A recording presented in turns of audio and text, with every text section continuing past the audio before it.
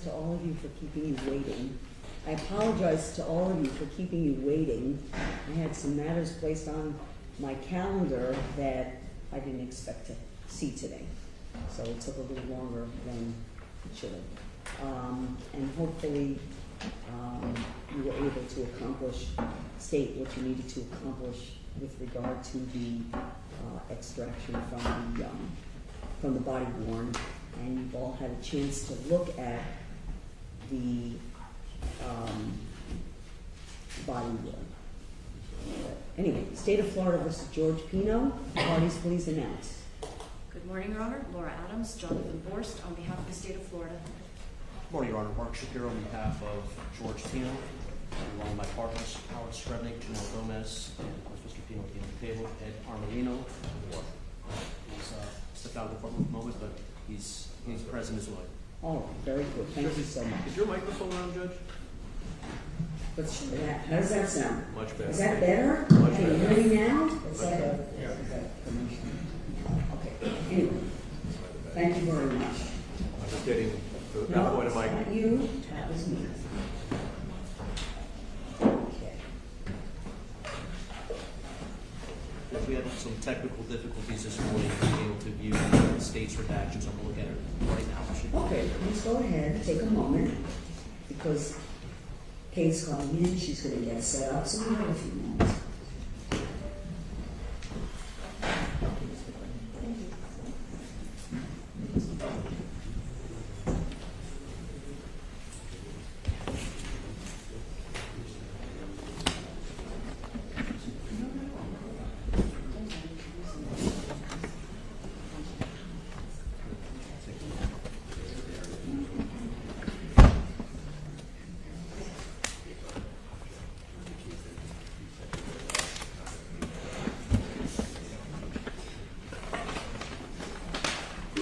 Judge, there's one matter I thought we could alert you to now, because Sure. for a witness coming this afternoon. Sure. The state is planning on calling.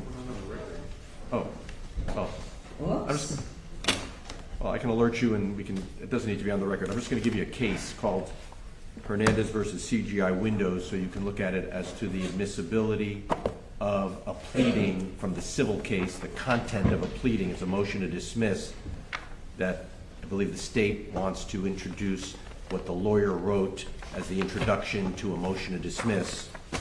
So it's the lawyer's narrative in a civil case. Okay? And so this What's is this case citation, please? 347 Southern 3rd, 113, 3rd District, 2022, and I brought an extra copy. That witness is not expected until afternoon. Okay, great. Can I approach? Sure, thank you.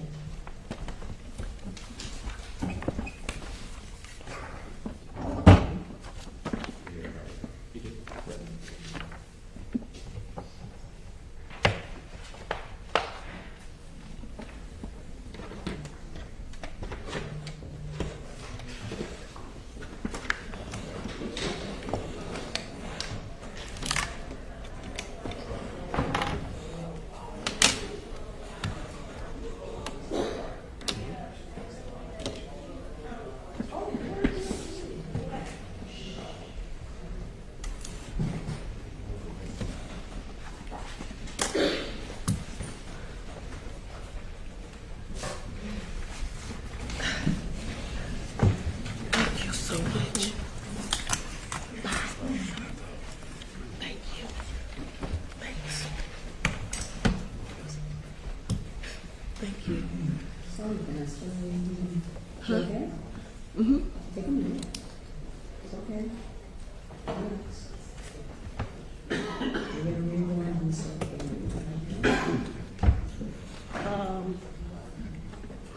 As soon as I plug in, I'm ready. Take a breath. Take a breath. Okay?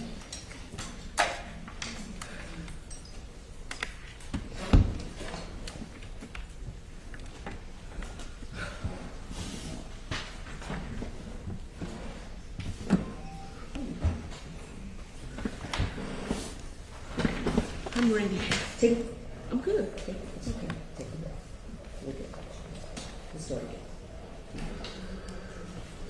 Because I was talking and I always make this assumption because you're so amazing that you think, I don't even look. But you hear, State of Florida versus George Pino with the parties announced, please. Good morning. Laura Adams, Jonathan Borst, on behalf of the state of Florida.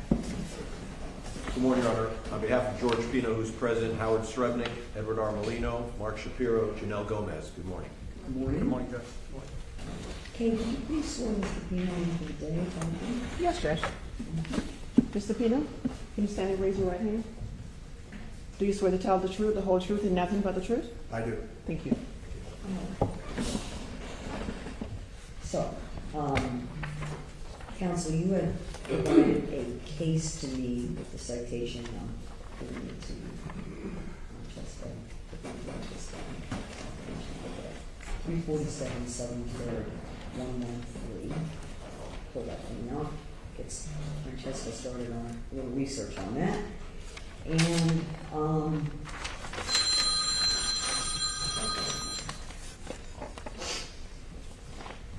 we have the jury ready.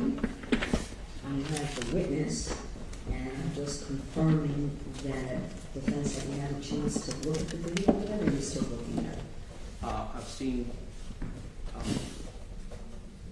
not a third of it, Judge. Okay, but also I think it would require audio for you, right? Yes, I'm gonna take it in the back room and listen. That's all Why right. don't you go ahead and do that? Okay.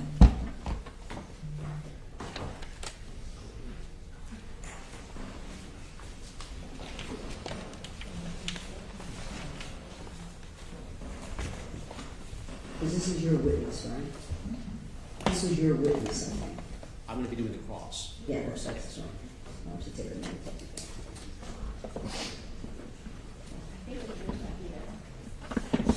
Come back over. Thank you. Okay. And if I could see the council, just on a housekeeping matter for our work for tomorrow morning, just need to get a little information from you. Yes, on Judge. with court reporter to sidebar. Actually, Judge, can we just address it in open court? Well, there's a couple things I want to ask you at sidebar. Understood. Okay?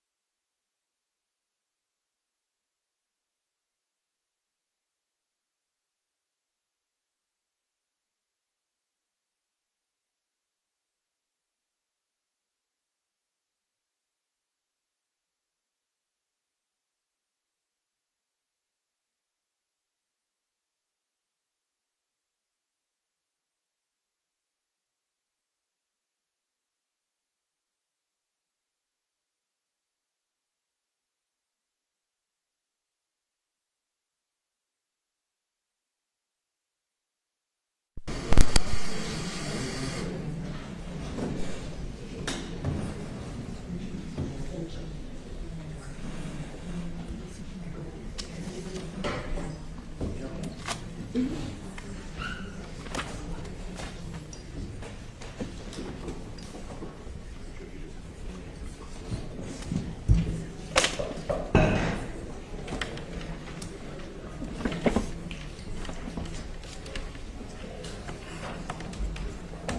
right, so what we are going to do, we're not bringing the jury in yet.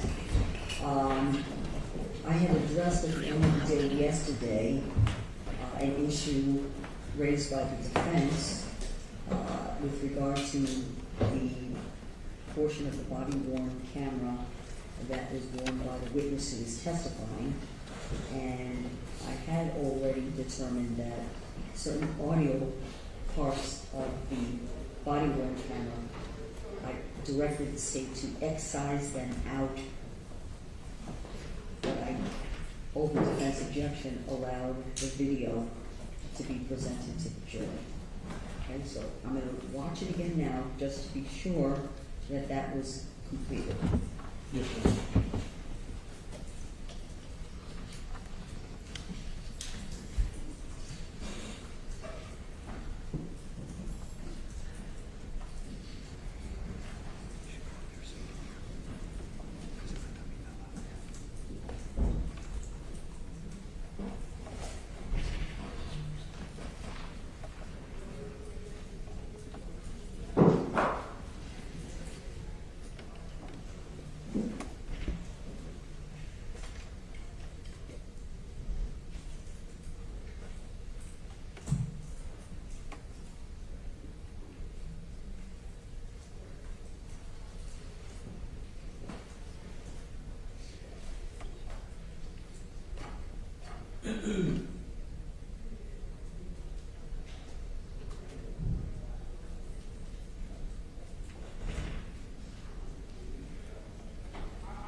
And just so you can see, Judge, this is all masked.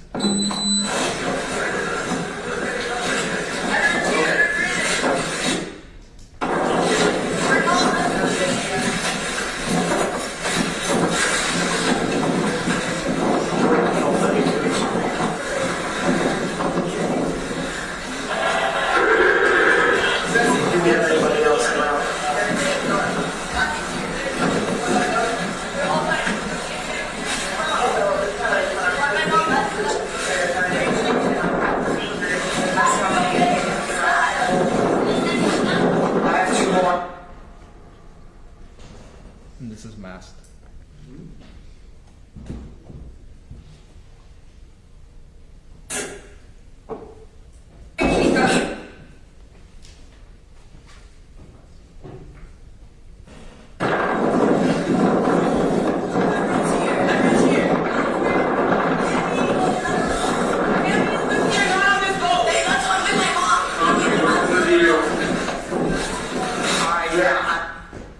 This is masked. One, possibly two.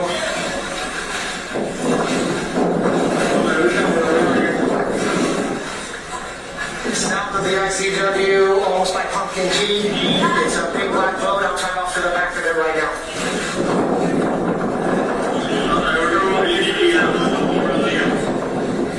All right.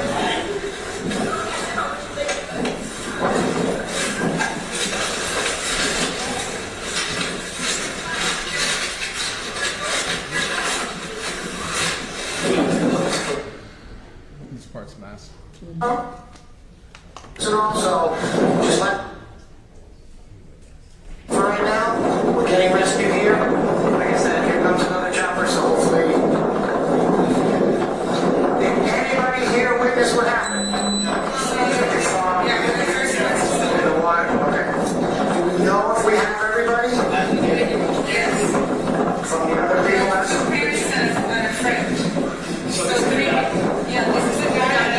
Okay, was he on that boat?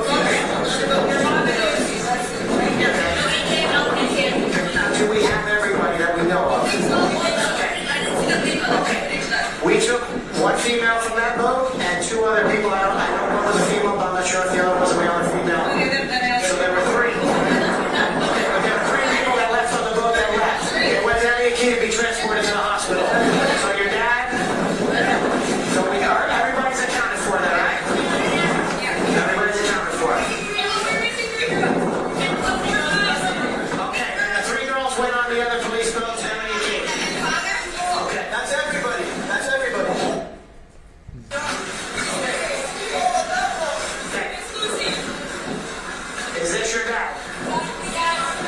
Okay. Do you guys want to pull up over here?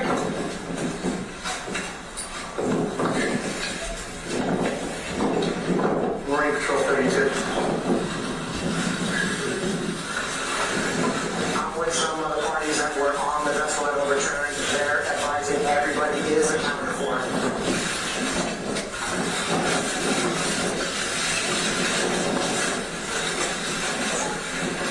Okay, are you hurt in any way, sir? So please do me a favor, just have a seat for right now so you don't fall down and get any further injured. Okay, just have a seat. Okay, we've got 3 going to hospital there. I've got more rescue personnel coming.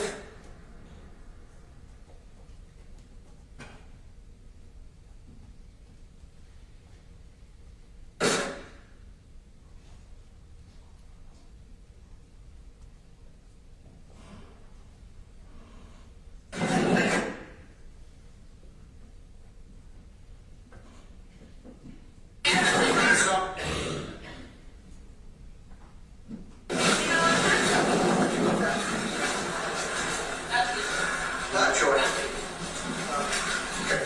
Like I said, please just sit down so you don't fall down. I see you got some injuries. Okay? I just don't want you to get further. They grabbed her as quick as they could, got her in the rescue boat to take her to airlift her to the hospital. Okay?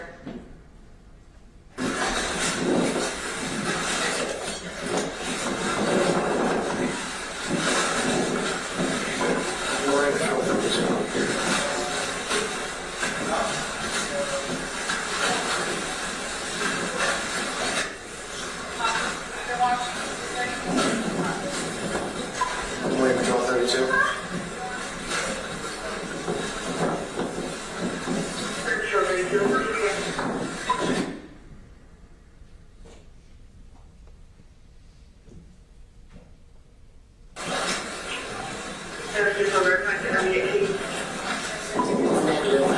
Just south of the SCW, just west of Pumpkin Key, at my Ocean Reef.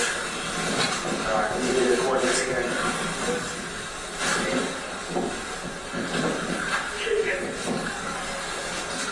Two 521-397-080-17394.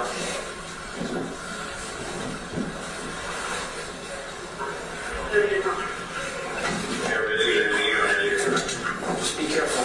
Be careful coming over. Please don't move. So you can see, Judge, we did remove quite a bit of the audio. I don't think there's any reference to the injuries at all of Kati or Mia. All right. Judge, I'm very happy that Mr. Armolino accompanied me to listen to the tape, the clip that we received. So we must have had some technical difficulty because the one that we watched only redacted the first minute and everything else was included. So we cleared that up. Now, your objections are still reserved Yes, Judge. for the record, and I'm going to allow the jury to see this. Judge, as an alternative, we would just ask that there be no sound at all. Let them see the image without any of I'm going to give the jury the appropriate instruction on editing the recordings. And I'm going to leave it the way it is. And Judge, just a matter of housekeeping, my intention was to substitute the unredacted flash drive with the now redacted flash drive that the court had approved. The witness had already signed and dated the unredacted flash drive and to authenticate it. So I just want to, the defense has no objection. My intent would just to be, we showed you a video the other day. Was it a fair and accurate depiction? And then, so it sounds the defense doesn't have an authenticity objection. Yeah, that's correct, Judge. Okay. It's just Perfectly fine. Okay, I'm going to go ahead then. Let's get our jury in. And Judge, can I just have permission to let the witness know that we have removed some of the audios, just so that he is not surprised by those changes? We haven't spoken to him obviously since yesterday, since he's on the stand. Okay, you're going to actually bring him in. Okay. Okay, that sounds good. Do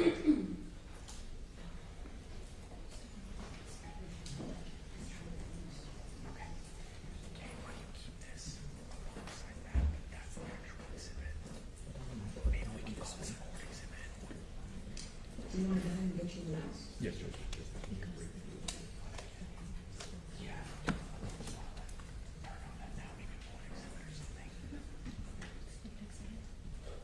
And you'd like to on the stand for the jury? You're going right in there.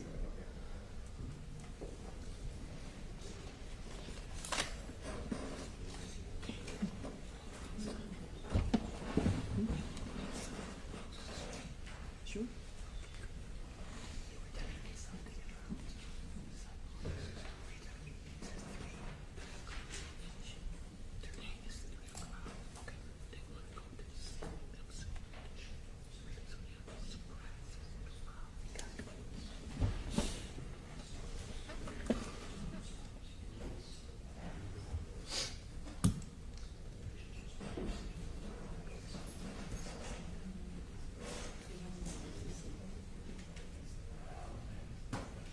All right, sir, would you resume the witness stand?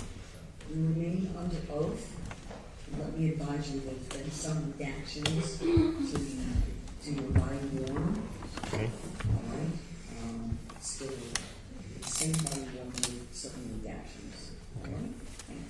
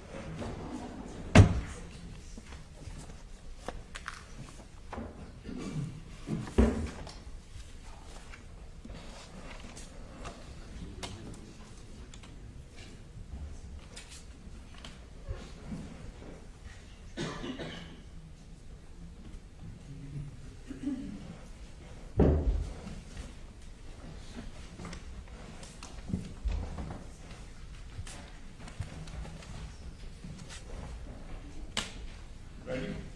Yes, thank you. All rise.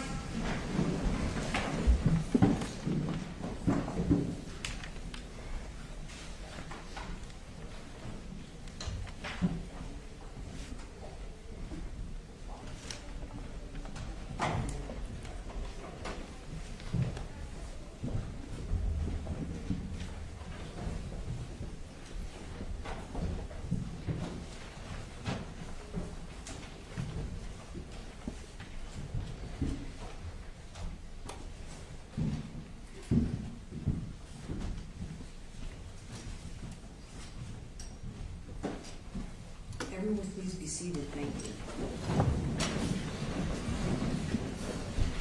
Well, I'd still say good morning, ladies and gentlemen. Hope that you're all doing well. Let me ask some questions of you. Have you seen anything in the news about this case? Read anything? Heard anything on television? Anyone talk to you about the case? Or attempt to speak with you? Have any of you conducted any independent research or investigations to try to gather information about this case? I apologize for keeping you waiting. I had some matters to attend to. Please don't hold it against any of the parties. All right? The witness is going to resume now, and counsel, it is your turn.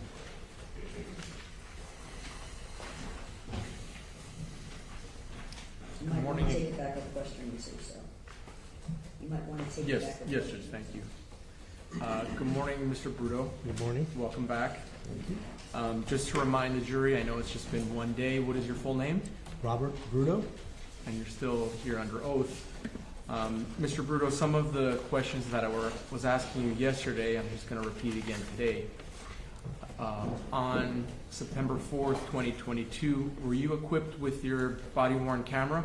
Yes, I was. And did you activate your body-worn camera during your response to this crash? Yes, at some point I activated it. Now, body-worn camera video, is it in military time? It's not in military time, it's in world time, Okay. so it's completely different. There's a formula to figure out the precise time that it is for your area. So do you have to convert from universal time to Eastern Standard Time? Yes, correct. Okay.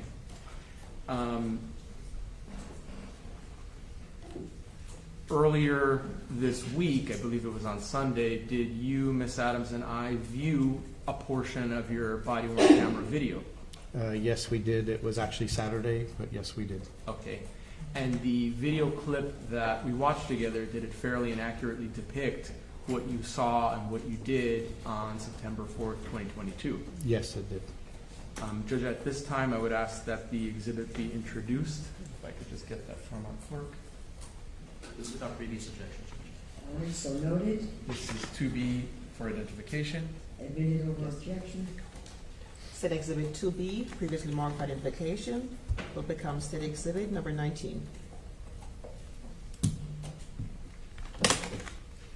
Your Honor, may I publish States 19? Yes, I would like to instruct the jury. Ladies and gentlemen, you are about to view and listen to an audio-video recording.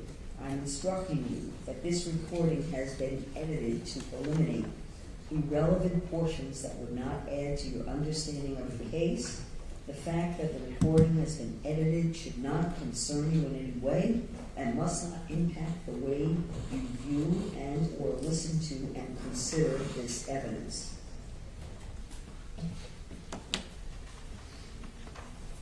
Thank you, Judge.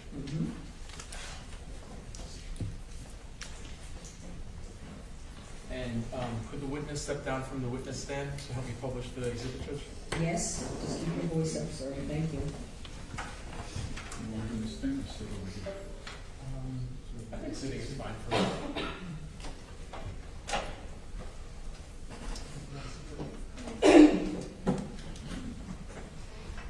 All right, and I'm going to sit in front just in case I need to stop at any points, Mr. Bruno. Judge, may I? Your decision? Of course.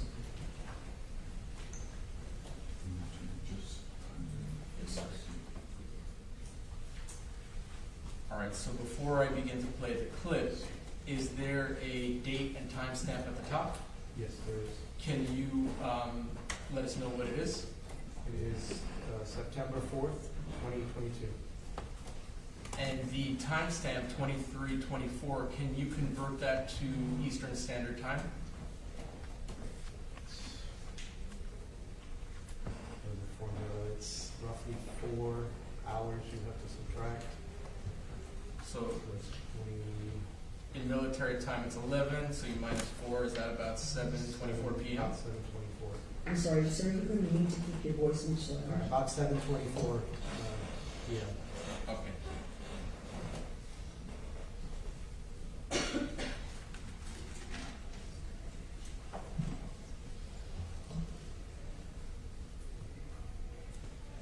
Whose arm is that, Mr. Bruno? That'd be my arm.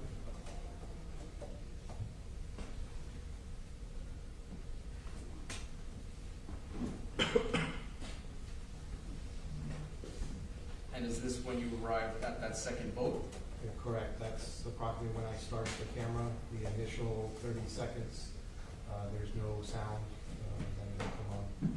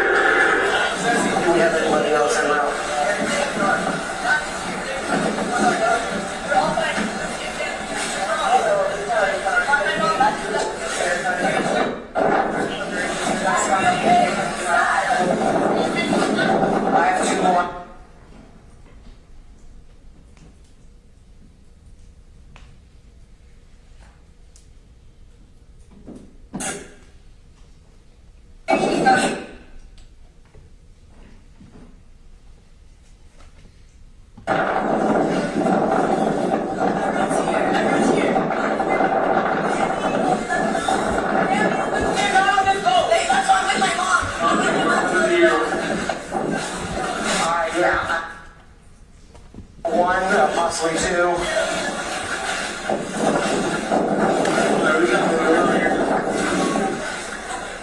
South of the ICW, almost by Pumpkin G. It's a big black boat. I'll turn off to the back of it right now. Mr. Bruto, you said ICW? Yes, the intercoastal waterway travels That travels where? north and south along the coastline.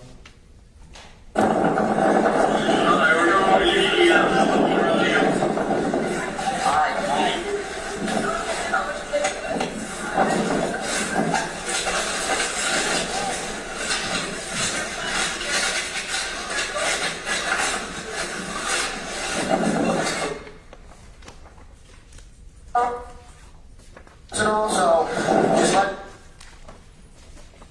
for right now, we're getting rescued here. Like I said, here comes another chopper, so hopefully. Did anybody here witness what happened? Just saw in the water. Okay. Do we know if we have everybody?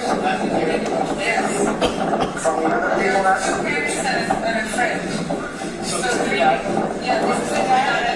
Okay, was he on that boat? Do we have everybody that we know of? Okay. We took one female from that boat and two other people. I know one was a female, but I'm not sure if the other one's a male or female. So there were three. The female that you said was taken off of the other boat, are you referring to Lucy? Lucy, yes, and an adult female, and then the third one, I wasn't quite sure at that point if it was a female or not. Okay. Okay, but there were three people that left on the boat that left. They went to Elliott Key to be transported to the hospital. So your dad, so we are, everybody's accounted for there, right? Everybody's accounted for. Okay, and the three girls went on the other police boat to Elliott Key. Okay, that's everybody. That's everybody. Okay. Is this your dad? Okay. You guys want to pull up over here?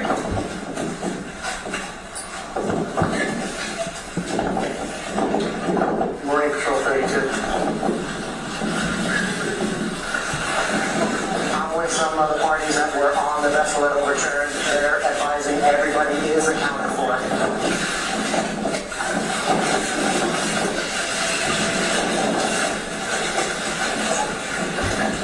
You heard me, Lisa? So please do me a favor, just have a seat for right now so you don't fall down and get any further injured. Okay, just have a seat. Okay, we've got 3 going to the hospital there. I've got more rescue personnel coming.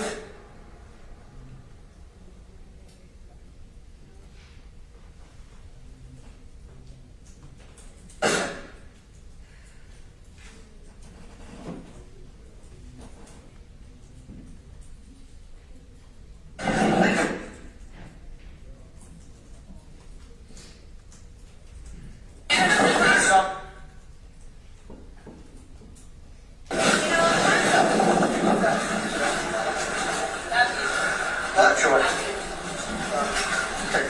Like I said, please just sit down so you don't fall down. I see you got some injuries. Okay? I just don't want you to get further. They grabbed her as quick as they could, got her in a rescue boat to take her to airlift her to the hospital. Okay?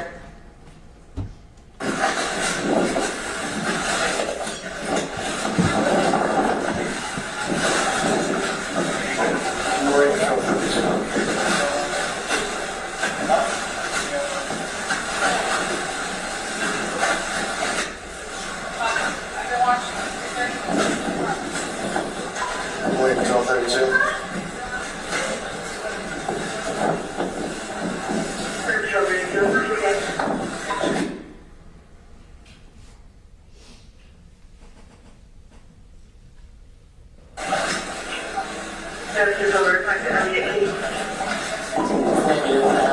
You said Marine Patrol 32? Yes. What does that mean? That's my unit number in the unit. Just south from SCW, just west of Pumpkin Key, down by Ocean Reef. Give me the coordinates again.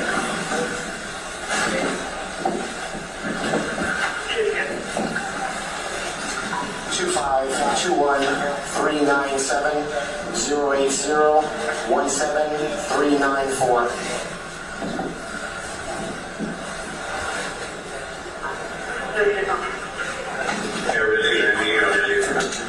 Be careful. Be careful coming over. Please don't move. You would have a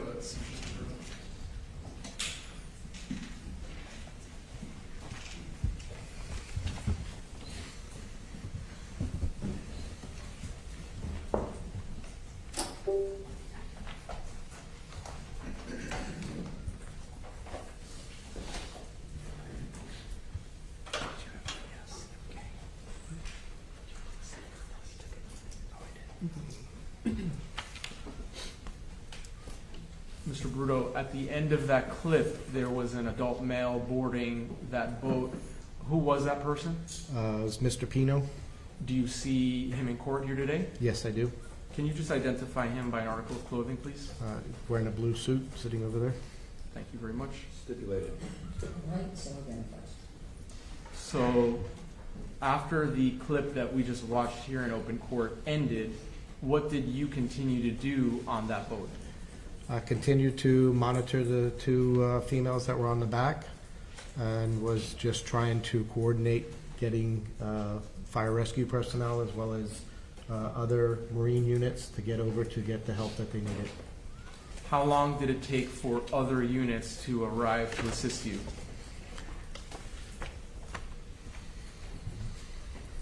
I mean, there was an ocean reef rescue boat that showed up approximately 15, 20 minutes after I was there on the scene, and maybe another 15, 20, 30 minutes before more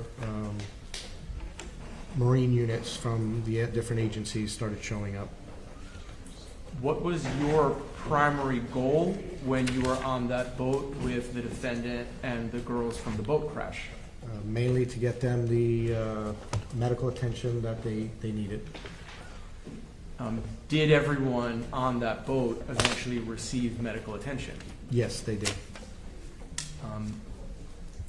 Where did you go after you departed from that boat?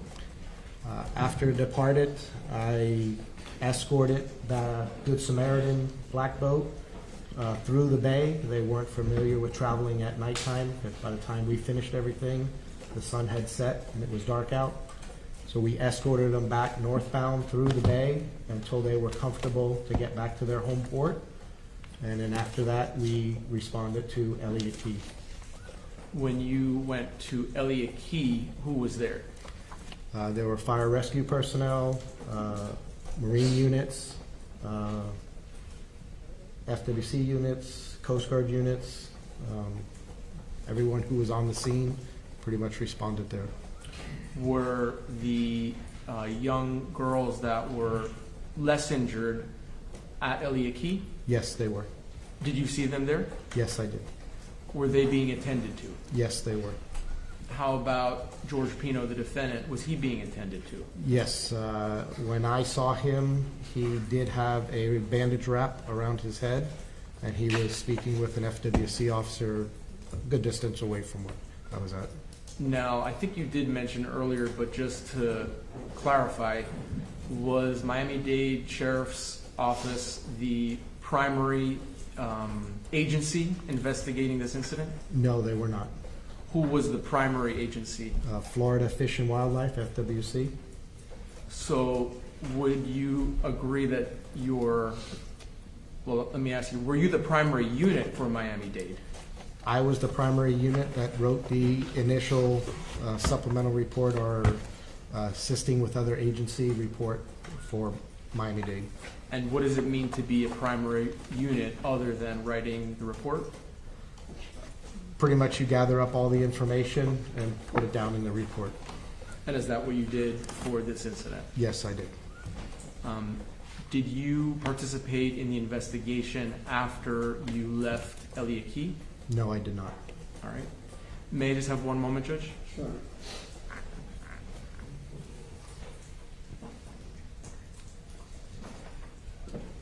Thank you, Mr. Bruto. I don't have any more questions for you now. The defense may have a few, and then I may have a few after, but thank you for coming back. Okay. Thank you. Defense, cross.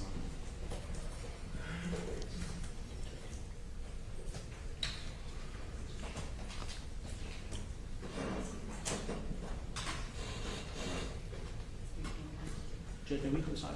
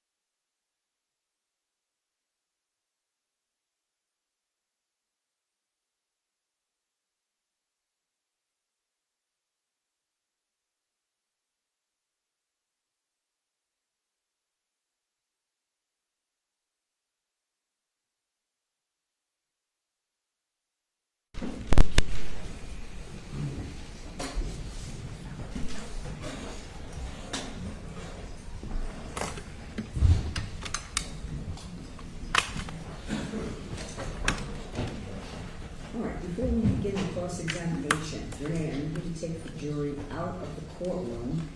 Please leave your notepads at your seats. Do not have any conversations with each other. I need 10 minutes, Renee, that's it. We're gonna bring them back in 10 minutes. All rise, follow me, leave your notebooks behind.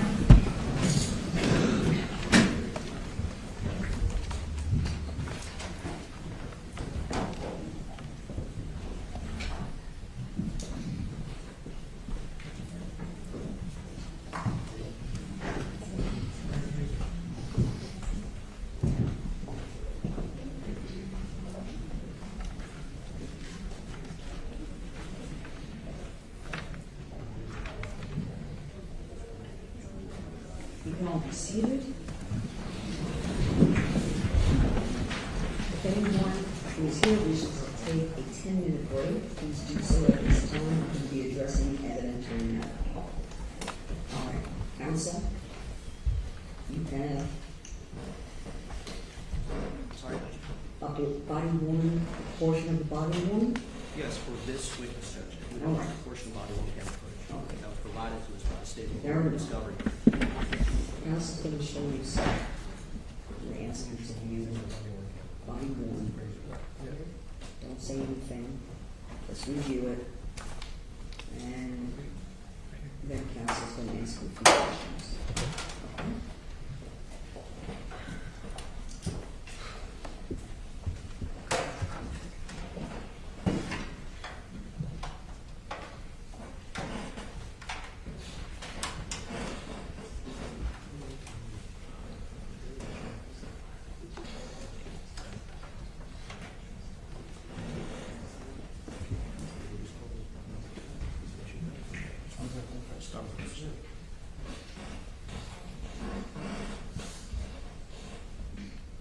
Good afternoon, Mr. Bruto. Is this your dad? Mr. Bruto, my name is Mark Shapiro. I represent Mr. Pino.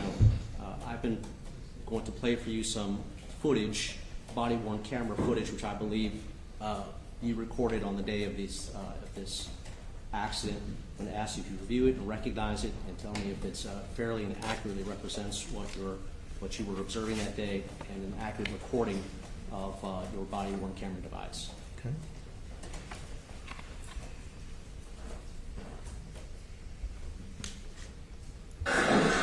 Is this your dad? Okay, you guys want to pull up over here?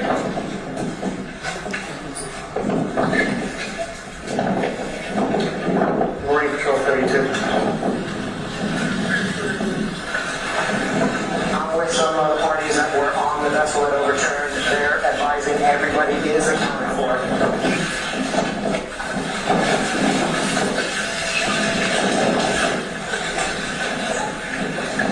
Are you hurt in any way, sir? Okay, so please do me a favor, just have a seat for right now so you don't fall down and get any further injured. Okay, just have a seat.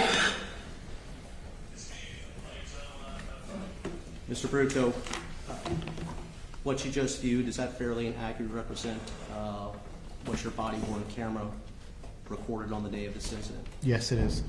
Play the next one, please.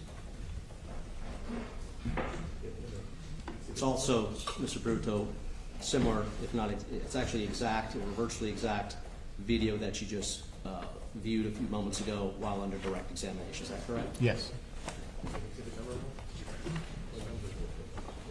Oh, 1 second.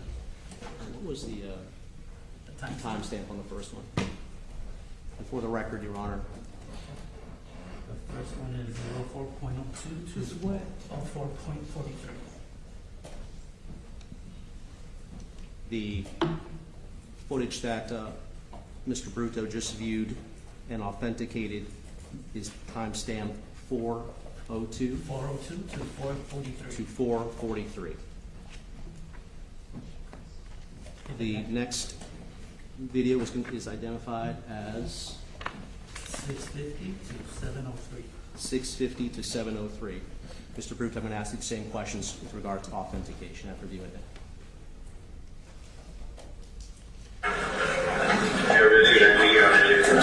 Just be careful. Careful coming over.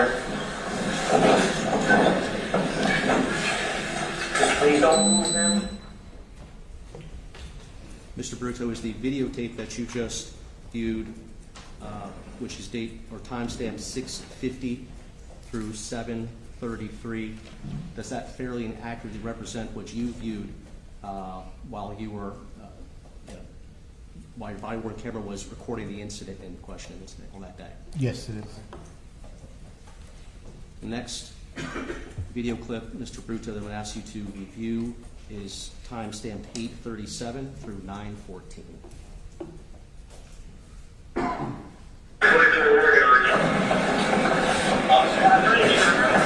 Please just say a minute. I just need to get some information. I'll give you a pad of paper if you can just fill out your information. Did you see what happened? All you did was pick up him? Okay, what? You saw him drifting in the water, you just picked him up? Okay, if you could do me a favor.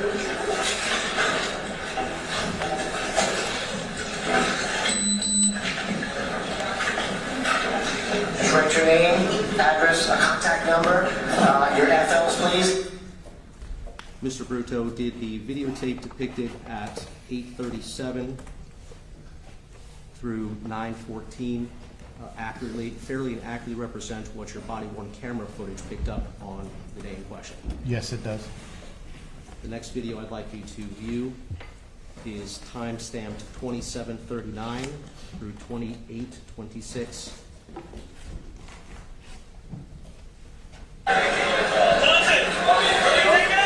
There's a father that's got occupational concussions and lacerations. That's your dad.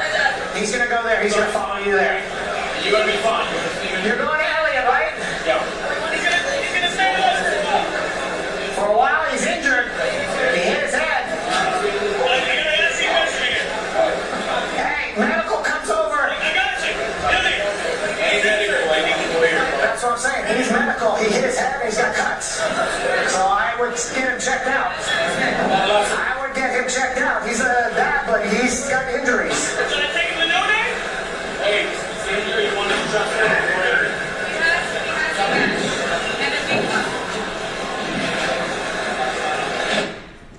Mr. Brutto, is the video that you just viewed, which is timestamped 27:39 through 28:26, does that video fairly and accurately represent what your body-worn camera footage picked up that day?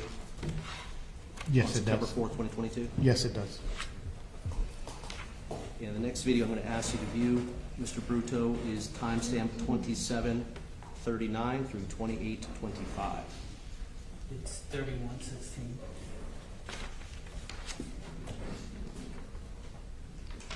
I'm sorry, 31:16. 27:39 through, It's 31:16 through 31:58. corrections, 31:16 through 31:58.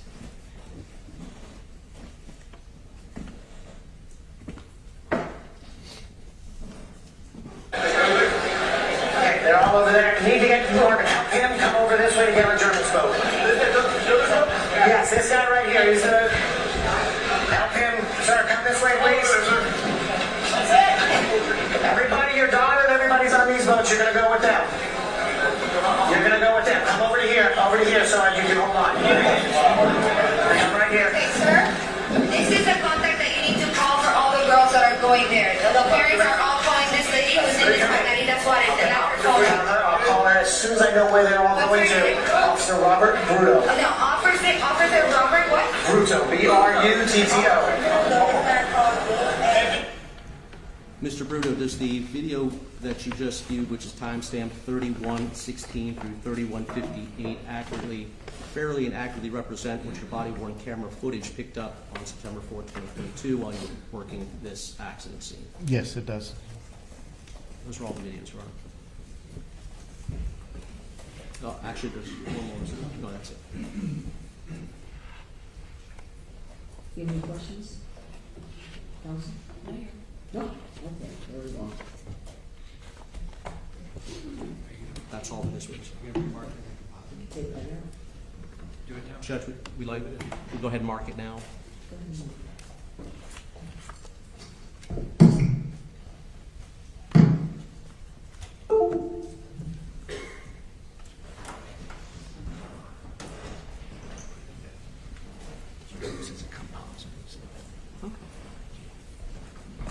All right, is there any reason why we can't proceed with the witness at this time? Nothing states that. Okay. And Judge, this would be defense B in evidence.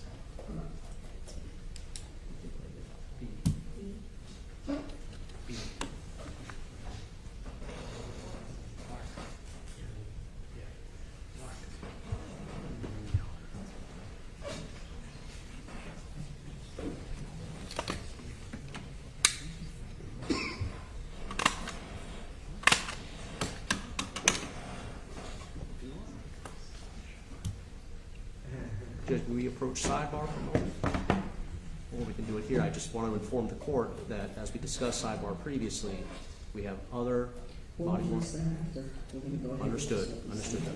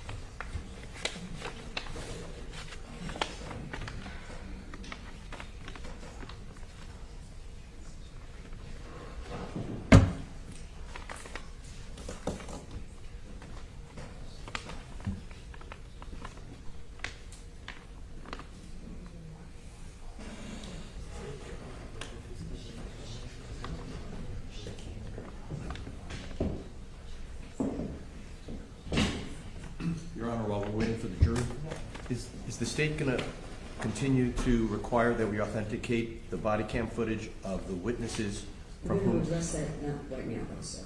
Okay, I will address that. so we can save time perhaps. We're going to go ahead and finish this witness.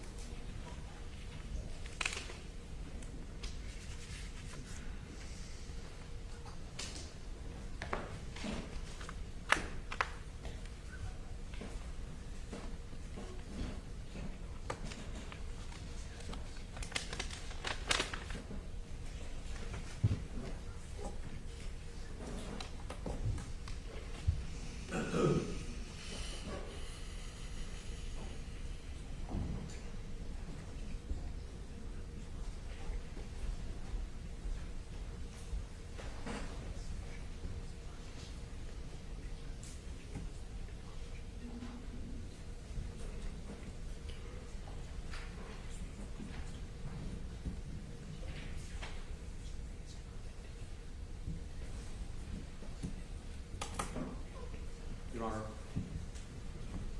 with regard to this witness, we wanted to introduce another excerpt of body-worn camera footage of Officer Delgado, who the state advised they're going to be calling this afternoon. Subject to connecting it up with Officer Delgado's testimony. I'd like to introduce it or authenticate now with Officer Bruto. You have anything to say? I do, Judge. The defense listed all of the state's witnesses, I think, well over a year ago. While I indicated at sidebar, I would have happily produced Officer Bruto if they wanted to meet with him to go over this stuff. I would have done so. I did so for him to appear for a deposition. I never got that request. Sergeant Delgado, as well as Detective Dalton, were and continue to be members of the Miami-Dade Sheriff's Office at the time that this happened, and they still are. So it's beyond my comprehension why something as basic in evidence as authentication. All rise. Tell me something.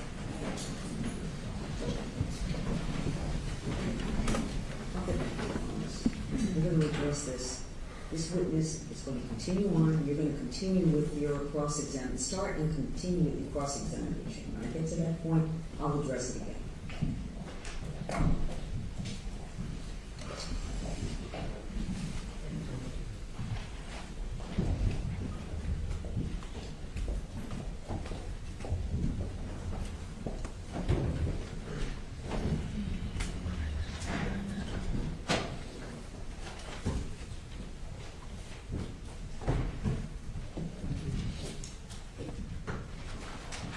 Be seated, everyone. Counsel, you may proceed.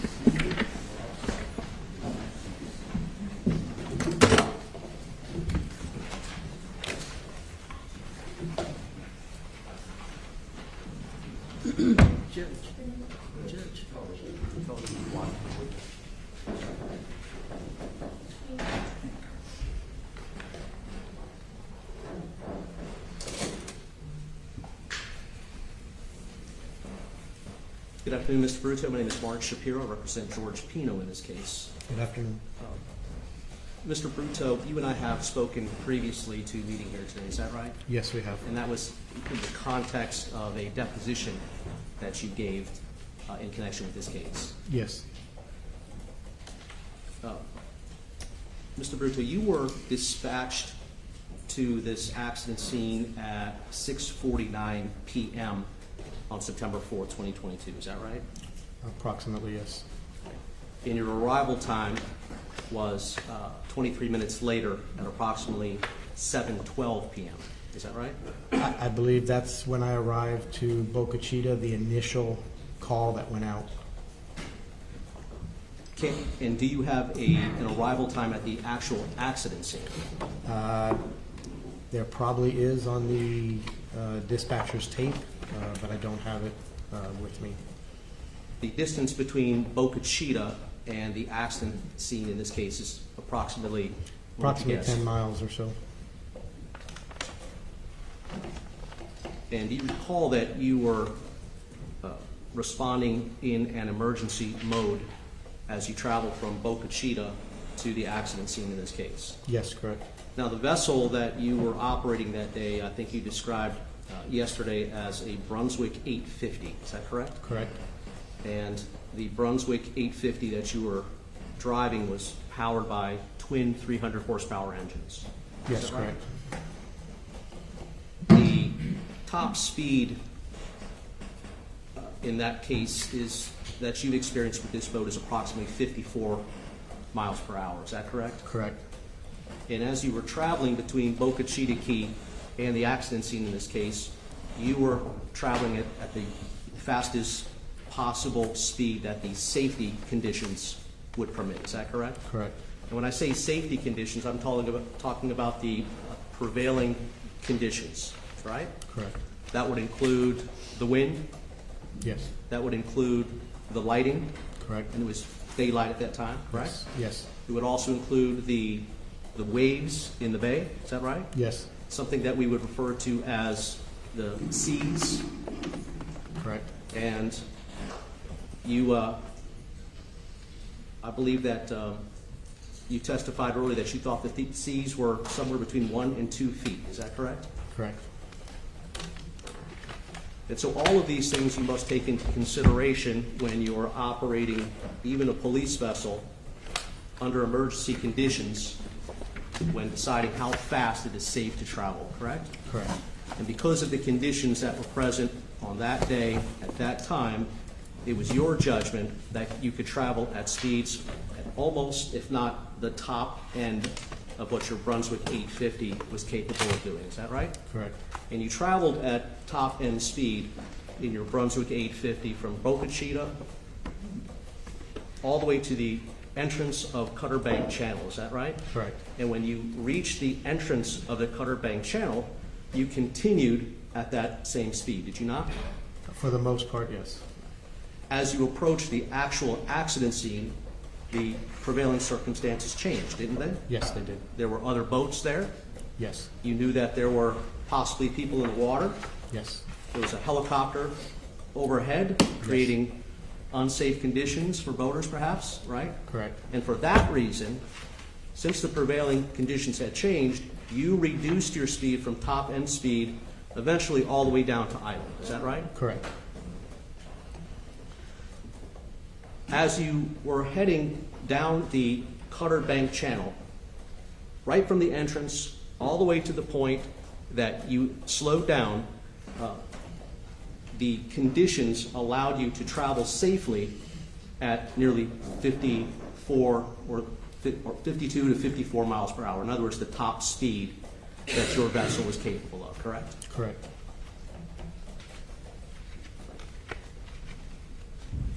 You have traveled, I presume, and correct me if I am wrong, through the Cutter Bank Channel previously from September 4th, 2022. Is that right? Yes, that's So correct. in other words, prior to the accident in this case, you have frequently gone south through the Cutter Bank Channel, correct? Correct. As well as north through the Cutter Bank Channel. Correct. You have good familiarity with the Cutter Bank Channel, which is the subject location in this case. Is that right? Yes.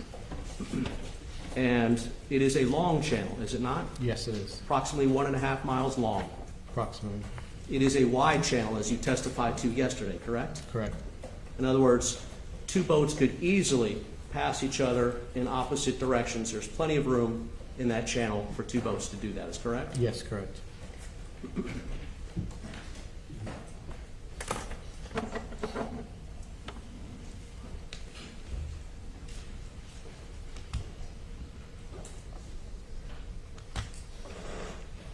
If the prevailing conditions that evening were actually more favorable than the 1 to 2 foot seas that you recall today, then it would also be safe to travel at the speeds that you were traveling at. Is that right?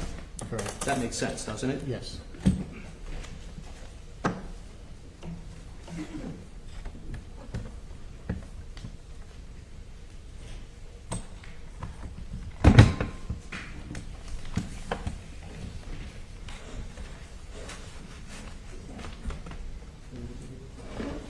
Mr. Bruto, I'm going to show you what is in evidence as Defense Exhibit B. May the witness step down, Your Honor? Just keep your voice up, keep your voice up.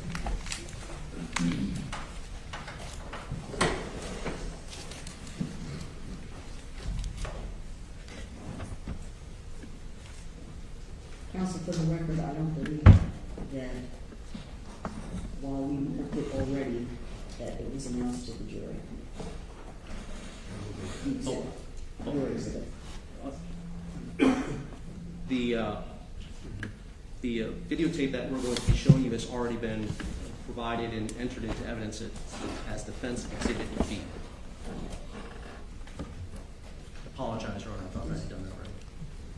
We've no objection. Thank you. For the record, we're going to be looking at, well, go ahead. Is this your dad? Okay, do you guys want to pull up over here?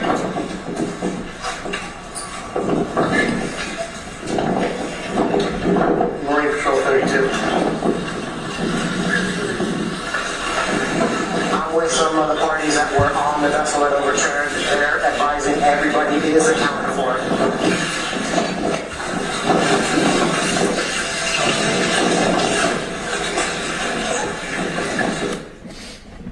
Bruto, you recognize the Mr. Pino in this videotape?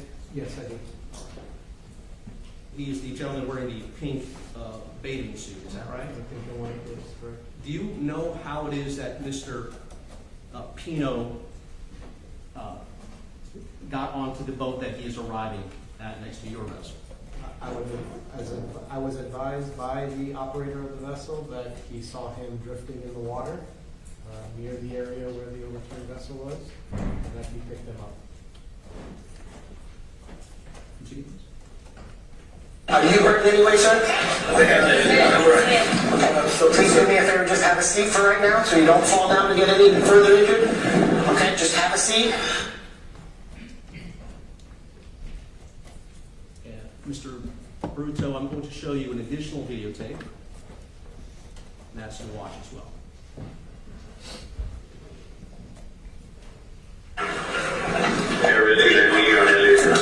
Just be careful. Careful coming over. Just please don't move them.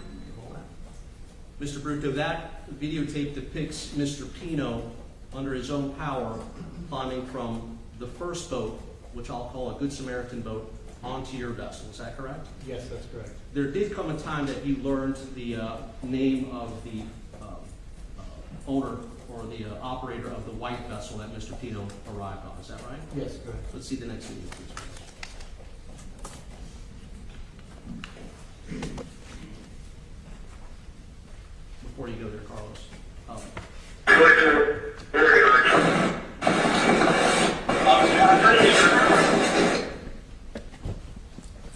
When Mr. Pino made his way from the white vessel onto your vessel, you did not witness him stumbling, is that right? No, he was pretty much sitting down. Didn't want him to fall and injure himself any further. You did not notice any difficulty that he had taking himself from the first boat onto your vessel? Not that I observed. He did not appear to be off balance to you? Not that I observed. Next video, please.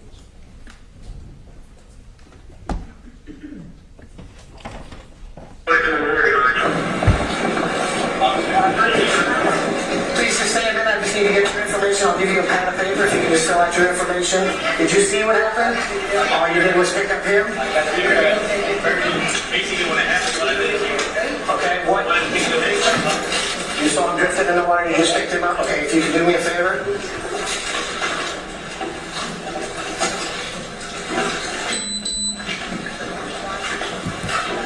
Just write your name, address, a contact number, your FLs, please. Mr. Bruto, and just for the record, you just viewed video 8:37 through 9:34. Did you learn the name of the operator of the vessel? Yes, once he wrote it down on the paperwork. Mr. David Rodriguez, is that correct? I believe so.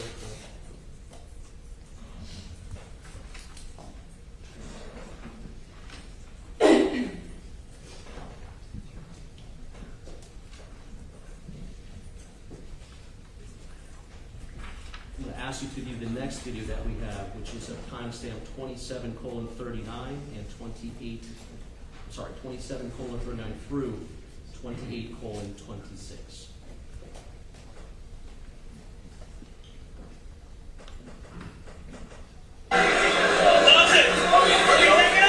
There's a father that's got possibly concussions and lacerations. That's her dad. He's going to go there. He's going to follow you there. You're going to be fine. You're going to Elliot, right? Yeah. He's going to stay with us for a while. For a while, he's injured.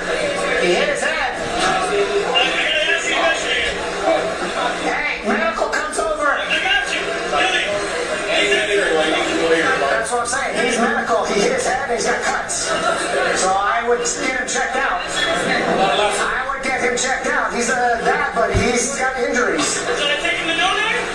Hey, it's injury. You want to transfer?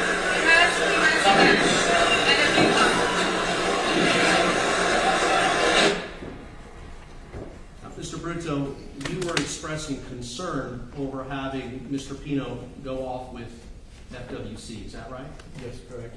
and your concern was that Mr. Pino, in your view, might have a concussion. Is that right? Correct. And on what did you base your suspicion? Reference the vessel being overturned, the two other injured parties and the extent of their injuries. He did also have a cut on the side of his head, so he could have hit himself somewhere, or he could have had a possible concussion as well. So I wanted the medical concerns be addressed first before they started any of their investigations to make sure he was stable. Because safety comes first. Is that Safety right? comes first. He could have had internal injuries or anything, so we were just trying to address the medical first.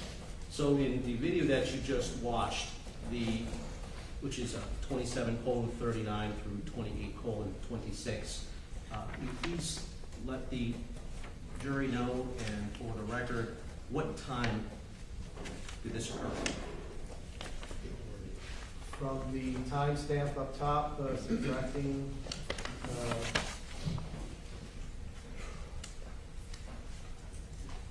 approximately 7:52 or so p.m.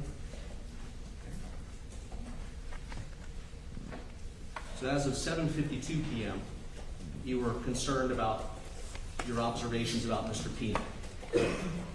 Earlier in the video, your body-worn camera footage, 8:37 through 9:14, you were also concerned at that point about Mr. Pino's possible concussion.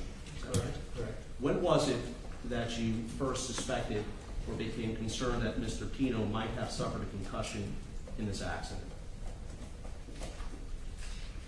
Just due to the fact when he first pulled up, he had the cut on the side of his head, a pretty good sized gash, bleeding, and the amount of damage to the vessel being overturned, and the injuries to the other females. When you first met or had interaction with Mr. Pino, was your suspicion about his having possibly suffered a concussion, was it made at that first encounter that you had with Mr. Pino? Or near the time? It's always on my mind anytime there's a violent accident like this, that the people's injuries or the victim's injuries could possibly have concussion. It's one of those injuries that you can't really see, and if they have it, it could be very devastating the longer it sits. So if that's in a major accident, that's the main concern, or one of the main concerns for all medical personnel or treatment that we're given. I want to take you back to video body-worn camera footage at 4:02 through 4:43. And this will be the video where Mr. Pino is being driven up in by Mr. Rodriguez's vessel.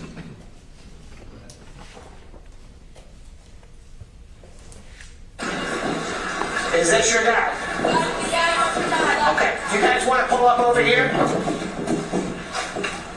And just for the record, Mr. Bruto, can you tell us what the timestamp is on body-worn camera footage, timestamp 4:02 through 4:43? Approximately 7:28 p.m. So sometime after 7:28 p.m.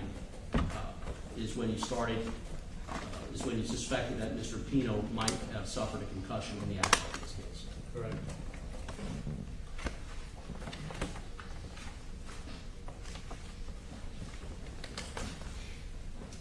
The next video I want to show you, Mr. Bruto, is at 31:16 through 31:58.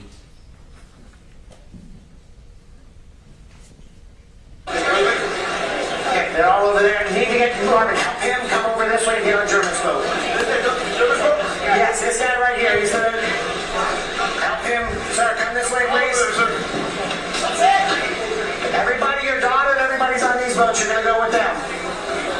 You're gonna go with them. Come over to here, so you can hold on. Come right here. Okay, sir, this is the contact that you need. Come over here, Mr. Bruto. Mr. Bruto, when this video began, back up a little bit.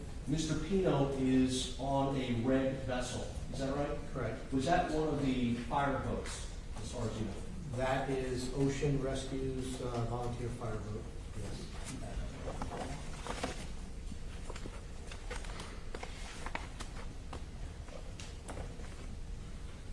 And who is it, or who was it that was asking Mr. Pino to come from the Ocean Reef fire vessel onto this other vessel that he climbed onto? That was myself. Go back.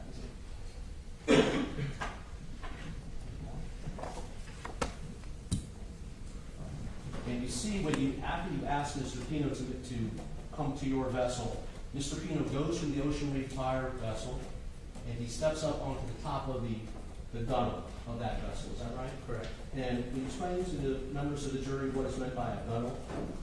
The gunnel is just the top portion of the side of the vessel, the structural side of the vessel. Now, there is not a lot of width present in this gunnel area that Mr. Pino is walking on. Is that right? Or about to walk on? Approximately 6 or 8 inches. In the water, correct? Correct. While the boat is having movement as the waves and current through the area are taking place. Is that correct? Correct. Yet he's able to climb up on the gunnel, right? Walk a few steps, correct? Correct. Keeping his balance, correct? He's holding on. We always ask them to hold on to something when even we do it, when we do the same movements. Well, that would be the safe thing for anybody to do, right? Yes, correct. If someone were impaired by alcohol, for example, they might not make the decision, the wise decision, to hold on to the wall as they are walking along this narrow 6-inch gunnel. Is that right? Correct. And that's what Mr. Pino was doing. Correct. Unassisted, by the way, correct? Correct.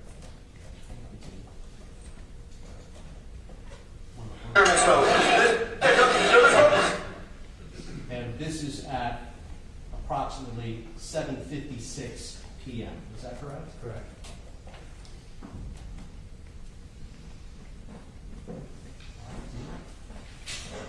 Yes, this guy right here, he's gonna help him, sir, come this way. Mr. Bruto, you saw in the video that Mr. Pino was able to step off the gunnel onto this other separate vessel. Is that right? Yes, correct. By the way, do you have any idea whose vessel Mr. Pino was stepping onto? I don't recall his exact name right at the moment. I know I put it down on my report. Good Samaritan? Another Good Samaritan, yes. And for the purposes of the record, would you agree with me that the color of this Good Samaritan's vessel is dark gray? Dark gray, yes. Give me allowance to any color blindness that either you or I may have. Is that right? Possibly. Okay. But regardless, Mr. Pino steps off of the 6-inch gunnel onto the Good Samaritan vessel under his own power, Correct. unassisted, correct? Correct.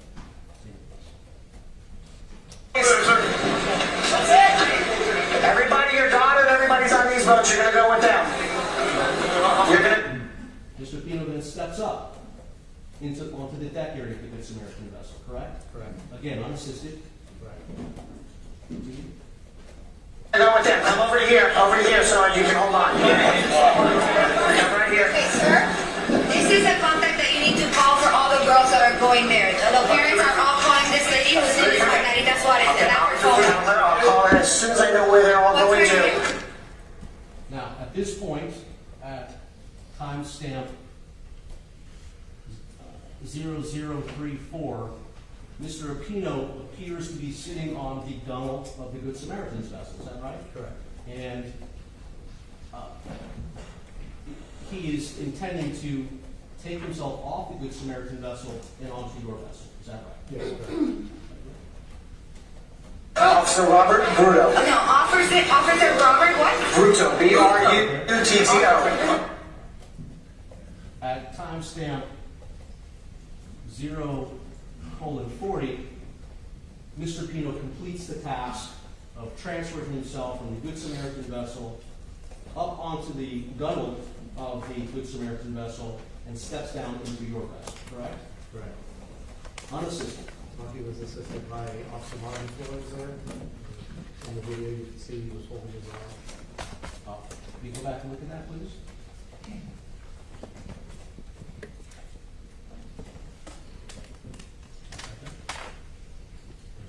Robert Bruto. Oh, no, Officer Robert what? Bruto. B-R-U-T-T-O. Let's go back a little further right from that seat in that. Yeah, you see he's got one hand on his elbow and the other hand somewhere out of view. No significant assistance from Officer Delgado, is that right?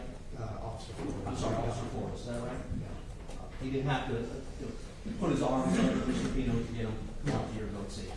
All right. Now, any person in Mr. Pino's circumstance that evening, had Officer Flores been there, he would provide the same sort of assistance, right? Correct, yes. Whether the person had been in an accident or not, right? Correct. In fact, if it had been one of the uninjured passengers of Mr. Pino's vessel attempting to come from the Good Samaritan vessel onto your vessel, and Officer Flores were there, he would provide the same assistance to that. Yes, correct.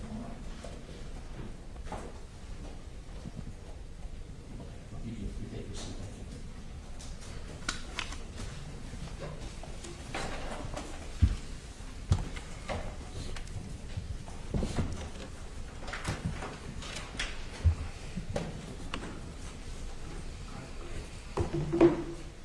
Mr. Bruto, what is the closest physically that you came in contact with Mr. Pino that evening, if you can recall?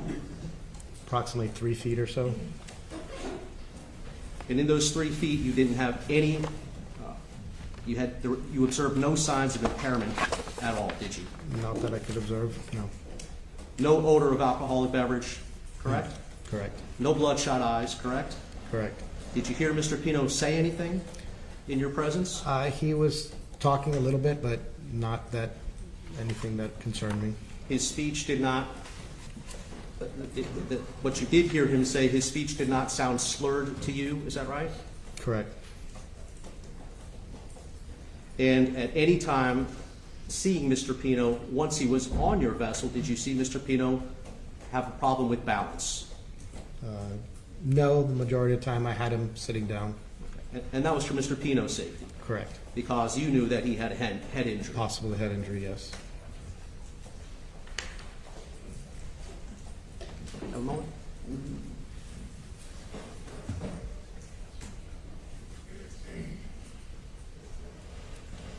Thank you, Mr. Bruto. No further questions, sir.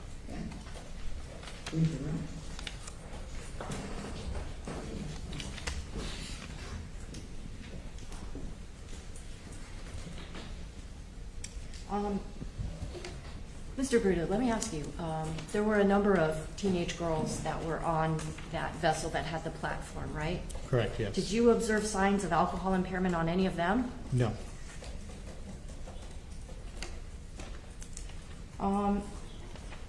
The attorney asked you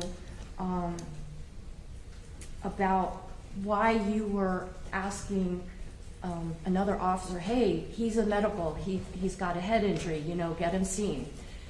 He asked you why you did that, and you said that one of the reasons why was because of the extent of injuries of some of those other girls on the vessel.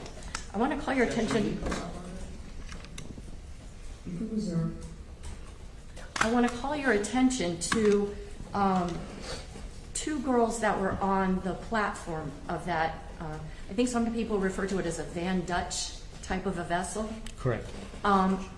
What did you observe about them that made you worried that maybe the defendant could be suffering injuries?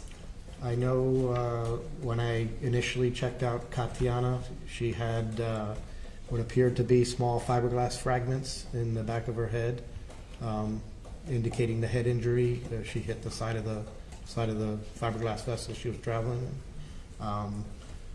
The other female on the other side didn't have any fiberglass in her head, but her head area had disheveled or messed up, possibly indicating in the fact that she wasn't really speaking, just kind of nodding. possible head injury on her as well, hitting the vessel.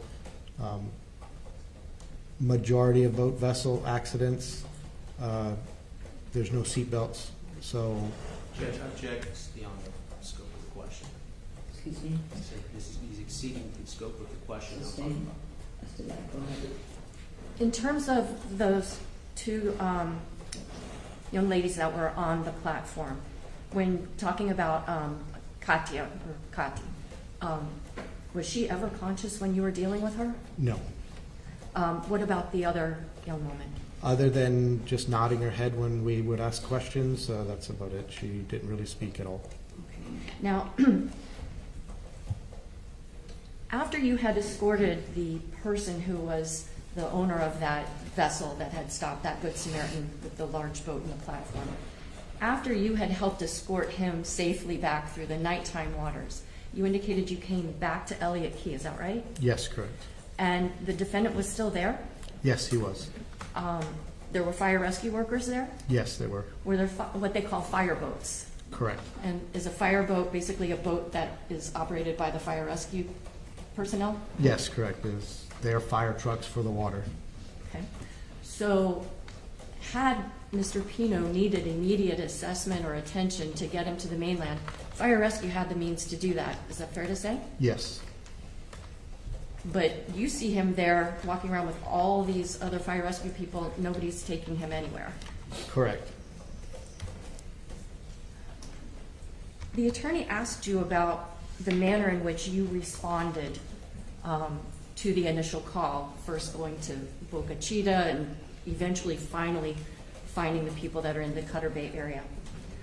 First off, when you were responding to that call, does a police boat have like lights on it like a police car would? Yes, they do. The emergency lights as well as a siren. Were your emergency lights activated as you were heading up to Boca Chita? Yes, they were. Did you have teenagers who had been drinking on your police boat with you? No, we did not. Did you have with you, though, 2 other officers that could serve as lookouts to help make sure you're safe as you're traversing up to Boca Chita? Yes, I did. Did you ever operate that vessel without looking where you're going for 9 seconds? No, I did not. Did you hit a channel marker on your way to respond to that emergency? No, I did not.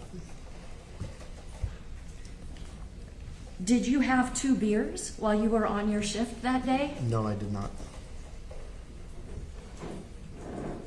Were you responding to what you understood to be a life and death emergency? Yes, I was.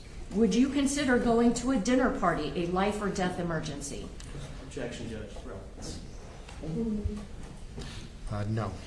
No other questions? All right, thank you. Briefing clause, No, sir. The witness is excused. Thank you.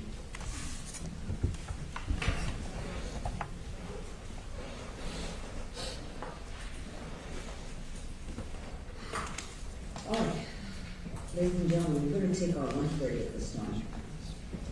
Yes, we are. That's what we're going to do. Please put your notepads inside your envelopes. Do not discuss the case.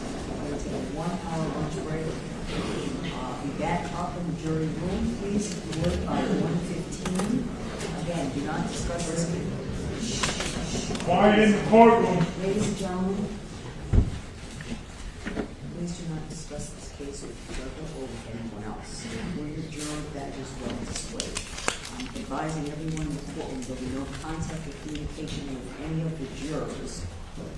Where them, even if you leave the courthouse, if anyone attempts to speak with you or in your presence about the case, please advise them and remind them you're on the jury. If they persist, let Renee know that.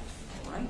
Very well. Again, we'll be opening the jury pool at make it 1:15. Please be upstairs. Thank you. All rise, follow me. Bring your envelopes.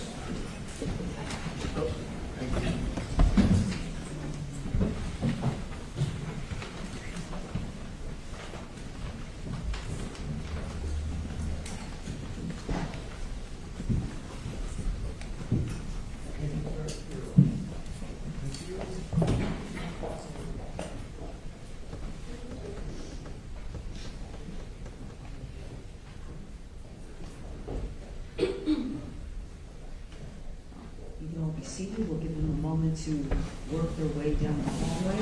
And you are going to need a lunch break. We're going to hear a couple of other matters here before we take our lunch break.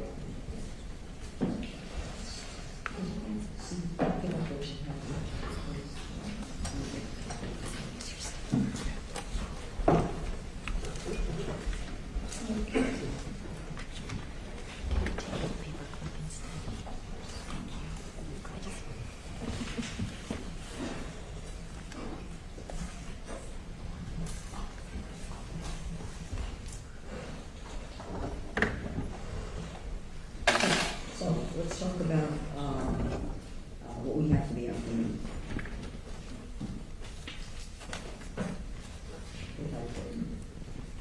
State, who do you have? We have Sergeant Delgado, we have Detective Dalton. All right, hold on, you have Sergeant Delgado, Detective Dalton, Dalton, Andrew Mescalato, and also Mrs. Pino, Mrs. Cecilia Pino. okay. And that should take us up to the time where we're going to then go up to FWC. Okay.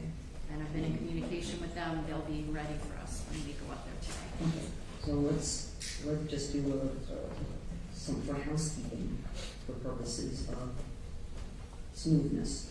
In terms of these witnesses, all right, in terms of the defense. Defense.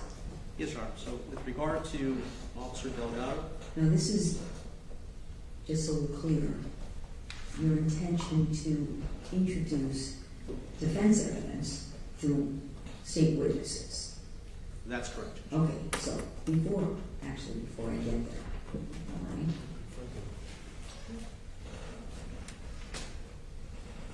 As in terms of Sergeant Delgado, what evidence would you be intending to introduce through the state witness? Just through cross-examination, which I believe the defense is, obviously we're permitted to engage in. Of course you can cross-examine. I'm talking about what evidence you would intend to introduce through a state witness. We received discovery of videotape from the state of Florida, body-worn camera footage. Okay, so it's a body-worn camera footage, and that is part of the discovery. You received as part of the discovery. Okay? That's correct. And your state, are you going to be presenting evidence through a body-worn camera? Yes, Your Honor, that is those are the clips that were sent earlier this week. I think it's That I had already addressed it. Yes, that they were going to be admissible. Okay, that's fine. So, there's additional footage from the body-worn that you've listed these witnesses as defense witnesses, correct? Yes, Your Honor. Okay. But you would like to introduce defense evidence through the state witness. And sometimes that occurs, sometimes that doesn't occur. Okay? Since they're all listed as your witnesses, you should be, from what I understand, that's not going to take place with any further witnesses. I allowed it with this witness because of the circumstances we found ourselves in, and the witness was able to, during a short break, authenticate portions of the body-worn camera. But it's not required or mandated that the state agree to have the defense present evidence through their witnesses. Generally, the defense calls their witnesses, they have witnesses and presents their evidence. Sometimes it's done, sometimes it's not done. Yeah. It's not a problem either way, but I would just like some proof. And the state is not forced to do that. Whether it's state evidence and discovery that's provided, that's your case, you wish to put your case on, that's fine. Sometimes it's done to alleviate the problem of bringing the witnesses back. But it's not a requirement of the state to do that, okay? You have your cross-examination, that's fine, but what happens is, also, there's not going to be a recross under those circumstances if you are going to admit any defense evidence, okay, as a state witness's testimony. I'm not gonna say you're gonna probably maybe show me a case on rule of completeness, because it's a body, is that what you're gonna show me? I got your body worn camera, and you're gonna complete, because that's the exhibit, but they can present their evidence, and you have evidence to present, even though it might be somewhat duplicitous or from the same larger footage. You do that when you present your witnesses. And allow you for this last witness. Let me just make sure if I'm mistaken. If there's going to be through Sergeant Delgado, the state intends to introduce body worn footage, and we've already addressed the additional body worn footage that the defense, and I'm going to assume it's not the same body worn footage. It is, Judge. Oh, it is? Yes. We were and this is, the same? We were presented with 6 clips in connection with Sergeant Delgado. And it is at least one of those clips that we intend to use in the cross-examination of Sergeant Delgado. This is evidence that the state is going to be presenting. I don't know if they're going to introduce it or not, Judge. Well, that's my point I'm trying to make here. They can present their case the way they wish to present their case and present their witnesses with their evidence. They're not required or mandated, and I'm not going to require or mandate the state to then we've listed these witnesses and subpoena these witnesses, and I would have instructed the last witness that you would have to come back so that you could present your evidence with the witness. Even though I understand what the rule of completeness says, okay? Under these circumstances, there's not an agreement. I'm not going to force the state to allow the defense to present evidence through their witnesses. Not going to force that. So. Just first off, I would say that the rule of completeness has to do with statements by a person. For example, the state can't cherry pick one part of a defendant's statement and not the other. So I don't think the rule of completeness is even applicable. The legal part of it, I don't think is relevant really to my Beyond discussion. that, Judge, yes, there were 6 clips. One is 5 minutes long, one is 50 seconds long, the third is 2 minutes, 10 seconds long. Those are Sergeant Delgado arriving at the vessel where Lucy Fernandez is and the initial triage. Then there is the transfer of Lucy from the police boat onto the helicopter. Then there is his arrival at the vessel that had both Patti and Mia. And then there are 3 clips that involve the defendant. One is 30 seconds, one is only 7 seconds, and the third one is 1 minute and 18 seconds. That's what we litigated previously. I have all 6 of those clips on this this jump drive. And I'm ready to introduce them. The witness has already authenticated this jump drive. He's watched all of these clips and can verify that they are clips from his body-worn camera from September 4th of 2022. Now, defense, is it the same that you're going to be cross-examining, or are there additional portions of his body-worn camera that you would like to ask the witness questions? As I said, Your Honor, we are going to be cross-examining this witness either today or sometime in the future, depending on the court's ruling. Well, it might be a direct examination sometime in the future. That's correct. Right? Judge. Okay. Depends on the court's ruling in this case, of course. But yes, it is the exact, the alterations is the exact clips. Those exact ones? Those exact ones. Not necessarily all of them, but we're not utilizing anything in addition to what the state has provided to us. Okay. Within those, I think there were 6 clips in total. Let's not confuse or mince words. You got a body worn that is in total much longer than these specific clips. These are excerpts. Let's call them excerpts from the body. That's what I'm referring to, Judge. Just the excerpts that were So provided it's to the us. same excerpts Yes. that you're going to be using in cross-examination. That's correct. Okay. Well, then there's really no issue. What's different with the last witness was there were additional excerpts from the larger body worn that's why we had to stop for you to have the witness authenticate for me to allow you to then move forward to conduct your cross-examination of the state witness. So, that's a non-issue.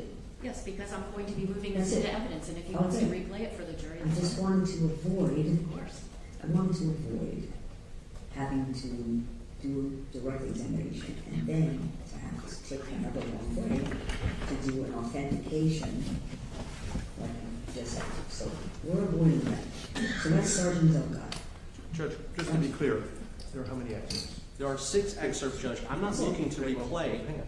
So there's 6. Let's assume the state decides this afternoon to introduce 5. Let's just assume that. She just said she's going to Let's introduce assume they change their mind. I'm not and going to change counsel. Let me tell you all this. We're not going to do this. Okay? We're just trying to save time. I'm getting a commitment right now because this really impacts the jury and everyone else.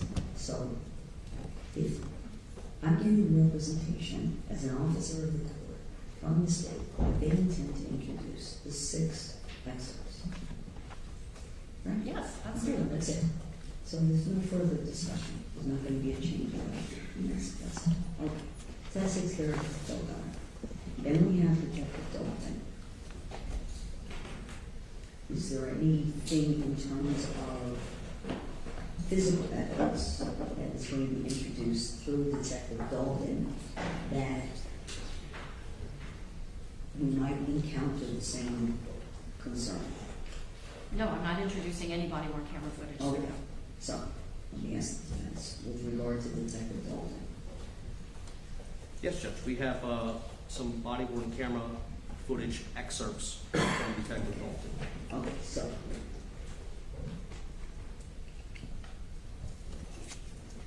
Same situation. No, it's a little bit different situation. Because the state's not introducing any past portions of the body worn camera. Okay? Through the witness. So, that's a witness you have under subpoena, right? Okay? And so when, if you wish to present witnesses in your case, Eugene, then you will present Dalton, Detective Dalton, in your case, Eugene. Understood. Okay, so we'll handle that. And about with regard to, now I understand it's a discovery that was provided by the state, and you wish to call that person, in your case in chief. Fine, we'll introduce, because it would have been authenticated, introduce it to the witness, and then they're going to be cross-examined. Okay. What about Manslaughter? That's the attorney, right? Right, that's the attorney who represented the Pinos in civil litigation.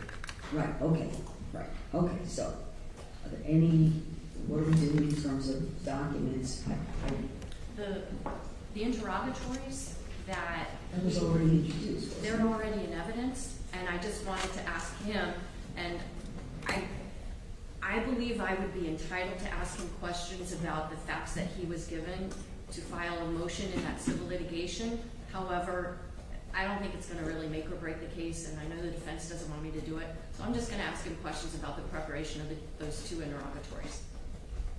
Okay, because I have the case, and I'm not multitasking, I didn't glance at it though, so I'm not sure. The case that they gave, I don't think is on point in any way, shape, or form to what I'm doing here, but, you know, there's been just so many stops and starts. I'd like the case to have some continuity.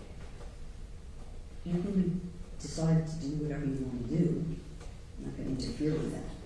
But if there's an issue that needs to be litigated about that witness, at least we have 2 witnesses before that we can address and move through, and that might be a time we take an break. Understood. Okay, so, and then Mr. Pino, I think, if that's going to be the last witness For today, yes. for today, and are there any documentary pieces of evidence? No, because the interrogatories are already in evidence. Already in evidence. Okay, good. So we're going to take a lunch break now until, let's see, 1:25. And I'm going back at 1:25. Thank you.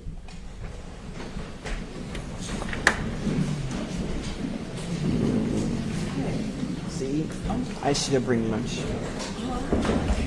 Whenever we're gonna have to start bringing lunch. Next time I'm here, I'm bringing lunch.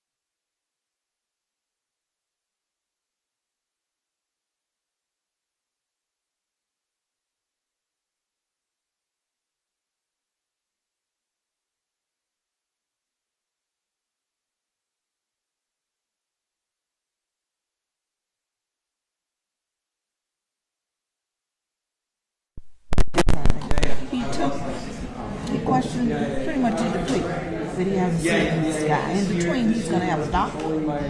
He's going to have a couple other witnesses. Hey, honey. You know, I got to go over here. Let me go over here and get some. Because I asked them this morning, did they have anything? You get a break tomorrow morning. And I was told no. Yes. So you get a break tomorrow morning. Oh, wait. Okay. Talk to you later. You don't need to be there. Janet will take care of it, and Gus will take care of it. You don't need to. Yeah. And she's gonna be done in no time. So yeah. And she's gonna do it first, and she's gonna knock it out in 10 minutes, 20 minutes. How big is it? Oh, you did? Okay. That's why I said 10 minutes, and you're gonna be done. Oh, I see you. Oh yeah. But why didn't they ask James? James not in trial.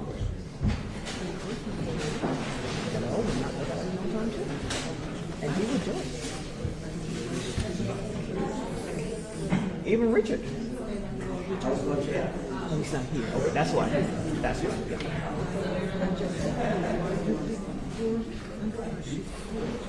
But you know she don't mind. I know she don't mind. She don't mind. I know.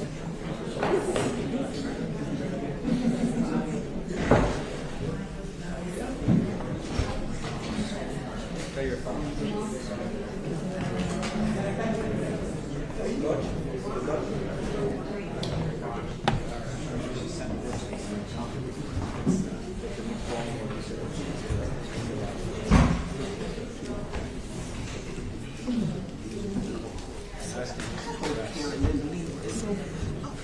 Just put that in garbage over there. Oh my goodness.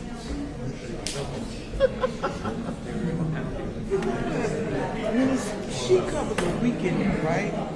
And Tinkler, she got one together the month. Yeah. And when I come back, it's all calendar nasty. What do you mean she covered the weekend? In Tinkler's school. I do 3 weeks shift for 1 week. Yes, I know. Okay. And but things are like when you think I don't like and this here is kind of right here.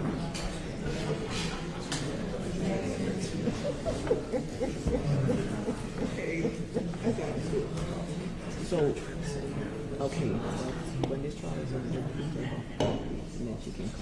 I don't think she had anything between this whole calendar. No, I know. Okay. So, I know everything first. She can do the same thing with Gail already know. Yeah. That's why I said this is finished.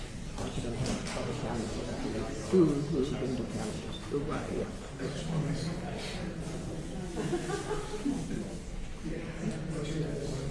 So when I finish up here today, Yeah. I'm going to exchange an outfit that I Yeah, before you leave. Yeah, absolutely. Because the traffic is not bad. The school is on. Exactly.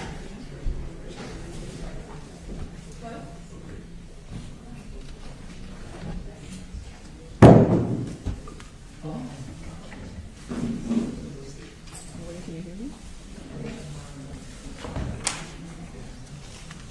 Can you hear me?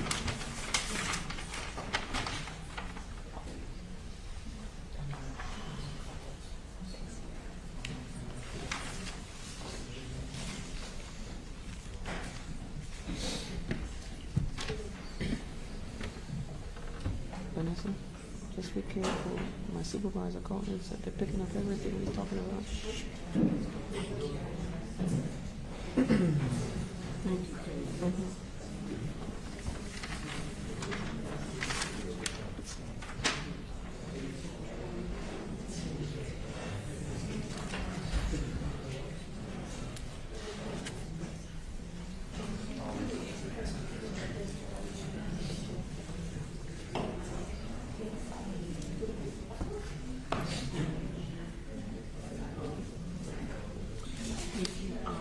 Just so that you know, Yeah. I thought I was the court reporter on this, But you're not? Okay. So, Oh, I'm glad you reminded me. I need a transcript order.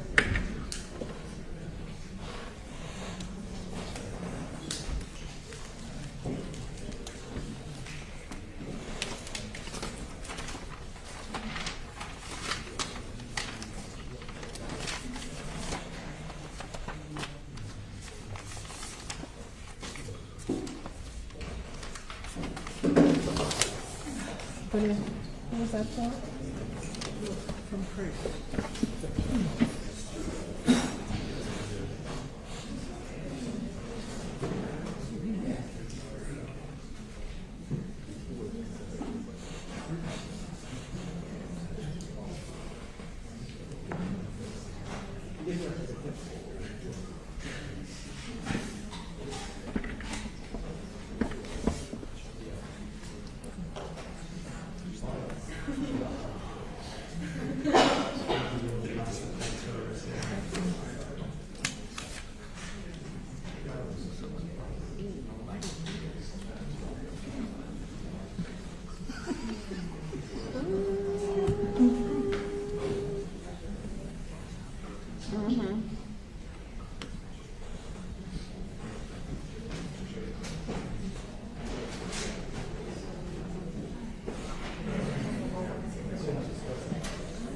Can I see the calendar so I can get the name of the event?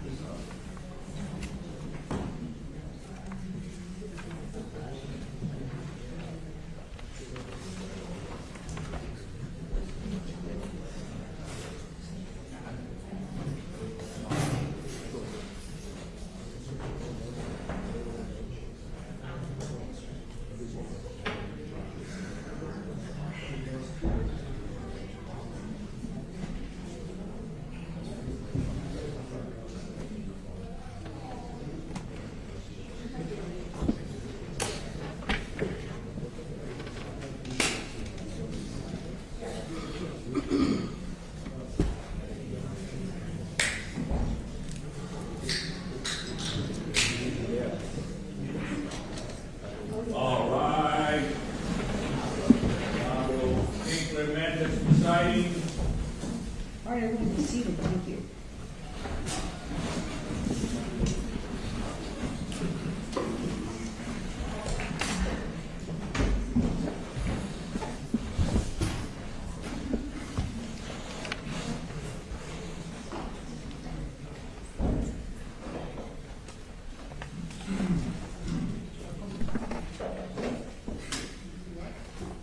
Believe so. Ready for me to bring the jury on? I think that my witnesses are on the other side of the hallway. Can I just make sure they're there so that? Yeah, wait till they're done there. Okay, other than that, there's nothing else to do, right? Okay, yes. Judge, so for the viewing of the vessel, Yes, sir. Mr. Pino is going to waive his right to be present if the court will accept that waiver.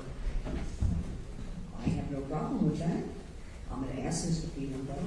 I think Mr. Pino's been sworn already. Yes. Today. Mr. Pino, we're going to be conducting the view of the vessel. We're scheduled to do that tomorrow morning.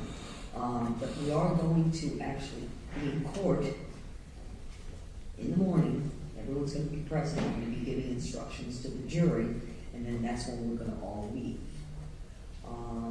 You have every right to be present during this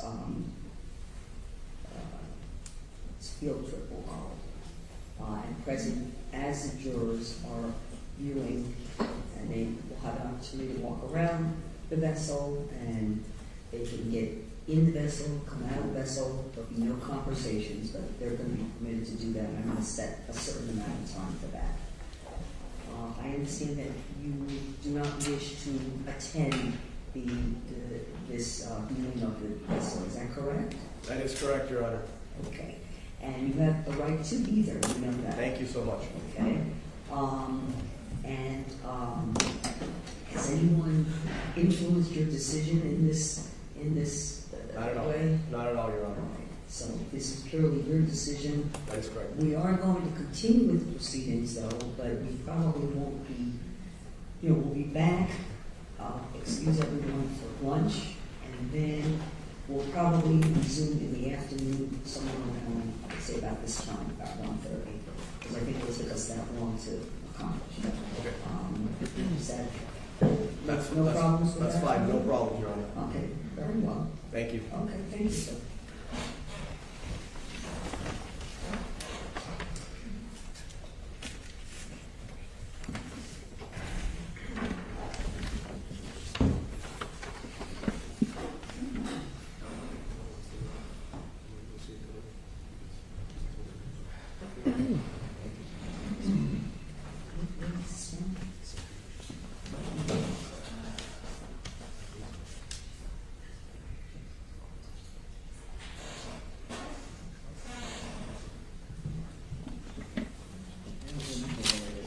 Oh, yes, it is. Transfer. Oh, can I see that?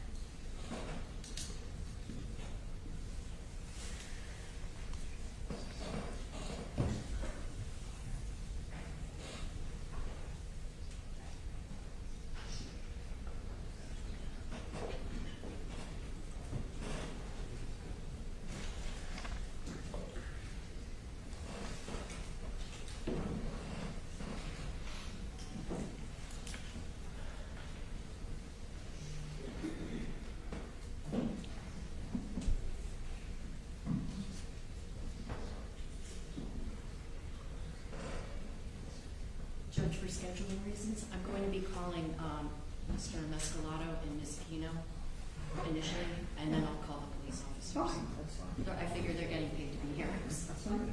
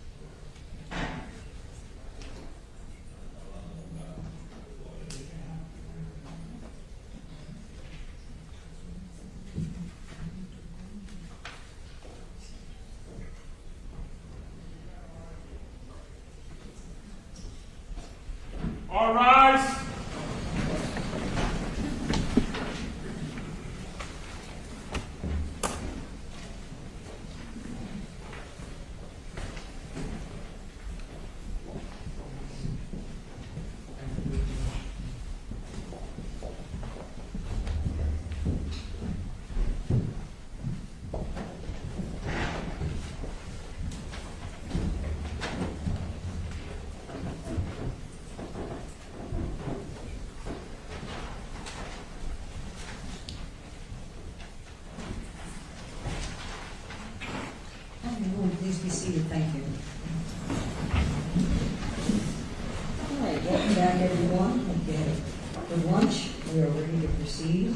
State and call next witness. Yes, Your Honor. The state will call Andrew Mescalado.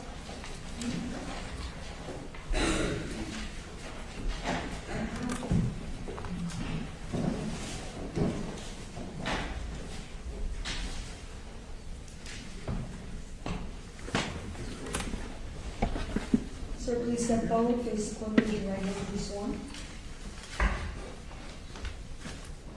Do you solemnly swear from the testimony you're about to give will be the truth, the whole truth, and nothing but the truth?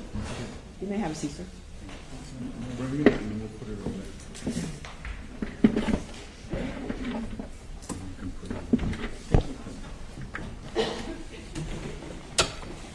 Good afternoon, Judge. Just keep your voice down. Even if you think you're yelling, because the microphone is recording the truth. Yes, Your Honor. Hello, good afternoon. Good afternoon. Could you please introduce yourself to the members of the jury? Good afternoon. My name is Andrew Mescalado. What is it that you do for a living? I'm a maritime attorney. How long have you worked in that type of field in law? It will be 20 years this September. Okay. Are you a sole practitioner, or do you work with other attorneys? No, I'm a partner at the law firm of Furtick and Gramling. We're located in Fort Lauderdale. About how many attorneys are in that firm? We have 3 partners, including myself, and 4.5 associates. And a half? A woman that works part-time. Gotcha. I would like to ask if you and your firm were retained to defend George Pino and his wife Cecilia Pino in regard to a lawsuit filed by the parents of Katerina, also known as Kati Puig. We were retained for that lawsuit, but we were involved before the Puig's lawsuit against the Pinos. Understood. But you did in fact represent George and Cecilia Pino in conjunction with that lawsuit? Yes. Do you see George Pino in the courtroom today? Yes, I do. Can you please point to him and describe what he's wearing? He's the gentleman on my right side of the defense table with the blue blazer and blue tie. For the record, pardon me? Please stipulate. Mr. Mescalado, could you tell us, do you, in the course of your practice, engage in a process called discovery? Yes. Could you explain what is discovery? So one area of my practice is representing persons in civil lawsuits. And the rules of court in Florida allow for certain activities in litigation, whether you're the plaintiff or the defendant, to better understand the issues raised by the adverse party, and to gather information you would need to discuss settlement or prepare the case for trial. So the rules of civil procedure allow for, in simple terms, written discovery where you're sending certain kinds of papers to the adverse party, and they also allow for live testimony in terms of a deposition.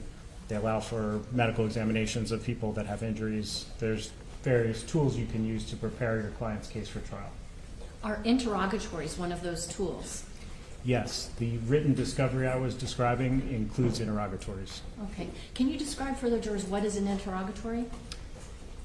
It sounds technical, but very simple. It's a list of written questions that your attorney sends to the opposing party, asking questions about liability issues, damage issues, other information that's pertinent to the case. So the questions are sent.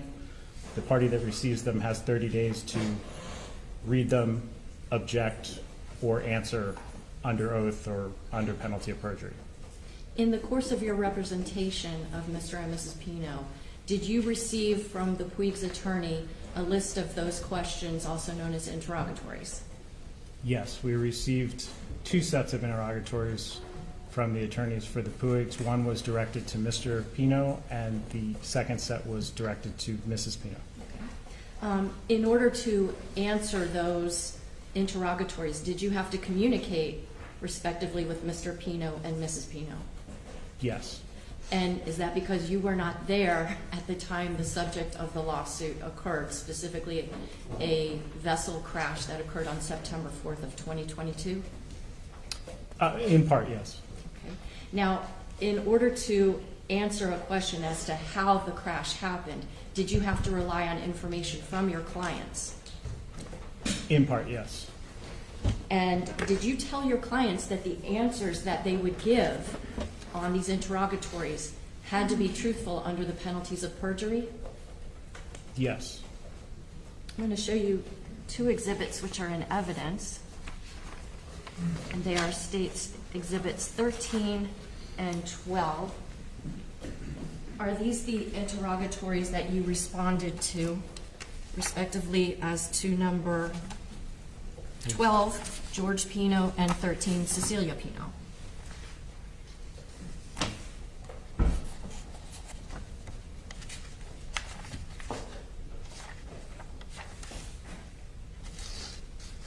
Yes, these look to be the interrogatories.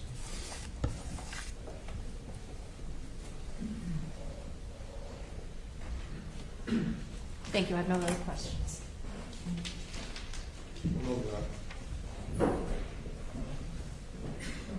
No questions, Your Honor. All right, thank you so much, sir. Thank you, Your Honor.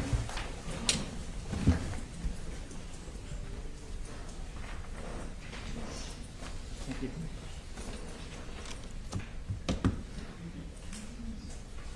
State your next witness, please. Your Honor, the State will call Cecilia Pino.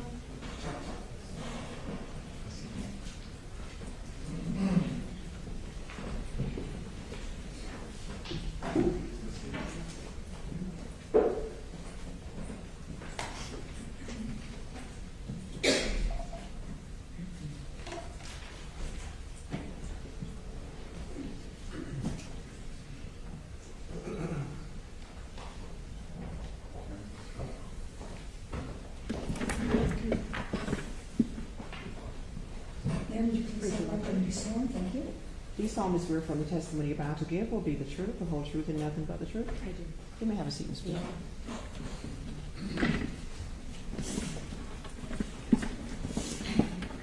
Please keep your voice loud and clear into the microphone that's pointed to the Okay, got it. Good afternoon. Good afternoon. Could you please introduce yourself to the members of the jury? Yes. My name is Cecilia Pino, and I am the wife. Sorry. My name is Cecilia Pino, and I'm the wife of George Pino. Okay.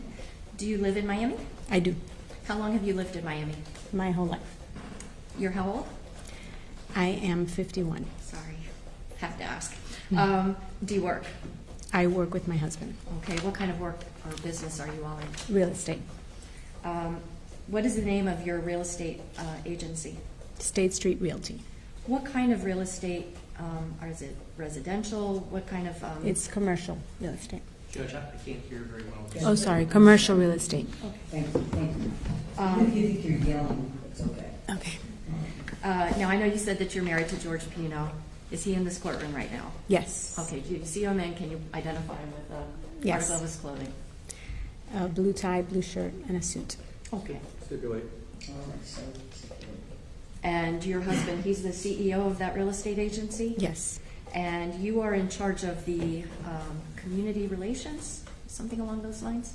Community relations, and I'm a sales associate as well. Okay. And your father-in-law, is he the chief financial officer for that agency? Yes. And what exactly is the work that your husband does? He sells real estate. He leases and sells real estate. What kind of real estate? Commercial real estate. Okay. Has he been able to work since the time of this crash? He goes in and he's working to the best that he can. Okay. And does he actually have properties listed under his name as the selling agent? There are several selling agents on all the listings. But is he one of the listed agents on? Yes, he is. Does your husband drive a car? Yes. And has he been able to drive since the time of the crash on September 4th of 2022? Yes, he drives. Has your husband traveled internationally in December of 2022? No. Internationally? No. Did you go out of the country at any time after the vessel crash on September 4th, 2022? We have gone out of the country. Okay. To where? We went, my daughter studied abroad, and we went to Spain to visit her. And when was that?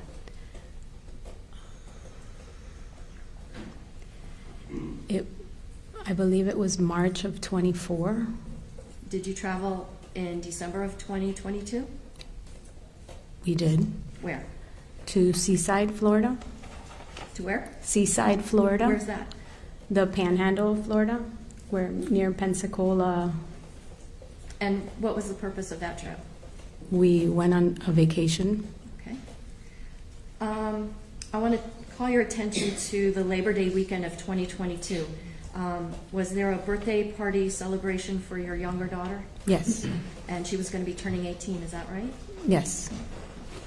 How many girls were invited to attend the festivities over that weekend? There were, including my daughter, 12 girls. Okay. Where were they supposed to stay for that weekend? We rented a house that we all stayed in. Okay. Was this house like a mansion? No. Can you describe to the best of your ability what it looked like? It was a typical normal house. It had about three bedrooms and bathrooms. Okay. Did you guys have inflatable mattresses for some of the girls? I believe we did, yes. Was there a party planned for Sunday night of September the 4th of 2022? Yes. And was that supposed to be at a place called The Point? Yes. Who coordinated that party? My husband did. Were you involved in the planning or paying for that party? No.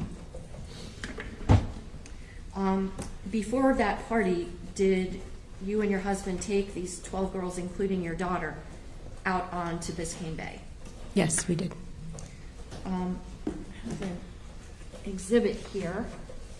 It's State's Exhibit number 8 in evidence. Can you take a look and tell me if this list represents the people that went out that weekend on the boat with you and your husband, including you and your husband? Yes, that's correct, yes.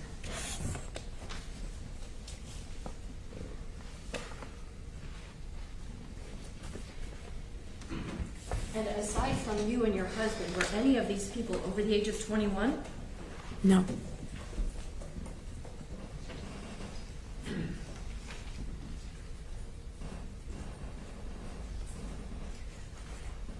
When you went out into Biscayne Bay that day, was this the first time your husband had ever operated that boat? No. Had you ever operated that boat? Yes. How on that day, on September the 4th of 2022, can you tell the jurors, did you operate that boat? No, I did not. Who was the only person that operated the boat on September 4th of 2022? My husband.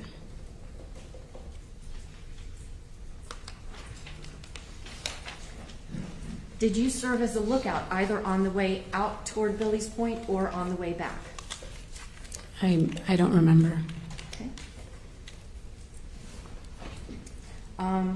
Was there a cooler on your boat that had alcoholic drinks that afternoon? There was.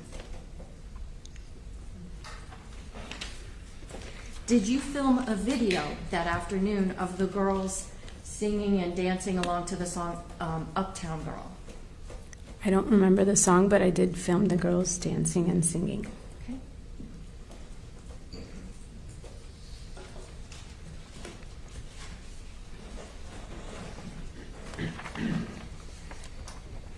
Showing counsel States Exhibits 2G and 2H for identification.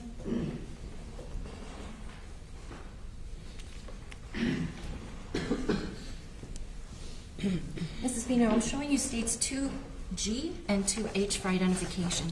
Yes. Do you recognize what these photographs represent? Yes. Are these accurate photographs of what a bottle of Chambord and what a bottle of Prosecco looks like? Yes. The state moves 2G and 2H for identification and evidence. No additional objections. State Exhibit 2G, previously marked for identification, will become State Exhibit number 20 and 2H 21.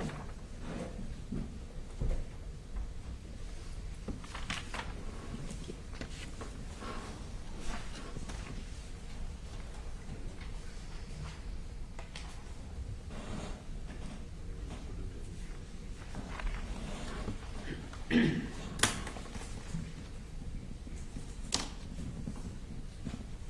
to be clear, States Exhibit number 20 is a bottle of Chambord. Correct. What is Chambord? It's a liqueur. What kind of flavor does it have? Like a berry flavor, I think. Okay. And then State's Exhibit number 21, a bottle of Prosecco. Correct. Is that kind of like champagne?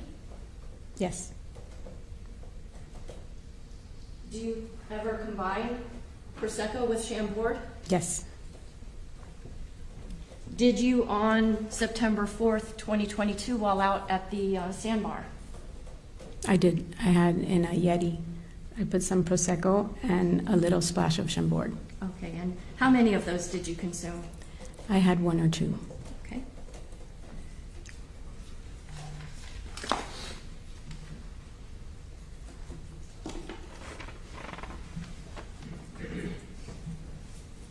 I'm now showing you State's Exhibit number 10 in evidence. Do you recognize the girls in this photograph? I do. Are these the girls that were on your boat, with the exception of Mia, who took the photograph? Are these all the girls that were on your boat? Yes. They were all about 17, right? Mm-hmm. Yes.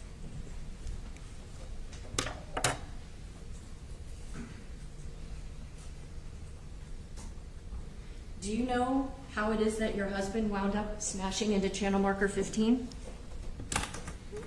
The accident, how it occurred? How did he wind up crashing into it? I do not know. Why not? I was looking at my phone trying to send a text to the moms, a video of the video of the girls dancing. I was trying to send it to the moms, and I remember looking at the blue line and being upset and frustrated that it wasn't going through the text, and I was looking at my phone. I'm showing you now State's Exhibit number 1. Who is this? Lucy.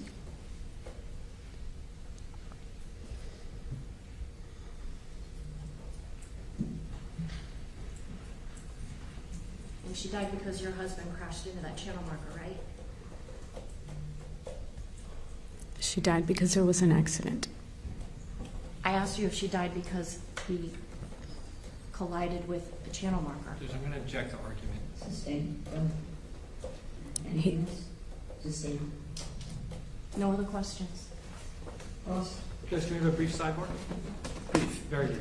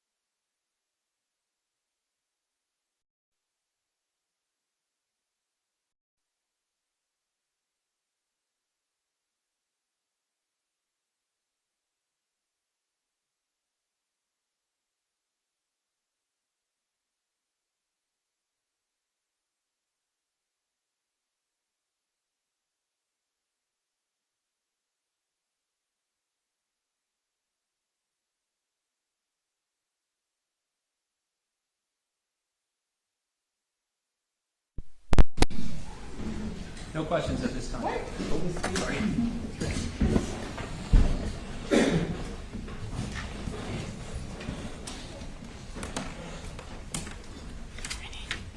Okay. So there's no cross-examination, and the witness will be under subpoena. Okay. All right? Thank you, Your Honor. Okay, thank you.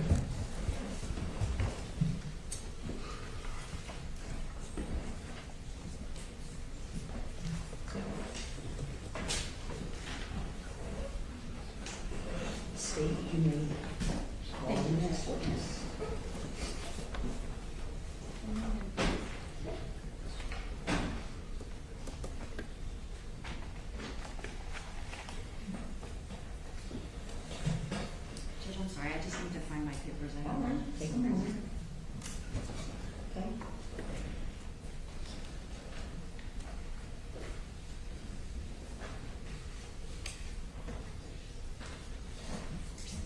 Peter Delgado, please. Sergeant Peter Delgado.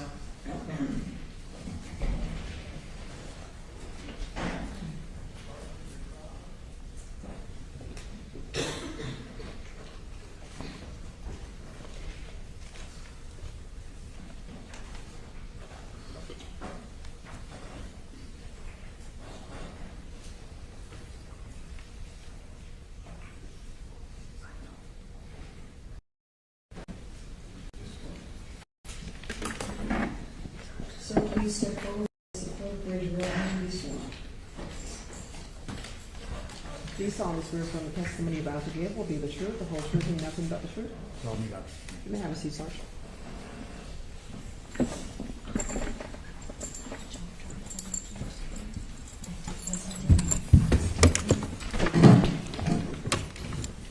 Sergeant, keep your voice loud, please, and if you think you're yelling, it's okay.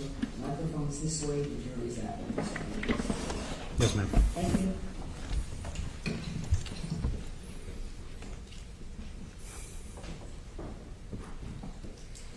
Good afternoon. Could you please introduce yourself to the jurors?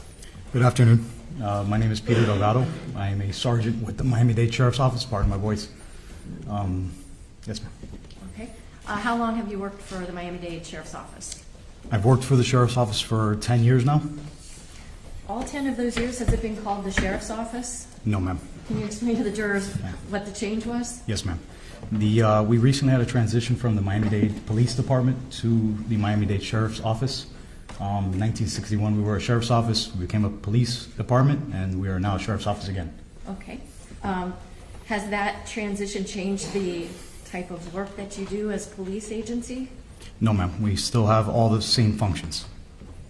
Can you tell the jurors, what is your current position within the Miami-Dade Sheriff's Office? Yes, ma'am. My current position is Sergeant of South District. I'm one of the supervisors in the south end of the county. It's the largest area in Miami-Dade County. Been a supervisor now for 1 month down there. And when did you become a sergeant? May 11th. Okay, well, congratulations on your promotion. What is it that you were doing prior to becoming a sergeant? So my prior assignment, I was assigned to the Marine Patrol Unit Underwater Recovery Team. And how long did you work in that capacity? 6 years. Okay. Now, I want to ask you, what is your day-to-day life like now as opposed to what it was when you were with the dive squad? Yes, ma'am. My current assignment now is to supervise road patrol officers, ensuring that they're doing their duties as officers.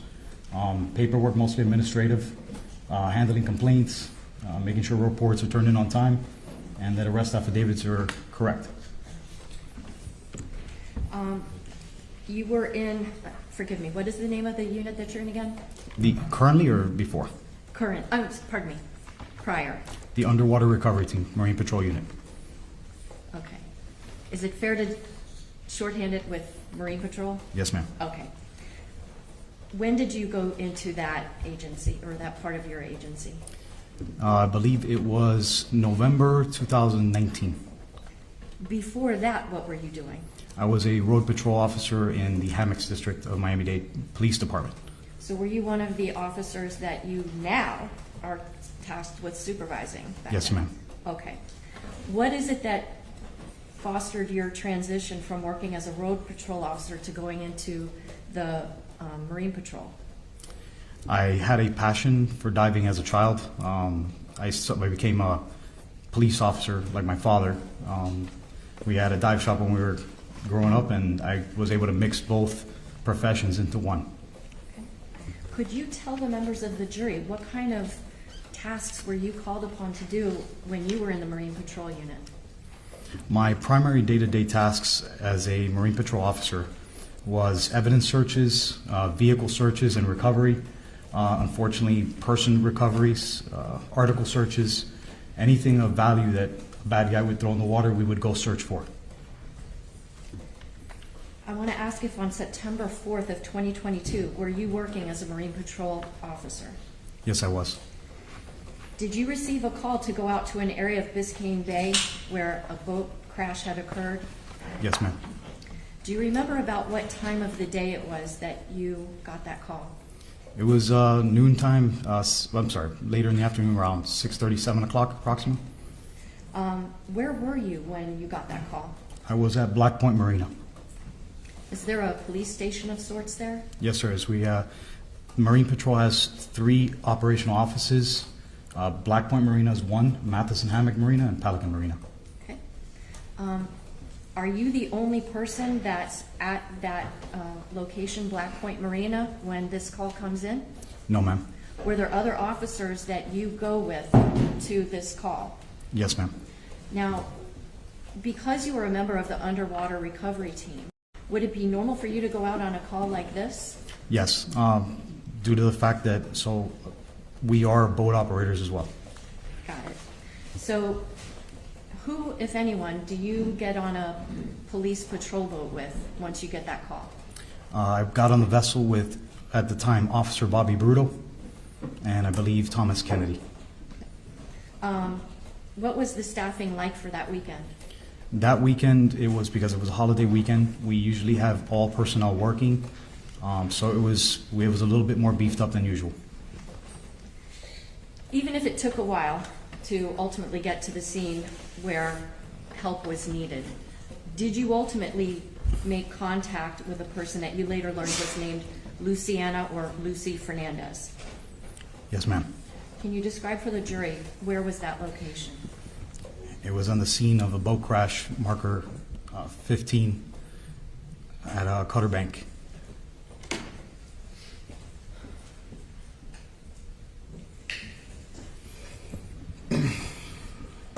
Sergeant, I'm showing you State's Exhibit number 2, which is in evidence.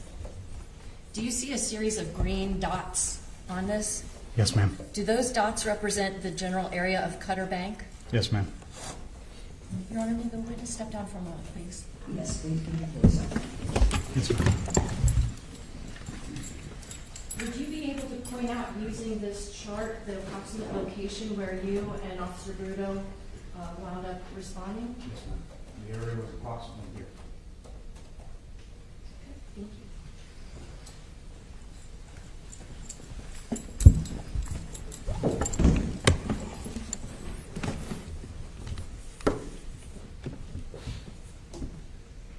Can you describe for the jurors what's happening when you get to that location? What do you see? Upon arrival via vessel, we observed the medical helicopter, Miami-Dade Fire helicopter, dropping down a paramedic, I guess with some sort of harness. I don't know exactly what the terminology would be for it. And several vessels with people on board. Okay. Are you familiar with the police term to arrive on a 3? Yes, ma'am. Can you explain to the jurors what does it mean to arrive on a 3? Yes, ma'am. To arrive on a 3, a Code 3 in Miami-Dade County is a high priority emergency, which means arrive with lights and sirens. Was the police boat that you were on equipped with emergency lights? Yes, ma'am. Do you guys use sirens too on boats? We do have sirens. Can you describe, once you arrive there, do you see a person that is having CPR performed on her? Yes, ma'am. It was a very chaotic scene. A lot of people everywhere. Once we got up to the boat, that the bystanders that were attempting to help were on, and we identified that they were actually doing CPR on Lucy Fernandez. We went boat to boat and began to board the vessel to render aid. Once you get onto the vessel where Lucy's at and CPR is being performed on her, are you all able to put her on a backboard? Once we board the vessel, yes, we did. What is the importance of having a backboard for something like that? The importance, especially out on the water on a trauma victim, is for stabilization of the patient. It's to make sure that if she has any injuries that we cannot see, especially to her spine, nervous system, brain, to try to contain it as much as possible because we don't want to hurt her. Can you describe the process by which you actually strap somebody to the backboard? Yes, the backboard has several straps, and we do cross-body strapping to the victim to make sure that they're secure. Do you have to tuck in their arms? Yes, ma'am. How do you do that? We try to cross them across their chest temporarily, just to make sure that we don't cause any more injury or entrap them while we're moving them. Once Lucy is placed onto the backboard, are you and your coworkers able to transfer her from the Good Samaritan boat onto a police boat? Yes, ma'am. Was it the same police boat that you had arrived on? No, I think it was a different vessel. At that point, it was a larger vessel. Do you know an officer by the name of German Alec? Yes, ma'am. Was he there at that scene? Yes, ma'am. Did he have a boat that was a little bit bigger than the one that you and Officer Bruto had been on? Yes, ma'am. The Officer Bruto and myself responded in what we call an 850 impact, which is a soft collar boat with 2 engines. Officer German Alec at the time responded with a triple engine contender. It's about 35 feet long. Is it a bigger boat? It has a lot more room in the back to perform our duties. Is it a faster boat? Yes, it is. Now, what was the weather conditions like that afternoon going into the early evening hours? It was a light chop in the bay. It was a pleasant day for the most part. A little bit of chop in the bay. Even if you're on a larger vessel like a contender and the seas are relatively calm, if you're speeding through the waters, is it going to be bumpy? Yes, ma'am. Can you describe? So while you're moving underway, especially as you're picking up speed, you're going to go over chop, and that's going to cause vibration and movement in the vessel. Especially when you're trying to get on plane, the waves are hitting further back, so you're still receiving impact and motion on the vessel. What do you mean when you're on plane? I'm sorry. Plane? That's okay. When on plane, it means that your vessel is almost at the best running angle and speed, where you're touching the least amount of water and creating less drag. So that's where your vessel becomes more optimal for traveling at speed.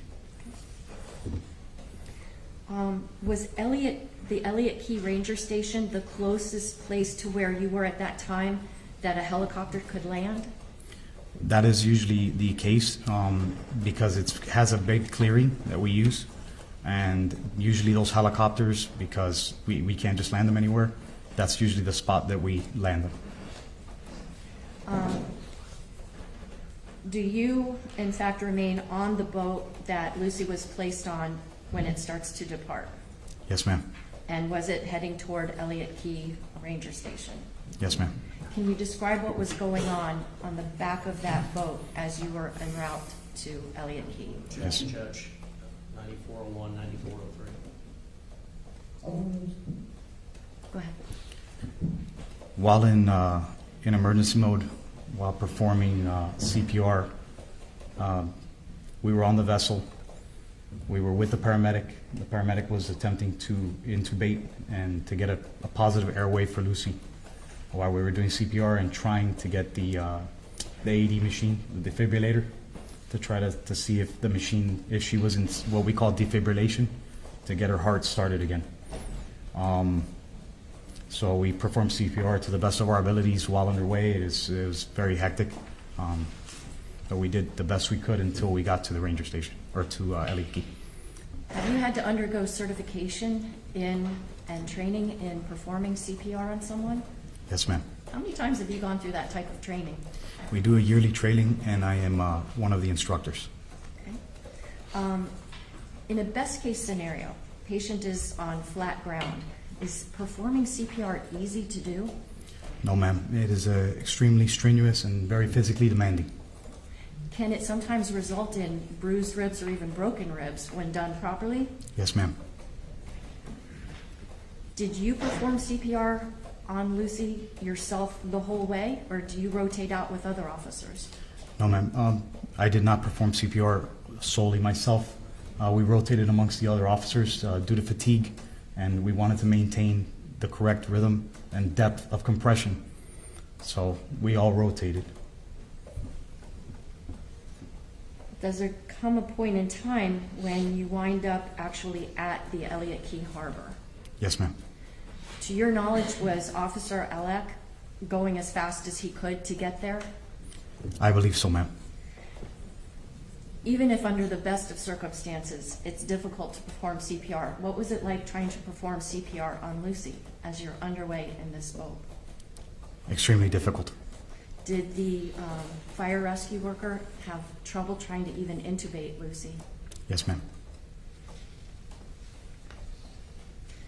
Can you tell us about how long it took to get from the scene where you had recovered Lucy till the time you get to Elliott Key? It was definitely more than 30 minutes, I feel. Can you walk the jurors through what happens once you get to Elliott Key? Once we're at Elliott Key, again, myself and the other officers that are rendering aid to Lucy, we hear the helicopter as we're coming in. We're continuing compressions on her. We're continuing to perform CPR. Once we get there, we, as a team, get her off the vessel on the backboard and walk her while holding the backboard with her on it to the helicopter for an extraction. What do you mean extraction? Where they put her on the helicopter and lift her out of there. Okay. Once you get Lucy onto that helicopter, do you stay at Elliott Key Harbor? No, ma'am. What do you do next? We go to, well, we make the decision that we need to go back and help the other patients. So do you go back to a scene where there's a larger vessel that has a platform on the back of it? Yes, ma'am. What was your primary focus once you get to that second vessel? Triage. What do you mean by that? For what that means is that I'm gonna start to evaluate different patients for injuries and treat from the worst. The worst takes priority. So we try to help the people that are in most need with what resources we have. Okay. At some point while you're dealing with that boat that has a platform, does another vessel come along with a person that you later learned is named George Pino? Yes. Did you ever make contact with George Pino that afternoon? Yes, ma'am. Do you see George Pino in this courtroom? Yes, ma'am. Can you please point to him and describe an article of clothing he's wearing so our record will be clear? George Pino, blue tie, blue suit with a pin. Stipulate.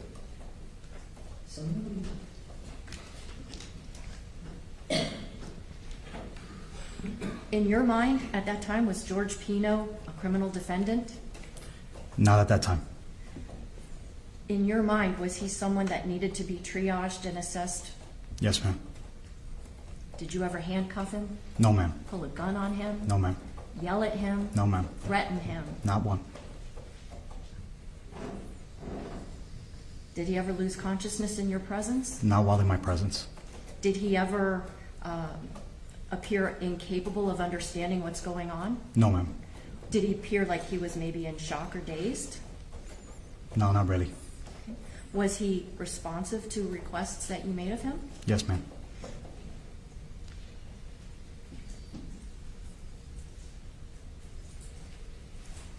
At some point, do you wind up leaving that secondary vessel and terminating your work for that crash that day? At the end of the shift, yes. Okay. I want to ask if you were asked to come back to the Cutter Bank area the very next day. I was. Can you explain to the members of the jury what was the purpose of you going back out there? Yes, ma'am. So, as part of being a Marine Patrol diver, part of our responsibility is to assist other agencies with evidence searches or whatever it is they need. We responded to conduct an evidence search of the crash site. I want to ask you a little bit more about your position specifically as a police diver. For how long have you been a police diver? At the time, approximately 3 years. Did you have to, even if you already knew how to scuba dive, did you have to take specific training in police diving that would be different from like recreational diving? Yes, ma'am. I have extensive training. My current title is Master Scuba Diver Trainer and Specialty Instructor. Can you describe what the difference is between recreational diving and diving for police business? The difference is that when we, as for recreational diving, you would be looking at fish or it would be joyful. Or when we do police diving, it's for a single purpose, and that is recovering evidence, things of evidentiary value. Can that even be at nighttime? Yes, ma'am. Can it be in murky waters? Yes, ma'am. Can it be in waters where you hardly have any visibility? Sometimes zero. And can it mean sometimes retrieving dead bodies? Yes, ma'am. In this particular case, when you went out to Cutter Bank to assist with the police diving. Who was the agency that was leading that effort? FWC, Florida Fish and Wildlife. If any evidence was recovered from the bottom of the bay, who would be responsible for ultimately impounding it and preserving it as evidence? It would be FWC. Okay, but you're there just to assist? Yes, ma'am. How many times over the course of your career by that time had you done police dives, do you think? Police functions, hundreds at that point. Okay. Now, was this near the Cutter Bank channel? Yes, ma'am. I want to ask you if you can tell the jurors a little bit about what the channel markers for that channel look like. There are a set of, there's basically, it's a channel that runs approximately north and south. There's two sets of channel. There's markers on the right side of the channel, markers on the left side of the channel, or east and west. They are green on the east side of the channel, and they are red on the west side of the channel. And usually the color distinction or means red right return is the term we use. That lets you know that you're heading into land, or that land is on that side. And that lets you know that your orientation if you're traveling without a GPS or anything like that.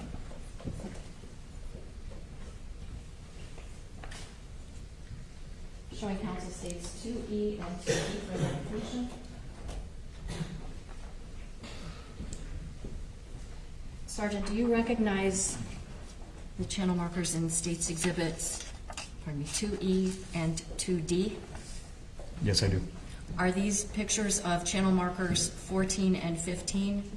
Yes, ma'am. In Cutter Bank? Yes, ma'am. I've moved states 2D and 2E for identification and evidence. Objection. State Exhibit 2D, previously marked for identification, will become State Exhibit number 22. And State Exhibit 2E for identification will become State Exhibit number 23.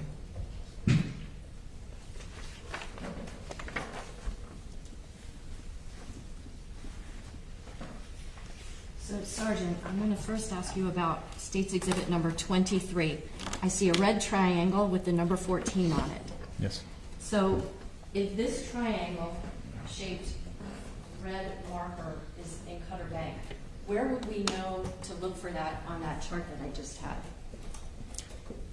That marker would be if you're traveling southbound down that, it should be on your right-hand side or port side.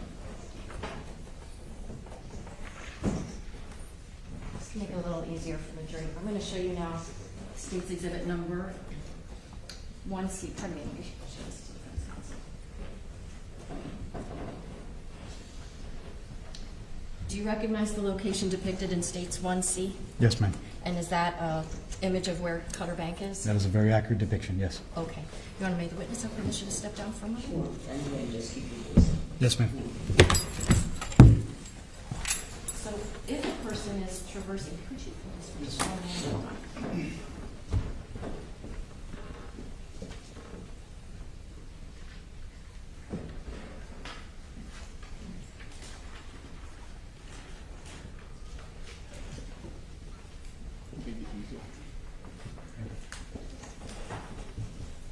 So, if a person is going from the north to the south, okay, on what side of this exhibit would the red triangle markers be? The red would be closest to land, which would be this side.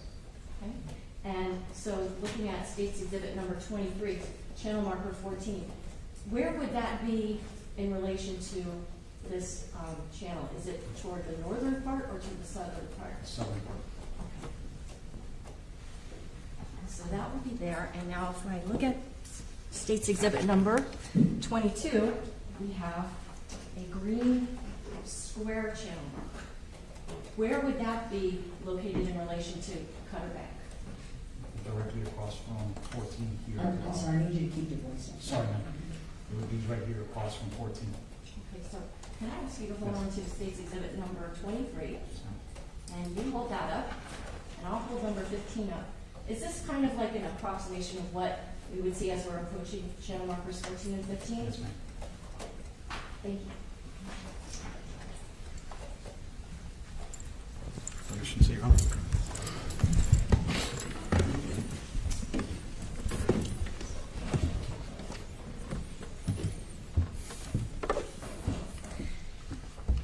What are those channel markers made out of? Are they plastic? No, ma'am. What are they? Usually the channel markers, especially in that area, they're made of steel columns, and the channel marker itself, the one that has numbers and the colors, is usually aluminum. Okay. And can you describe what type of aluminum this would be? Like a stop sign. It's a very, very robust piece of metal. Can you describe what happens to things that are in salt air and salt water? Yes, ma'am. Well, they're frequently replaced due to corrosion. They rust. Are they prepared with any specific type of paint to try to help prevent that? I believe so. I think they almost use the same stuff that we use on the street signs here, like the stop signs, so that they last longer to the elements. Have you ever operated a vessel in that area at nighttime? Yes. Are you able to see the channel markers at nighttime?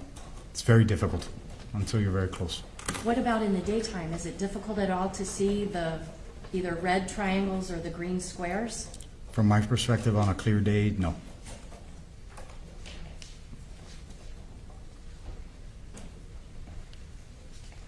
During that police dive that took place near Cutter Bank, was there a capsized vessel there? Yes, ma'am. Can you describe what it looked like? A boat upside down with heavy damage. What kind of a boat was this? I don't remember the exact make and model of it. I know it was a twin-engine vessel. Did it have a canopy? I believe it did. I'm sure it did. It was just, I think, underwater or destroyed. Okay. Did you locate anything in the vicinity of that capsized vessel during your police dive? Yes, ma'am.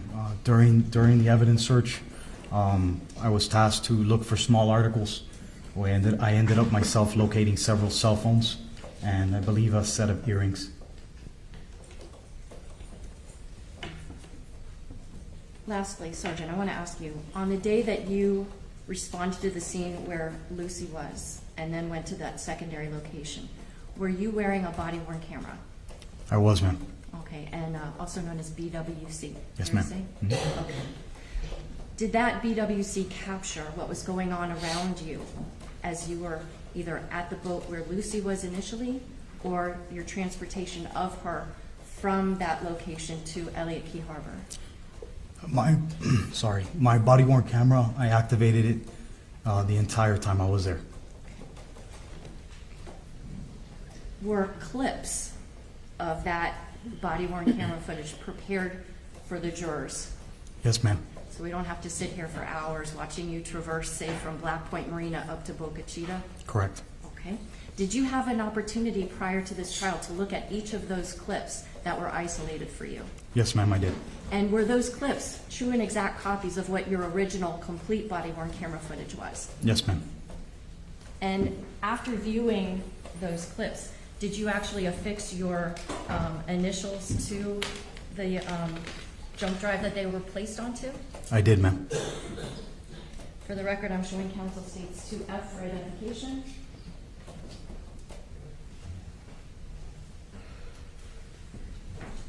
Inside this purple envelope is a jump drive, and it says the word Delgado, and then there's a couple of scribbly looking That's things. me. Did you put your initials on that? Yes, ma'am. And is that to signify that you've seen what's on this jump drive and it is a true and accurate depiction of your body-worn camera footage? Yes, ma'am, it is.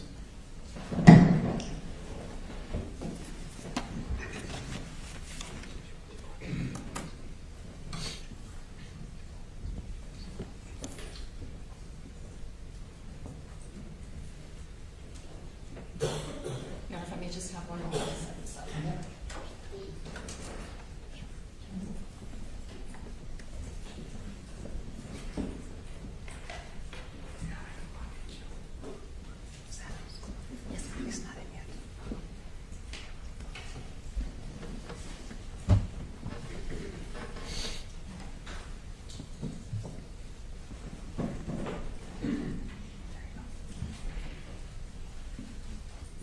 Sergeant, I'd like to ask, when you saw these clips, are they individually labeled? Yes. Your Honor, at this time I move states 2F for identification and evidence.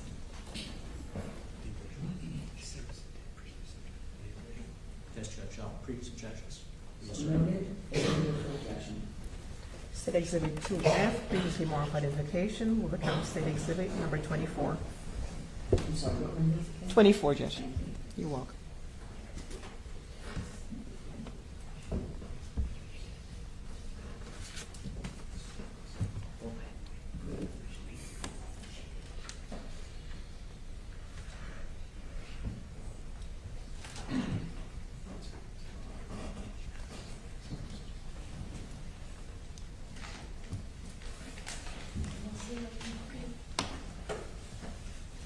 Your Honor, may the witness step down so we can observe his name? Yes.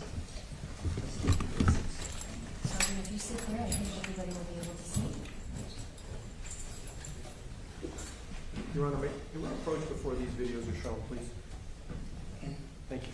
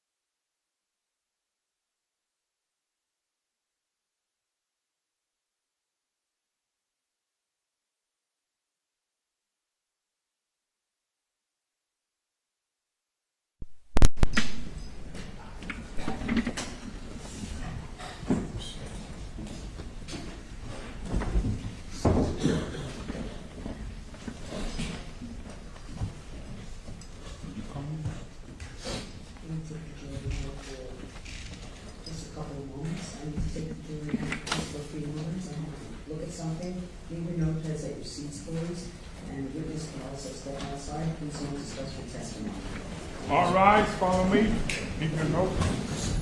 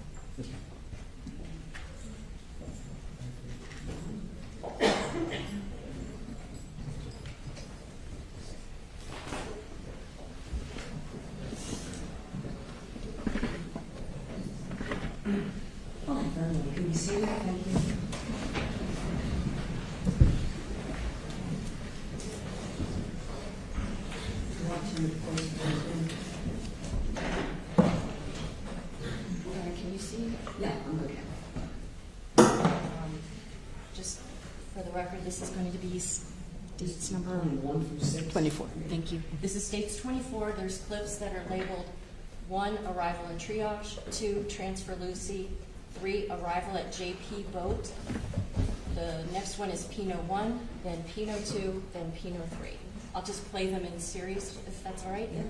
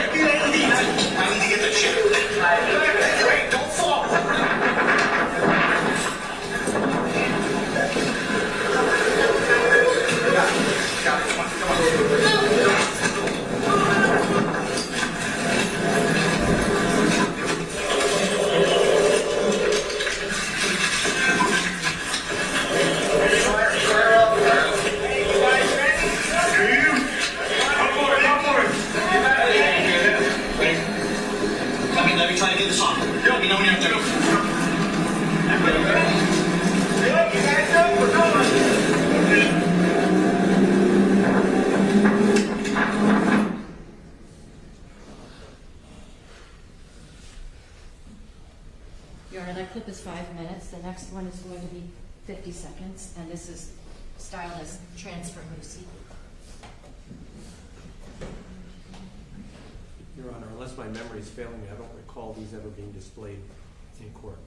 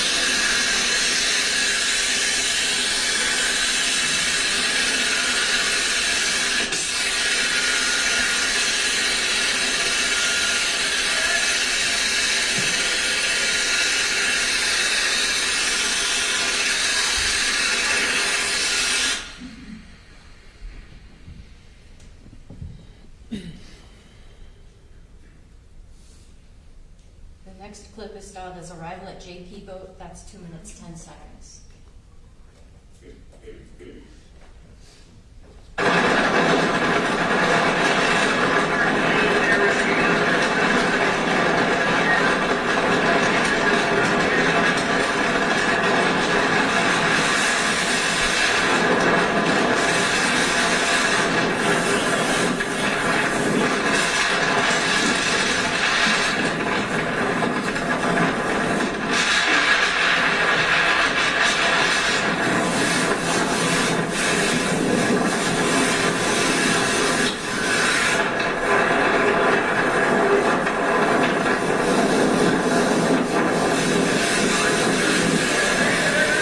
What vessel? What do you mean with water?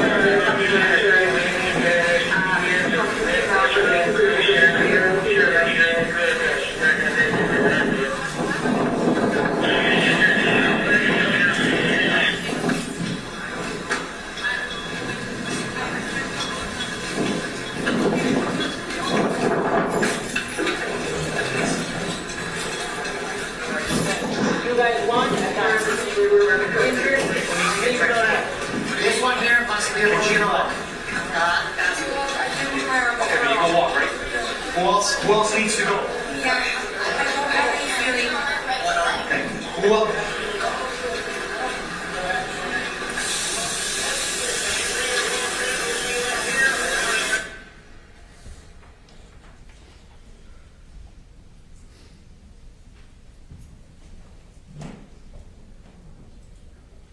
The next clip is titled Pino 1. It's 30 seconds long. Who else needs to go? Yeah, I don't have any feeling. Okay. Who else?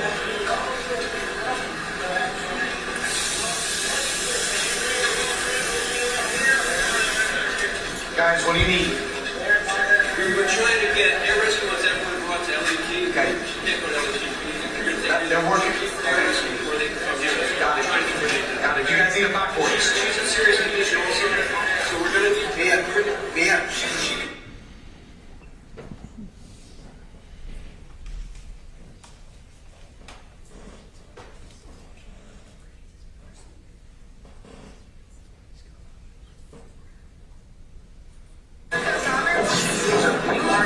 Officer Bruno is gonna call you and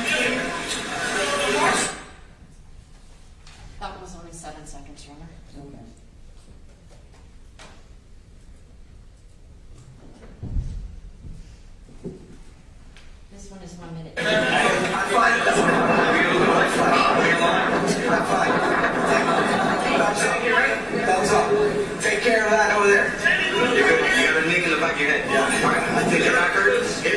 think I get here. There it is. I got to get back here. Just lean back. All right. Do not close your eyes. Hey, are you guys going around it? Do you have any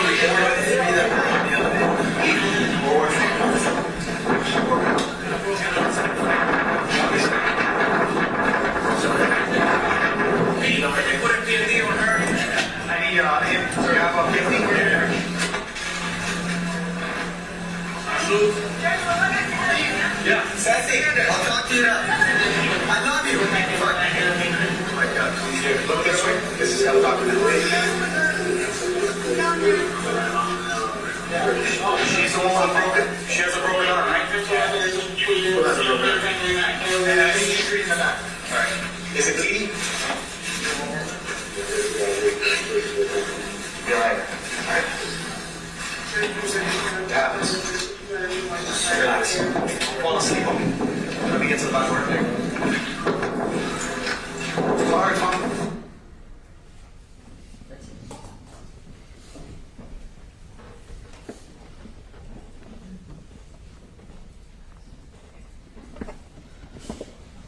All right, I'm ready to address.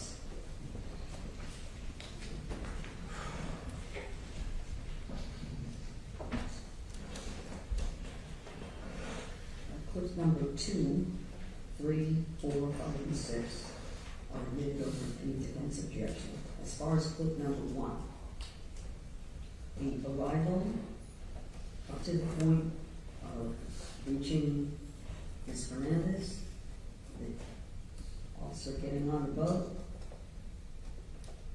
initial, getting her on the backboard, moving her over to the other boat. Once she's over the other boat, that's that. Nothing after that.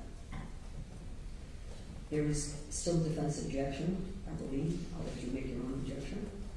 But nothing after, once she is transferred to the larger police vessel. No. He described it in his testimony. That's sufficient.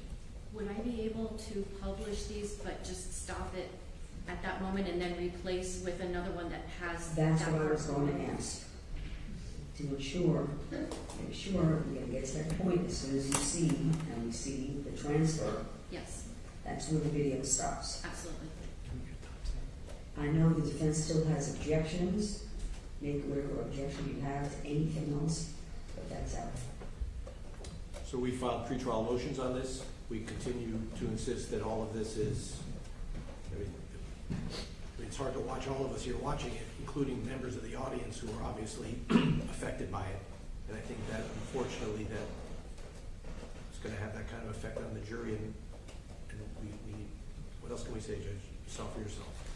Understand, I have to balance again whether or not relevant evidence. I'm finding it's relevant, whether or not it becomes unduly prejudicial. I think what I'd excise out, it's not necessary to the jury's understanding of the issues of the case. The rest, while difficult, it will be difficult to see. There will be other evidence, I'm sure, that's already been admitted, and other evidence that will be difficult to see. Anyone who feels uncomfortable or unable, I'm going to ask anyone who is unable to be in the courtroom, instead of having responses in front of the jury, it would be more appropriate to please remain outside. And since the court had already admitted the narrative from the witness, what we have now is just corroboration of that which is not in dispute. So we are not disputing what the officer described. Our view is that the jury need not see it to believe it. We all know that it happened. We're all sorry that it happened, but is it really necessary for the jury to have to see it in order to determine the issues in the case? We think not. I understand, sir, and that is preserved for any review if necessary. Okay, so with that caveat again, if anyone even thinks that they may become uncomfortable with anything, it's best to stay outside. So there's no response in front of the jury. All right, really good.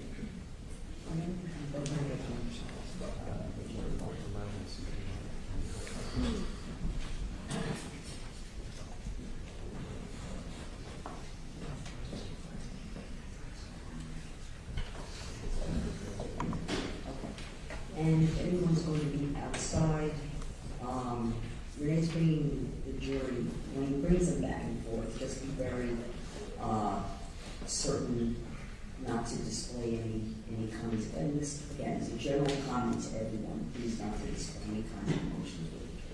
So that the instructions are clear, because the record doesn't have what you've seen. The moment when at clip number 1 stops. Do you want the witness first before I bring the jury? Yes. So that as to clip number 1, the jury will not be observing the administration of CPR? Is that? Well, once there's transfer to the larger vessel, which is then brought to the helicopter, that's in clip 1. That's when it stopped. That's when it's going to be stopped, upon the transfer onto the other boat. May I ask if I can just very quickly go to the very end of that, just so that I can give the exact counter number where that is. Then I recall another clip at the helicopter where there's CPR being performed there as well. All right. Is the court allowing that? It was at the back end of the helicopter transfer, right? At the end of the second clip, you can see inside the helicopter that there's CPR being performed. In the background, I think. In the background. Let me double check. Okay. I'm sorry, I couldn't hear the rolling. That can stay. Over objection. Thank you. Judge, you want him to take the seat now? Come on. Judge, can I just have one moment just to look at the mark where I... Okay. So, very happy. Right in the...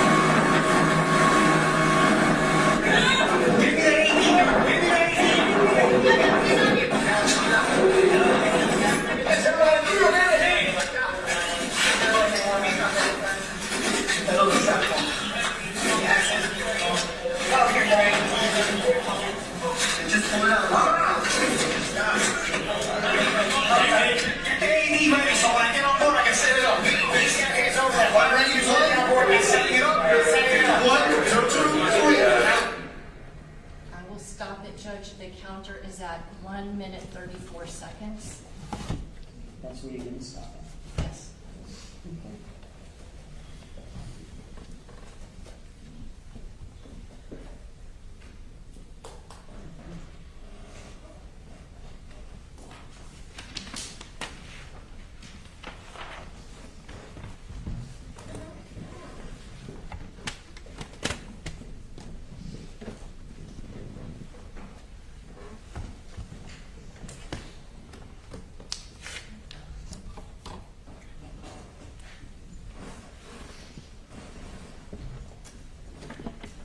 Your Honor, should I ask the witness to come back and be seated?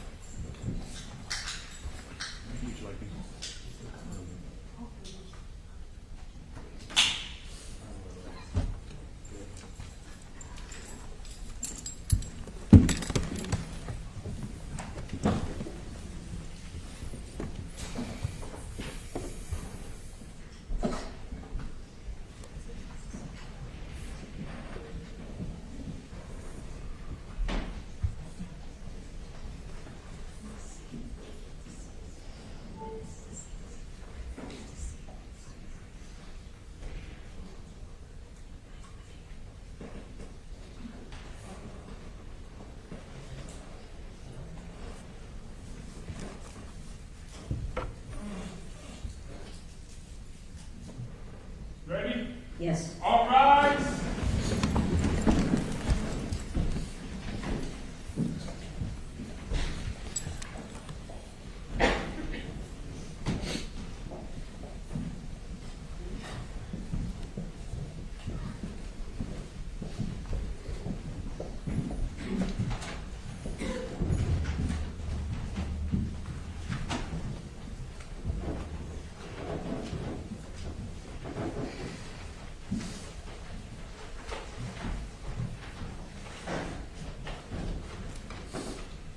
seated, thank you.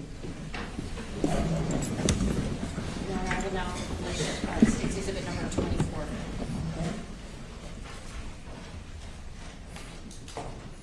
Clip 1.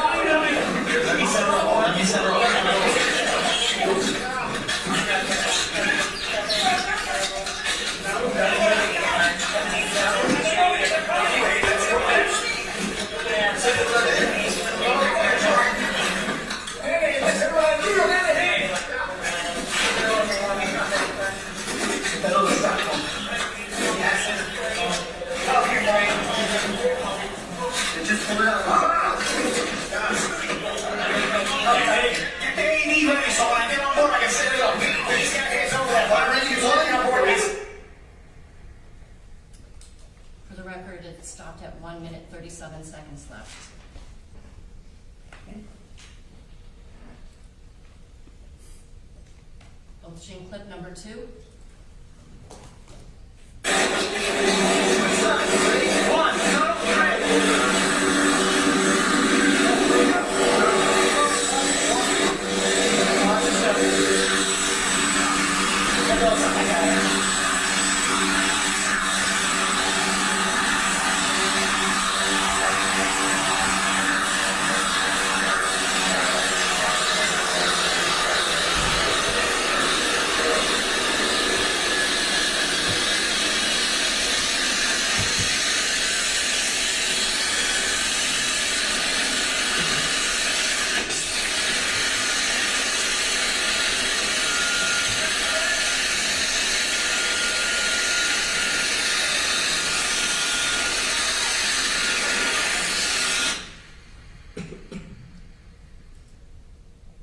Publishing now clip number 3.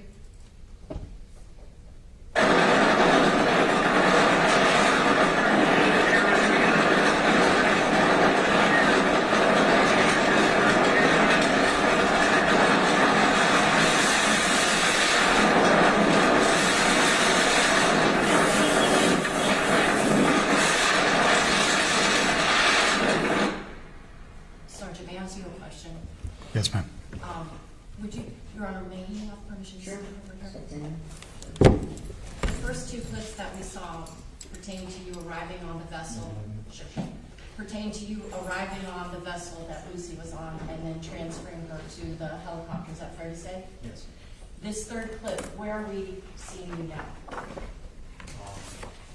This was already, it's already, the sun's setting in this here. Hold on, let me play a little bit of it.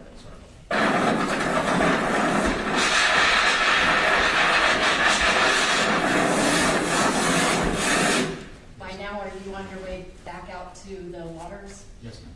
And do you wind up encountering a large vessel that has the platform? Yes. Okay.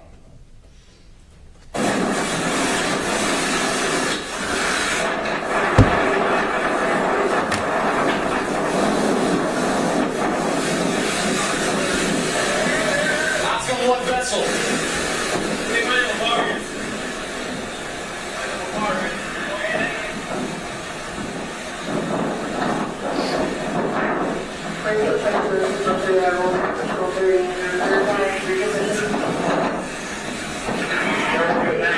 We're trying to bring everybody to we're going to treat on the street, everybody here, fire those on speed, and then we'll rescue the ones that need to be taken to home. This vessel here, is this what kind of came in as the Van Dutch vessel? Yes, ma'am. Okay. And on the back, were there any people on the on that platform? Yes, there was. Upright or lying down? Several lying down.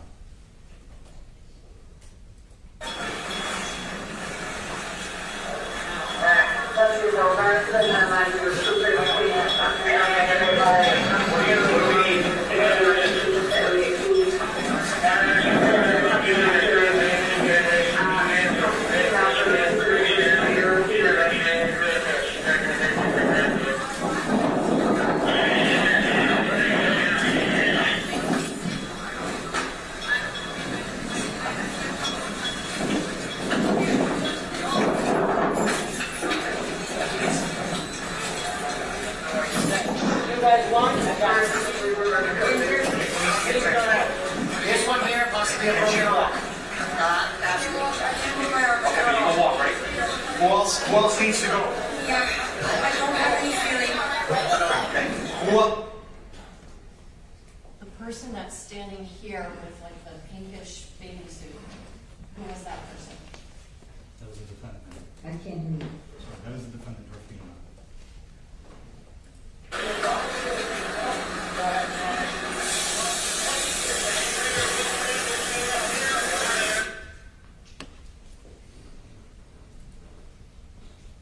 Next, playing the clip Pino 1. Who else needs to go? Yeah, I don't have any feeling. Okay. Who else?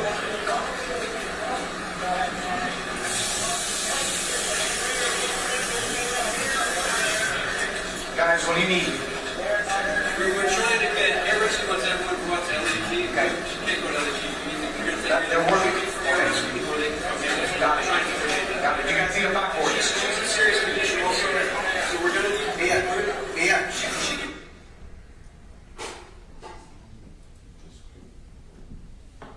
Now playing Pino 2.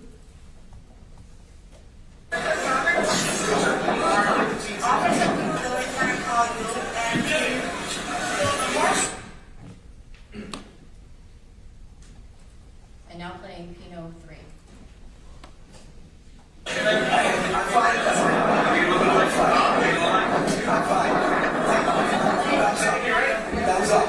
Take care of that over there. You got a nick in the back of your head. Yeah. I think your back hurts. I think I can hear my ribs. Back here.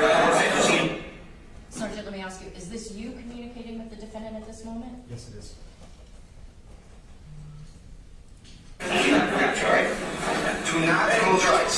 Hey, are you guys going right yet? Do you have any more of this?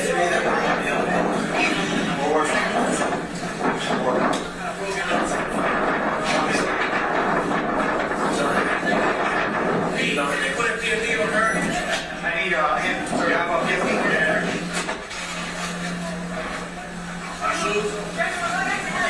Yeah. Sassy, I'll tell look this way. This is undocumented. She's the one with a broken. She has a broken arm, right? Who has a broken arm? Alright. Is it bleeding? Alright. Alright. Got it. Relax. Fall asleep on me. Let me get to the bathroom. Fire, Tom.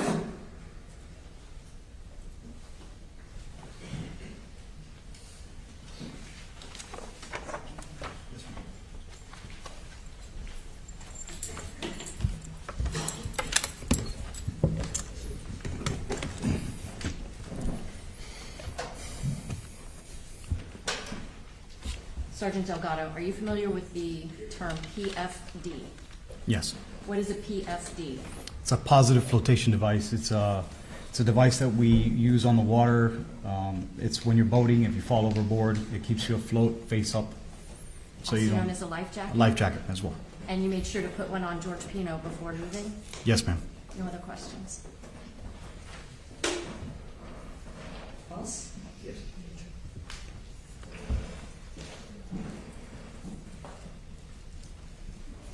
Good afternoon, Sergeant Delgado. Afternoon, sir. I'm Mark Shapiro. I represent Mr. Pino. You and I have met previously, haven't we? Deposition, I believe. That's correct, sir. Any person, any civilian that is brought onto a vessel of the Miami-Dade Police Department, now Sheriff's Office, it is the policy that a personal flotation device be put on that person. Is that right? I don't know if it's written in policy, but it's a procedure that we use to look out for the well-being of the person. What is the law in Florida as to who must wear a personal flotation device? Objection calls for legal conclusion. If you know. Sustain. Minors under a certain weight. Sustain, you don't answer. Oh, sorry. Sergeant Delgado, persons who are 6 years of age or less must wear a personal flotation device if they're on a moving vessel. Is that correct? Correct. So if you're over 6 years old, there is no requirement that you wear a personal flotation device, right? No, sir. And I presume that in your time with the Marine Patrol, you would often patrol the sandbar areas around Elliott Key. Is that correct? That is correct. And on any given weekend during the summer at the sandbar near Elliott Key, there are a number of boaters out there. Is that correct? Yes, sir.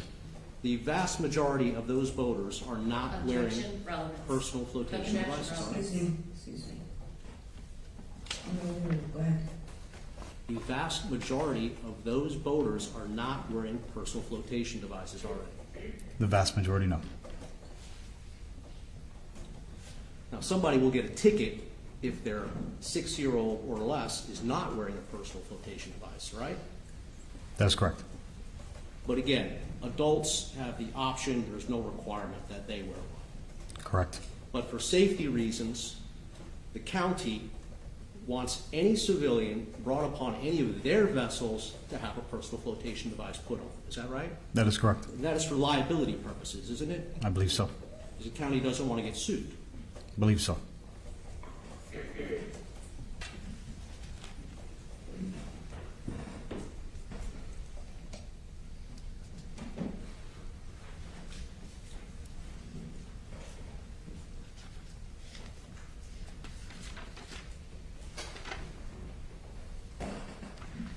You mentioned earlier in your testimony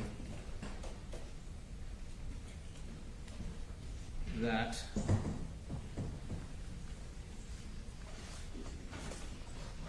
you were referring to the channel markers at Cutter Bank. Do you remember that? When I was asked, yes. Yes. You were specifically asked about channel markers number 14 and 15. Is that right? Correct. And you testified that they are opposite one another. Do you recall your testimony? Yes, sir. In fact, they are not opposite one another, are they? I believe they were. Isn't it true that channel marker 14, the red triangle channel marker, is well to the north, at least a couple hundred feet to the north of channel marker 15, which is to its south? I don't recall that part. if that in fact is the case, then you would be mistaken in your earlier testimony that they are opposite one another. Is that right? If that is true, then I would be mistaken.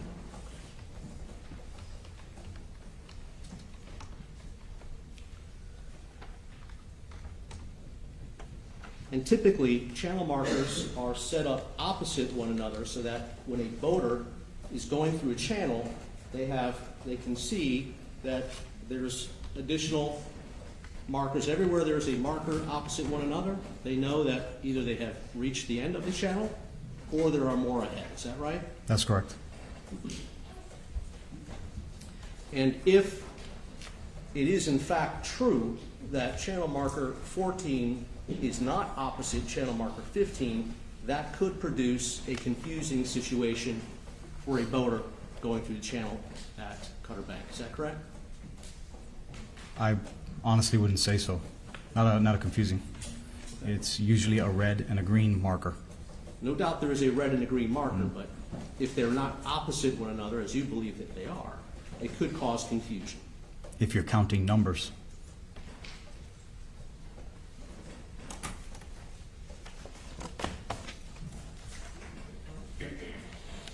The purpose, or your main priority that afternoon, that evening, was to provide triage service for any of the passengers who were injured in the accident. Is that correct? That is correct. And you were dispatched from Black Point Marina, as you testified earlier, once you got the call that an accident had occurred. Is that right? Yes, sir. And we saw a video in State's Exhibit number 24 that you were making your way down the Cutter Bank channel in order to get to the accident. Is that right? Yes, sir. Now, the person who was driving the boat next to you, that was Robert Bruto, wasn't it? Yes, sir.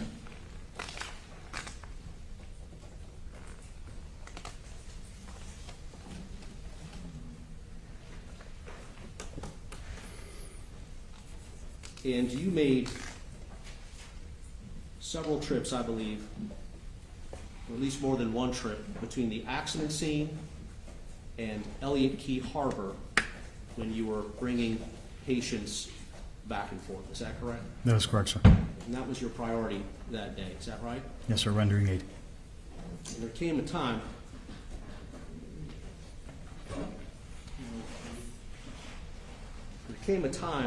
when you actually began to perform triage on Mr. Pino. Is that right? Yes, sir. And that is because Mr. Pino himself was injured in the accident. Yes. And Ms. Adams asked you a few minutes ago if, while you were providing triage to Mr. Pino, whether you had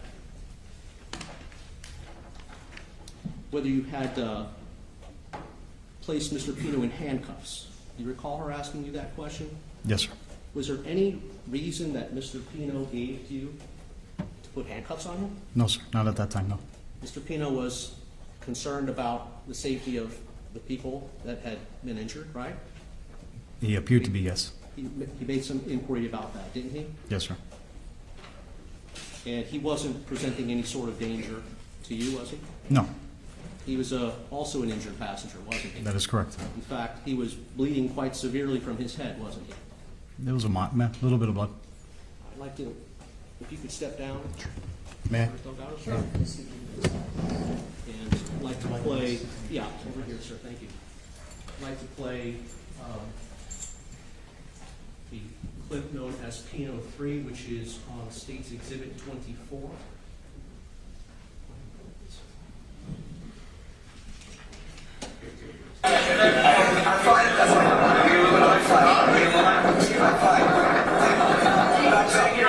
Thumbs up. Take care. Now you heard Mr. Pino say, I'm fine, thumbs up, take care, right? Yes. And even appeared to throw a kiss at somebody, didn't he? On video, yes. All right, do you know who he was speaking to? No, sir. Okay. It was, play again, continue on.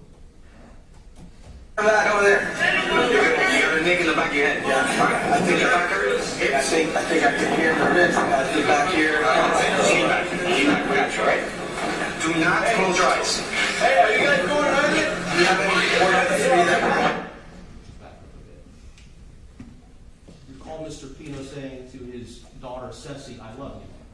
saying, I'm all right, I'm all right. I just wasn't paying attention to what he was saying at the time. Understood. I was checking his injuries. Okay. Continue. Excuse me. Okay, right? Thumbs up. Take care. Excuse me. I, Is there an objection, Counsel? there is an objection because this is not in evidence. The state's evidence is number 24. That's what I said. It's not the same item, though. It's Pino 3. State's Exhibit 24. One evidence we had before about authentication. So, take the exhibit, if you would please. I got it right here, Judge. And we'll just substitute them, and you can cue it up. If you would, thank you.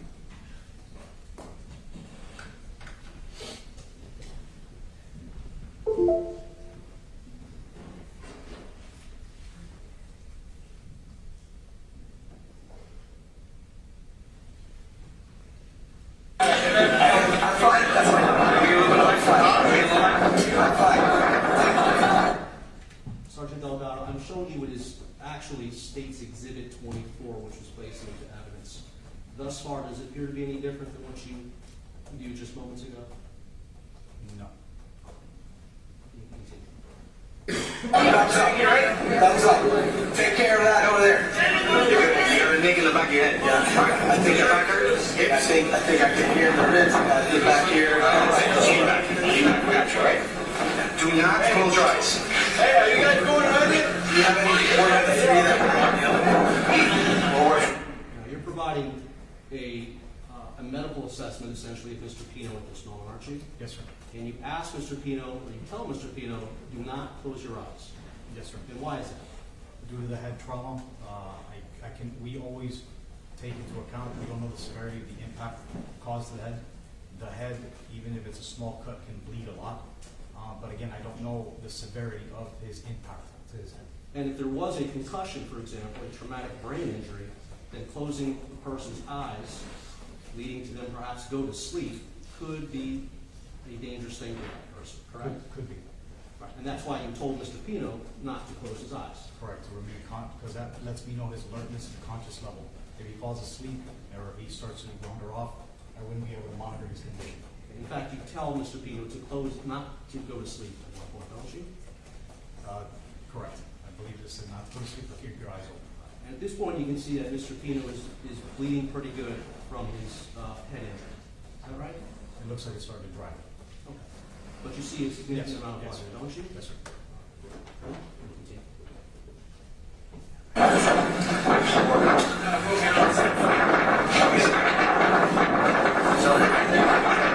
You know, they put a PLD on her. I need him to have a 50.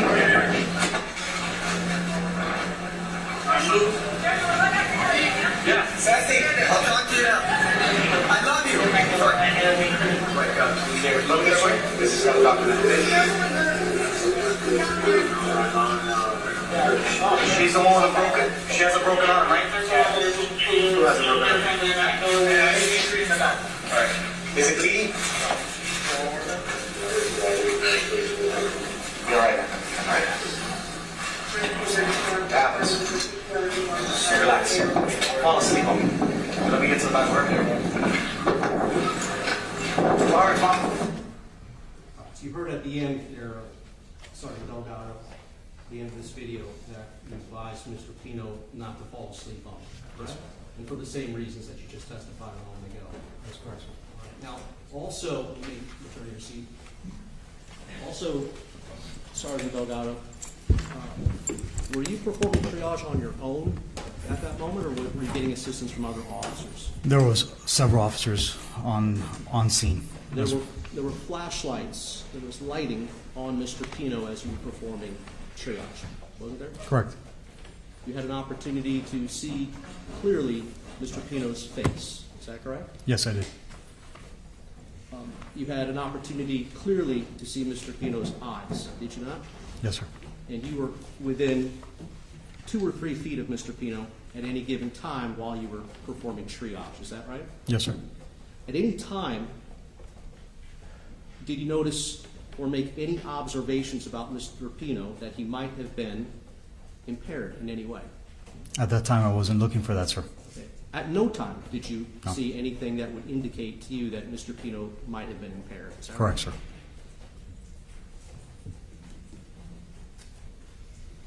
Did any of the other officers who were performing triage with you on Mr. Pino tell you that they observed any indication that Mr. Pino might have been impaired? Not to my recollection, sir.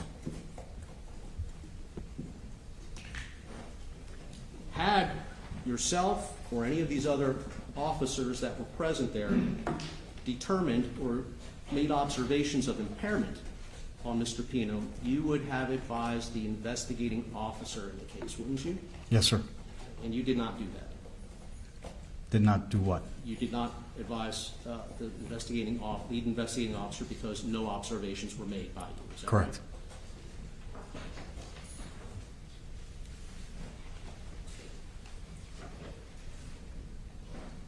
right? Well,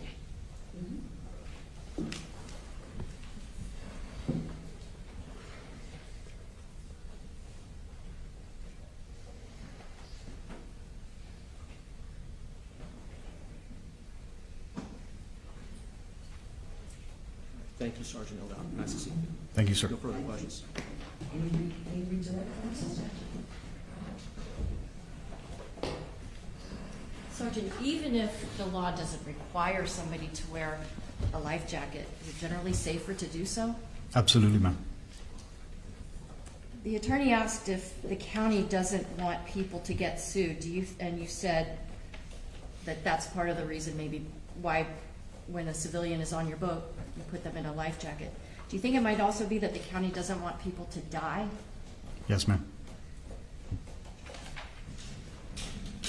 I'm going to ask our nice clerk to mark this, please.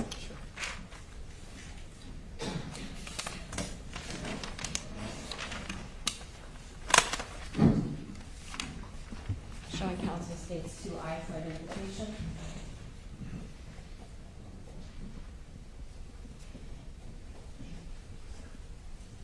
Sergeant, I'm showing you a demonstrative exhibit. It states 2I. Objection, Judge. Come sideline.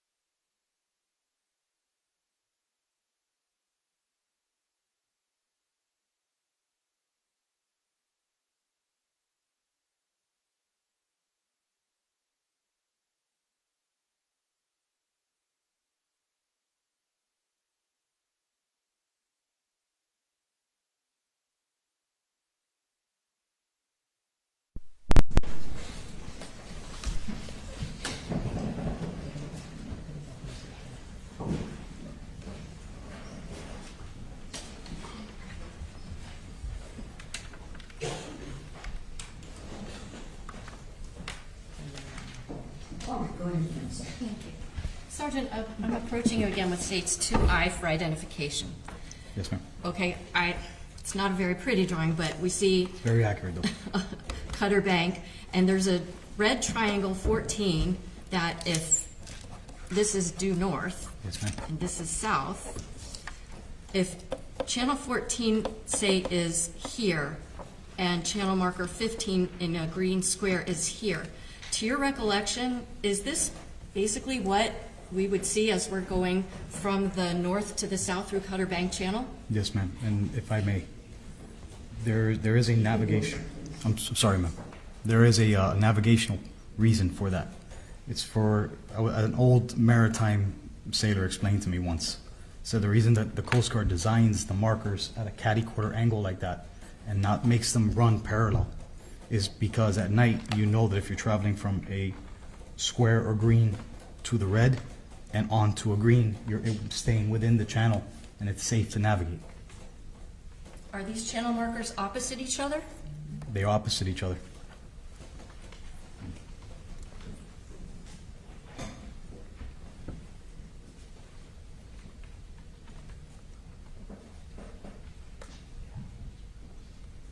No other questions? Any recalls? I have no recalls, Judge. No, fair enough. This is excellent, thank you. Thank you, Your Honor.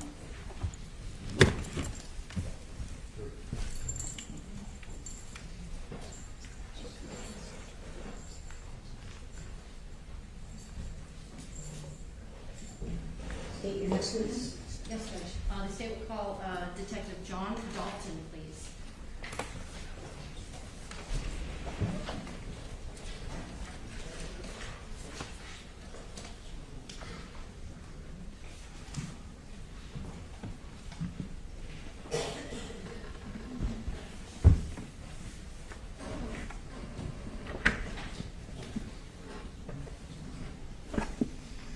Please step forward, face the clerk, raise your right hand and respond. You solemnly swear that the testimony you're about to give will be the truth, the whole truth, and nothing but the truth? I do. You may have a seat, sir. Sweet.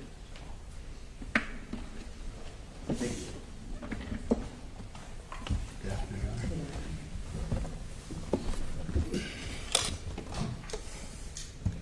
Hello there. How you doing? Could you please introduce yourself to our jury? How you doing? My name is Detective John Dalton. Where do you work? I work for the Miami-Dade Sheriff's Office in the Traffic Homicide Unit. How long have you been with Miami-Dade, well, initially Police Department and now Sheriff's Office? Working on my 31st year.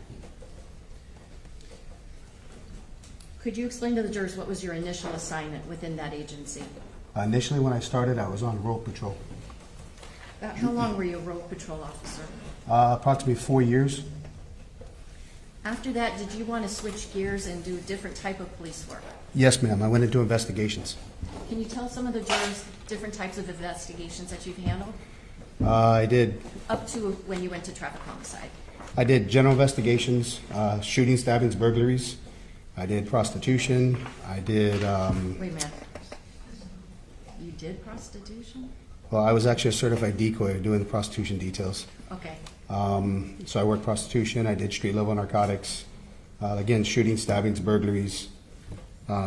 Just general investigative work. Are you familiar with the term FTO? Yes. What is an FTO? A field training officer. What are your responsibilities if you're an FTO? You're actually an officer that works on the road that trains all the new officers that are coming out to basically get them up to speed on being an actual one-man effective officer on the street. For how long were you an FTO? Off and on, probably 4 years.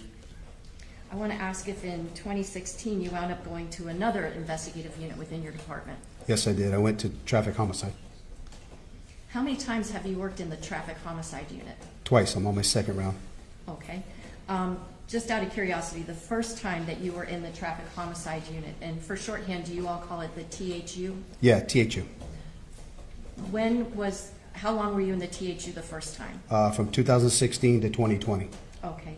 And then did you go somewhere else within your agency? Yes, I went to Marine Patrol. How long did you stay in Marine Patrol? From 2020 to 2024. And then where did you go in 2024? I went back to traffic homicide. Okay. Can you tell us a little bit about the training that was required for you to become a member of the traffic homicide unit? So far, it's an ongoing training. We take training classes every year. So far, I've had just shy of 400 hours of training. It's in basic crash investigation, traffic crash reconstruction, at scene, occupant kinematics, which is like what an occupant in a vehicle does during a crash, along with pedestrians, bicycles. There's several courses that we take throughout the years. Do you learn about using math calculations in order to help reconstruct a crash scene? Yes, trigonometry. Also, how about photography? We do photography. We do all of our own photographing of all of our own scenes and everything, so we take a photography class as well. Are you familiar with the term total station? Yes. Can you explain to the jurors what is total station for measurements? You probably all have seen one and don't realize what it is. You've seen the land surveyors on the side of the road have the tripod set up with the machine. So that machine is made by a company. It's several different companies. The ones we use are Nikon, and it's an actual electronic machine that measures a specific point that you look through an oracle. You place the crosshairs on a specific point, and it actually takes an exact measurement from where that tripod is to that exact point.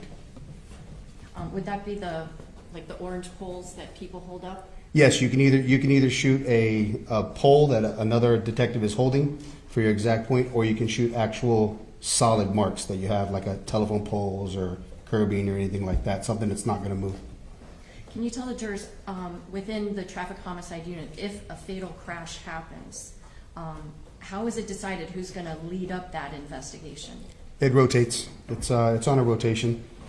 It depends really on who's up, who has the more cases or the least amount of cases.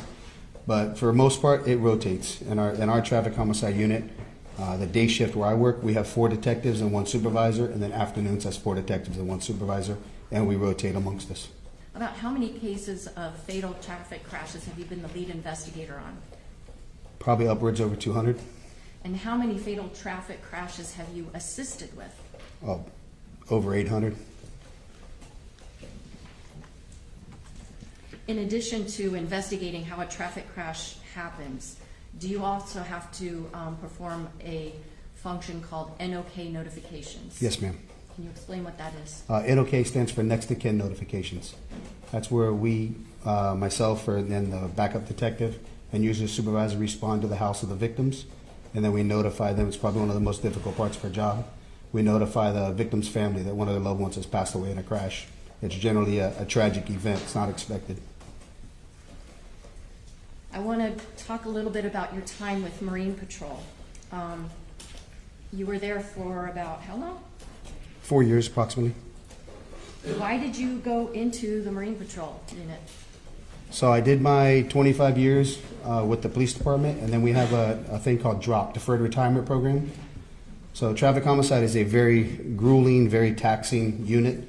You are on call every other week, and it's on call long hours. You get called out any hour of the night.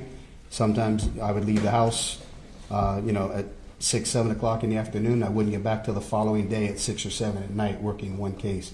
If there's leads on it where you're closely developing leads, you will just continue working through the case until you get to the end of it.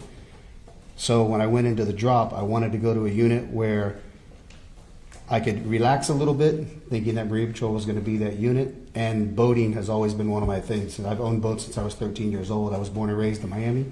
I've been on boats my whole life. So I wanted to go to a unit that I really enjoyed, doing the out on the water.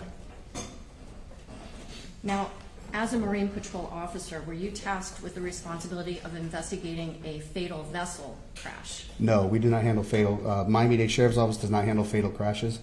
We only handle boat crashes that are minor in nature, less than $1,000 with no injuries. Anything with injuries or fatal is going to be with FWC. Do you think that the training and experience that you had as a traffic homicide investigator was helpful to you when you would investigate vessel crashes, even if death or serious bodily injury did not result? Yes, because as a traffic homicide investigator, you have a different dynamic of looking at crashes. You definitely have different way of looking at just even a minor crash. I think to the extent that I've gone so far as I can look at most vehicles and the damage on a vehicle and tell you exactly what happened in the crash. And it does correlate over to boats as well. Even though there's a vast difference between boats and cars, it does correlate over just because it's impact damage. And impact damage is what you normally look at. Back on September 4th of 2022, were you working as a Marine Patrol officer? Yes, I was. Did you get dispatched to a location known as Cutter Bank or Cutter Bank Channel? Yes, ma'am. Was that the first time you'd ever been there? No, ma'am. I've been through Cutter Bank several times. I mean, well over 100 times in my personal and my professional career. And is that location in Miami-Dade County? Yes, it is. Can you describe for the jurors when you arrived to that scene? What were you looking at? When I arrived, there's several law enforcement vessels, as well as I believe a Coast Guard and I believe there was a fireboat from Ocean Reef was there as well.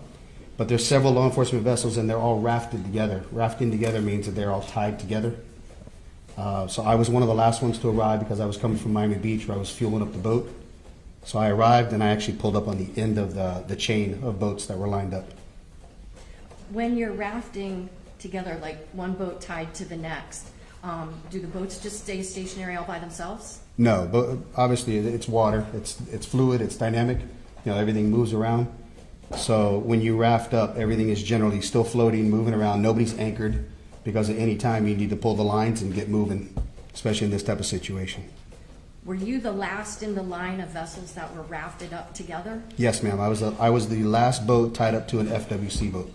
Can you describe what the additional responsibilities are for a vessel operator that's the last of the line for that? So in general, when you're the last one, you're actually the one that's controlling the movement of the entire line, because if you don't control the movement, the boats can actually wrap around each other and become a problem, because you'll start getting, if they go backwards, engines will start getting into engines and it becomes a problem, or the bows start touching each other. So your job as the last boat in the sequence would be to keep kicking the engines in and out of gear to maintain that line as straight as you can and not allow the vessels to wrap or to get, to put yourself in any type of bad situation or cause damage. On that particular night, if you're the operator of that vessel, do you stay on that vessel even if there are other vessels and other people that might need help? I was captaining the vessel. You stay on that vessel because you have to maintain control of your vessel. Now, at some point while you're there, are a number of teenage girls brought over the rafted boats onto the boat that you were captaining? Yes, ma'am. Were any of the girls that came over onto your boat seriously injured? No, ma'am. They all had minor injuries. At some point, do you disconnect from all these other vessels and take these girls somewhere else? Yes, ma'am. So as a rule, a policy for the Miami-Dade Sheriff's Office, anytime we put anybody other than law enforcement on our boat, everybody gets provided with a PFD. You all know what they are. It's the personal flotation device or a life vest. The ones we provide are the Coast Guard approved orange life vest. You see them when you go on a cruise. You see them. They're sold by pack. When you buy a new boat, they're sold by a pack. Everybody that enters onto our vessel gets provided with a PFD with a wraparound strap. So all the young ladies were brought over the boat. They were all given a PFD, and they were all advised to sit down on the console's front bench, but only seats 2, and then on the floor in the front. Where did you take the girls? To Elliott Key. Okay. Did you go very fast to get there? No, ma'am. Why not? They were in a panic-stricken moment. They were asking me, please don't drive fast, please, please, please. Please just get us there safely. But they were in a more of a terrified panic state, asking me not to drive fast. And it was getting dark as well. In that kind of a situation, are you going to use GPS to get you to Elliott Key? So nightfall was coming on us. A GPS, when it's lit up bright, will blind you to what you're actually looking for. Generally, when you're going to run from one spot to another at nighttime, you're going to use markers. And you're going to use reflective signs on the markers called day markers. So you can use a GPS, but it's going to be very dim, but you don't solely rely on that. You look at your markers while you're running. You're going to be running the ICW channel all the way up. Is it ever safe to navigate solely looking at your GPS device? No. Once you bring the girls over to Elliott Key, are you involved in any further investigation of this case? No, ma'am. Now, you mentioned something about that you went to the Marine Patrol Unit because you were kind of, I think, sliding into retirement mode. Yes, ma'am. Did you like working there? In Marine Patrol? Yes. Absolutely. It's a great job. Why did you leave? I ended up having 3 pinched nerves in my neck. So I suffered some physical setbacks from the constant pounding of the boat. The sun beats on you constantly. It's truly a young man's job. Your knees, and as well as it's very taxing, very fatiguing on the body. Being that we work 10-hour shifts, and you're required to be on that boat, 7 to 8 hours a day on the boat. It's a taxing job for the operators and the Marine Patrol officers on the boat. So it's very fatiguing to you. Any sense of how Bobby Bruto lasted so long in Marine Patrol? No clue. You would have to answer that one for me. Maybe that is this tall? It's possible. The county does take every measure for us. They do give us fatigue pads to stand on, so you're not taking a brutal beating. We do have some boats that have shock-absorbing seats on them to sit down on, but for the most part, you're standing up for most of the time, conducting law enforcement duties. I want to ask you if, over the course of your career handling traffic crashes, has EDR data become really important in those investigations? Absolutely. What's an EDR? It's an event data recorder, which is a black box. I know you all have heard on an airplane, they always talk about recovering the black box. So vehicles have an EDR, which is a black box in the vehicle as well. It records events such as when you're involved in a crash. It goes back and stores 5 to 10 seconds worth of data on that box. And then we're able to use that with a system that we have to download it. And it tells us exactly what the vehicle was doing, the dynamics of the vehicle, driver inputs, everything to that nature, steering, percentage of gas, percentage of brake, everything basically what happens to that vehicle, as well as speed and impact points. And it also covers change in velocity, which is when there's an impact, it moves at the opposite direction. Are you familiar with GPS data that is gathered on vessels? I know what GPS is. In terms of knowing what it is, not in terms of... I know what it is, but I don't know anything about downloading it or analyzing. I've never done that. But you use GPS in your job? Yes, ma'am. Why would you say that it is not safe, or that you would not find it prudent to navigate a boat solely using GPS? So as it gets dark, every vessel is required to turn on their lights, navigational lights, red and green on the front, anchor light on the back. There's no set lanes, there's no set highways, there's no curbing on the water. So boats are free to travel in whatever direction they want, obviously except for going through channels. Channels is something that you have to stay between the markers for fear of running aground more than anything, causing damage to your boat. So that's why channels are marked, that's why they're called channels, and it's the safe way to navigate through shallow areas of the waterways.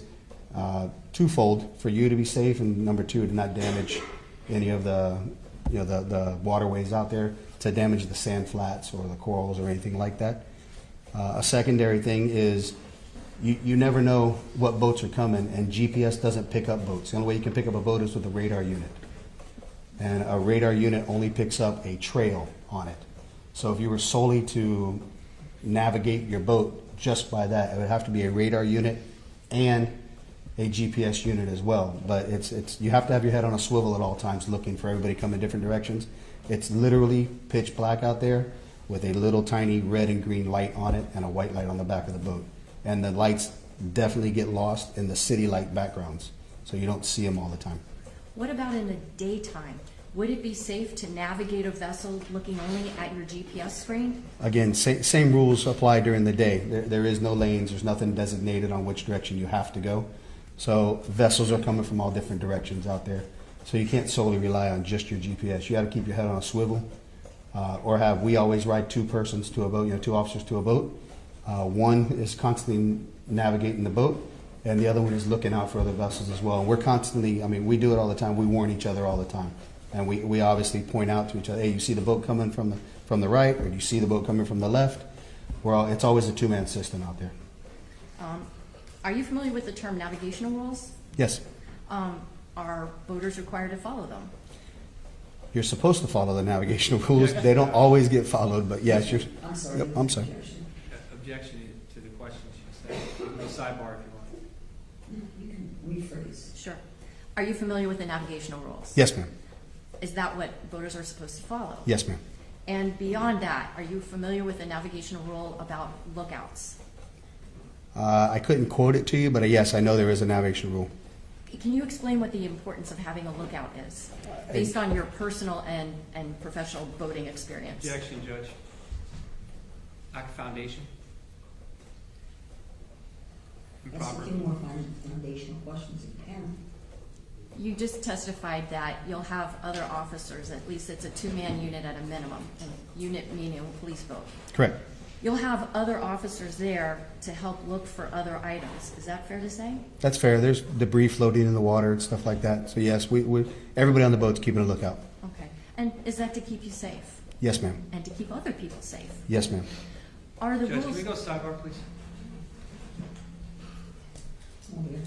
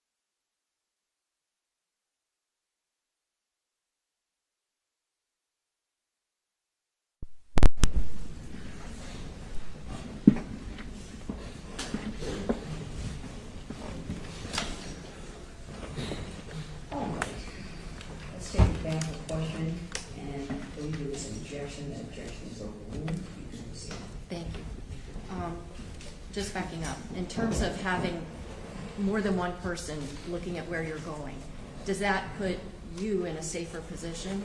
Yes, ma'am. And it puts other people in a safer position? Is that Yes, what you're ma'am. trying to say? Talking about navigating through channels, and I don't mean to ask you something too personal, but how old are you? 53. And if you've been then boating since you were 13, that looks like maybe 39 years of boating experience. Correct. Let me ask you something. In those years, have you had to traverse channels in the water? Yes. Are there rules about what side of the channel you're supposed to operate your vessel on? Not that I recall. I mean, it's general, as a general rule, people treat it just like the street. Objection, Judge, again. He doesn't have to call enforcement any rules. In your experience, In my experience, it's just like being on the street. Vessels go one direction would stay on the right-hand side. Vessels go in the opposite direction would be on your left-hand side passing. having had the perspective of both handling multiple traffic crashes on land and also investigating vessel crashes, albeit not fatal ones, on the waters, can you explain some of the challenges why a vessel crash could potentially be more dangerous even than a motor vehicle crash? Objection, Judge. Sustained. In your experience, do boats have brakes? No, they do not. Do they have airbags? No, they do not. Are they equipped with seat belts? No. How about a steel cage? No. Are boats made of fiberglass? Yes, ma'am. If you're ejected from a boat and you're not wearing a PFD, can you drown? Yes, ma'am. No other questions. Boss? Yes. Good afternoon, Detective. Good afternoon, sir. My name is Ed Armelino. I represent Mr. Pino. We've never met before, correct? No, sir. When you were transporting the girls, you said they were seated on the boat? Yes, sir. And they were on the floor of your boat, too? Some were on the floor, some were sitting on the center console. And was that in the front of your boat? Yes, sir. And you testified that you were familiar with the ICW, the Intercoastal Waterway? Yes, sir. Very familiar, would you say? I've traveled it several times. Okay. And when you were transporting the girls on the bow of your boat, was that at night? Yeah, well, the sun was going down. It started to get dark. Okay, and you had no radar on the boat? No, that vessel doesn't have radar. Do you recall how fast you were going? I didn't actually study again, I'm not looking at the GPS or anything like that. I would say no more than 40, 45, maybe at max, but I don't think I was going that fast. There was no urgency to rush to the island. None of my passengers were gravely injured at that point. Okay, and you felt in those conditions that was a safe speed for you to travel? Yes, sir.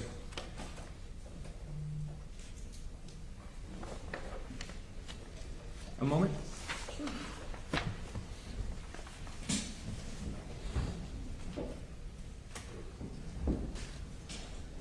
Nothing further, Judge. Thank you.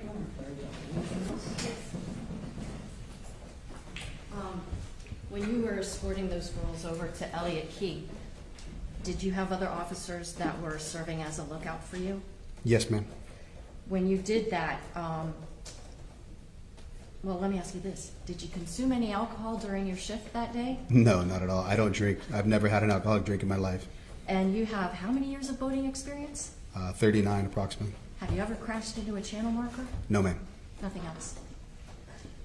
Oh, the witness is going to remain under the subpoena. The state will speak with you. Yes, ma'am. Be available, and you're excused at this time. Thank you very much. Very good. Thank you.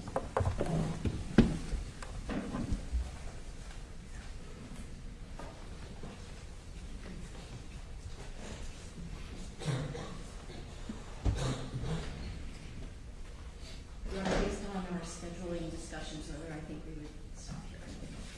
And the today until as well, we recess for the jury. All right, ladies and gentlemen, I ask you please put your notebooks back in your envelopes. We ask please to be here tomorrow, if you would.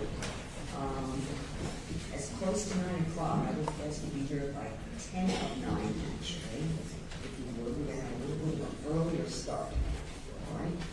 Tomorrow, when you arrive, you're going to go to the jury's room, where they will into the courtroom for us to begin our session.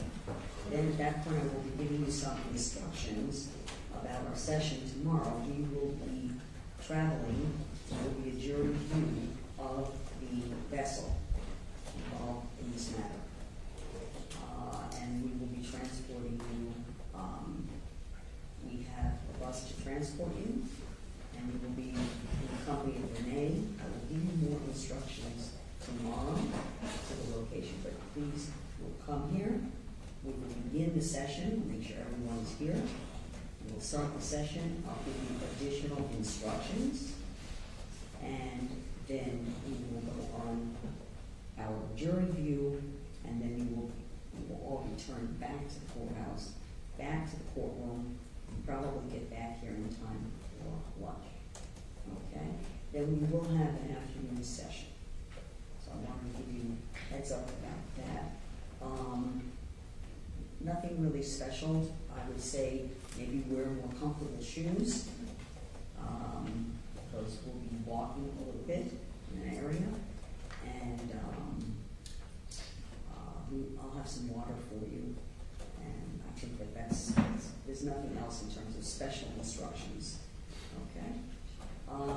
Well, you may want to bring an umbrella, but if I see that the weather is inclement, then we will go to the rain date for the jury view. We're scheduling this for tomorrow morning, and we hope to leave here probably about 9:20, 9:30 the latest. Okay? Please remember, if you see or hear anything about this case, or you think it's about this case, ignore it. Don't read it. Don't watch it. Don't listen to it.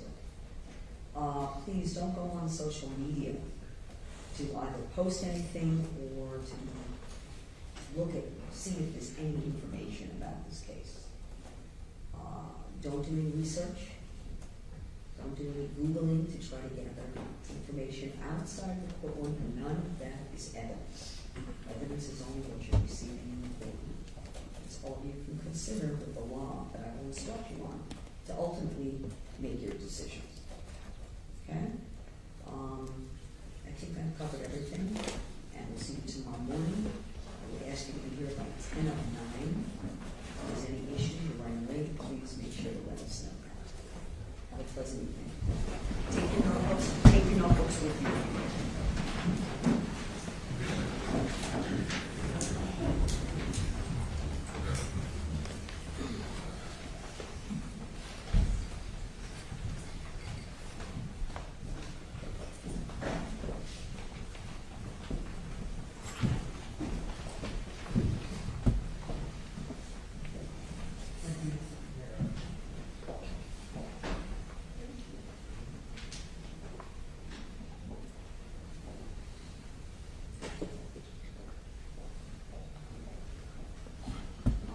Please be seated.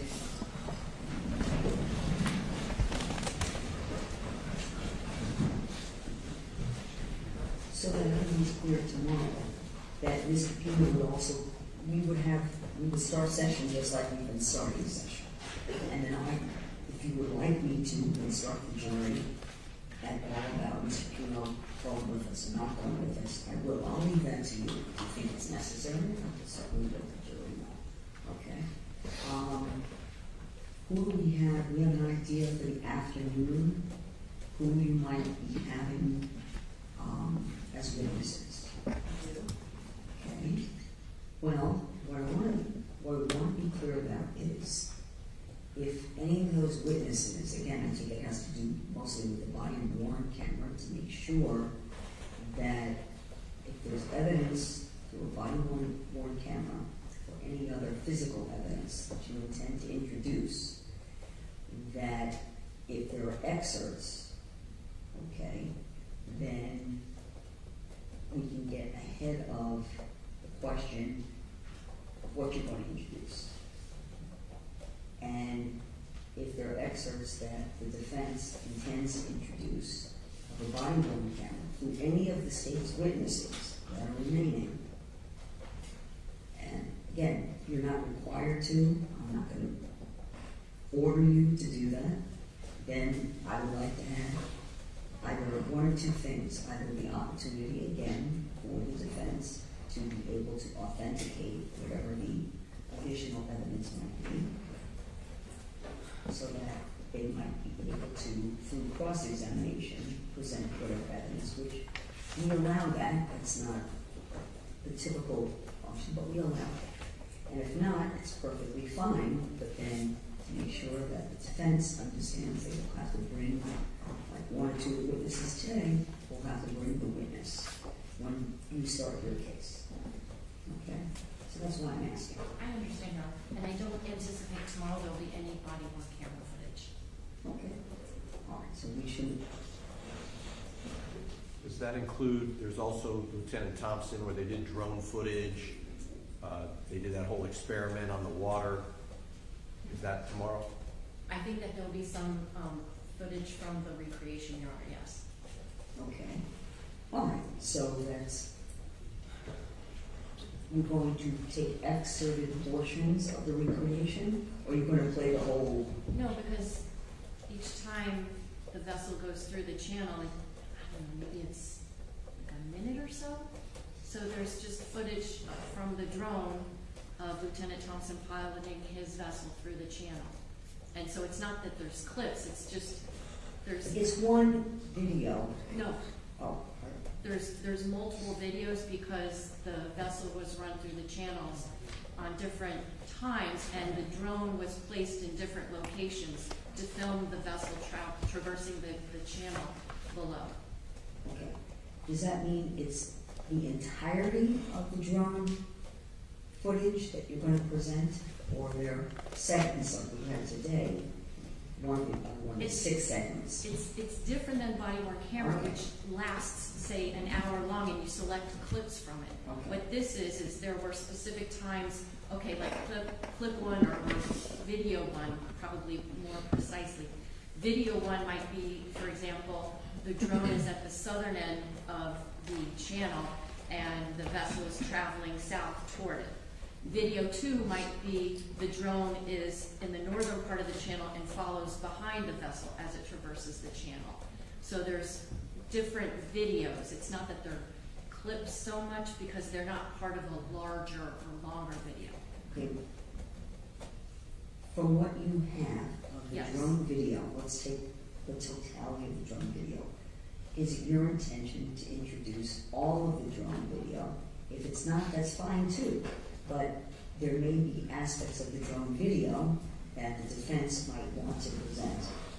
And rather than attempted authentication in court, just want to make sure that the defense understands that, and they would have to have that witness back to present whatever else of the drone video footage that might not have been shown that they would like the jury to see in their case. That's the reason for the question. So to clarify, it sounds like, I'm quite sure, the same event might be recorded by different cameras, different angles. It could be a drone, it could be a pole cam, it could be a camera on a boat. I don't know how many of those the state is using, but they created it and gave it to us. This is not an authentication issue. No, I didn't say it's their, it's what they created. Correct, and they turned it over to us as part of their discovery obligation. This is not about authentication. They are obviously authentic. Okay, but it was different from mine, because you then created separate. We just took a smaller portion of what they produced to us. And created essentially your own, but it's the same information. We didn't create anything. We simply proposed to publish only a smaller I got portion you. of it. I understand the whole thing. We don't have to make this more complicated than Exactly. It is, okay? They had, Present your evidence tomorrow. I will. Make sure you have the witnesses that you are going to be presenting or attempting to present any evidence through, subpoenaed, and ready to testify. If you cannot, through any of the witnesses, present defense evidence. Okay? I'm just perplexed why counsel thinks that just because the state turns something over in discovery, that that's the same thing as authentication from the witness. Okay, we don't need to discuss it anymore. It's clear what happened today. I think it's gonna be discussed again. Well, no, it's I not. understand. It's not going to be discussed. Okay. Okay? Thank you, Judge. Okay. So, have your witnesses subpoenaed, whatever your evidence is that you wish to introduce. If it's something that is not presented during direct examination, and you would like to get it in through the witness that's testifying, you'll present that witness as your witness at the appropriate time. Is there anything else? Yes, Judge. It's 403 or 408? Well, I think I'm gonna make an independent trip myself. Okay. To just get a feel, and I can email everyone as to what I see if there's any potential difficulties. So I should advise FWC that you'll be there? Yes, at some point. Hour or so. Yeah, no, I know, just so I can give them a rough ETA. If you would. Of course. You know, So before 5:30. we're excused from that? Yes. We have, and did, Sergeant Lopez, did he come in to see you? He did, and I provided him with the information he asked me Sergeant for. Lopez is the Miami-Dade police officer who is going to be escorting us and driving the van with the jurors, and with Renee. So, but he needed his the contact person so that we get there, we don't have a locked gate. They know we're coming, but he's going to be in communication.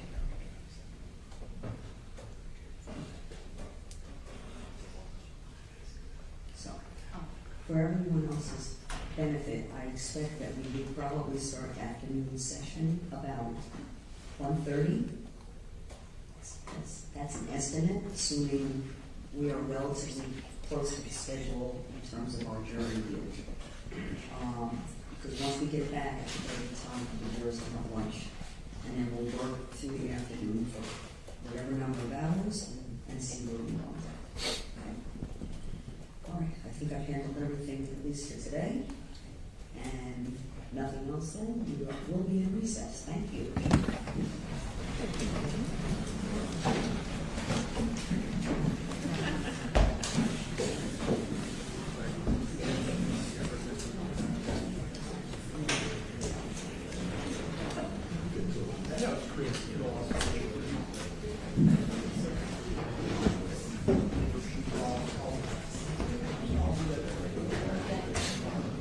Vanessa, you know I write the attorney's name down. After.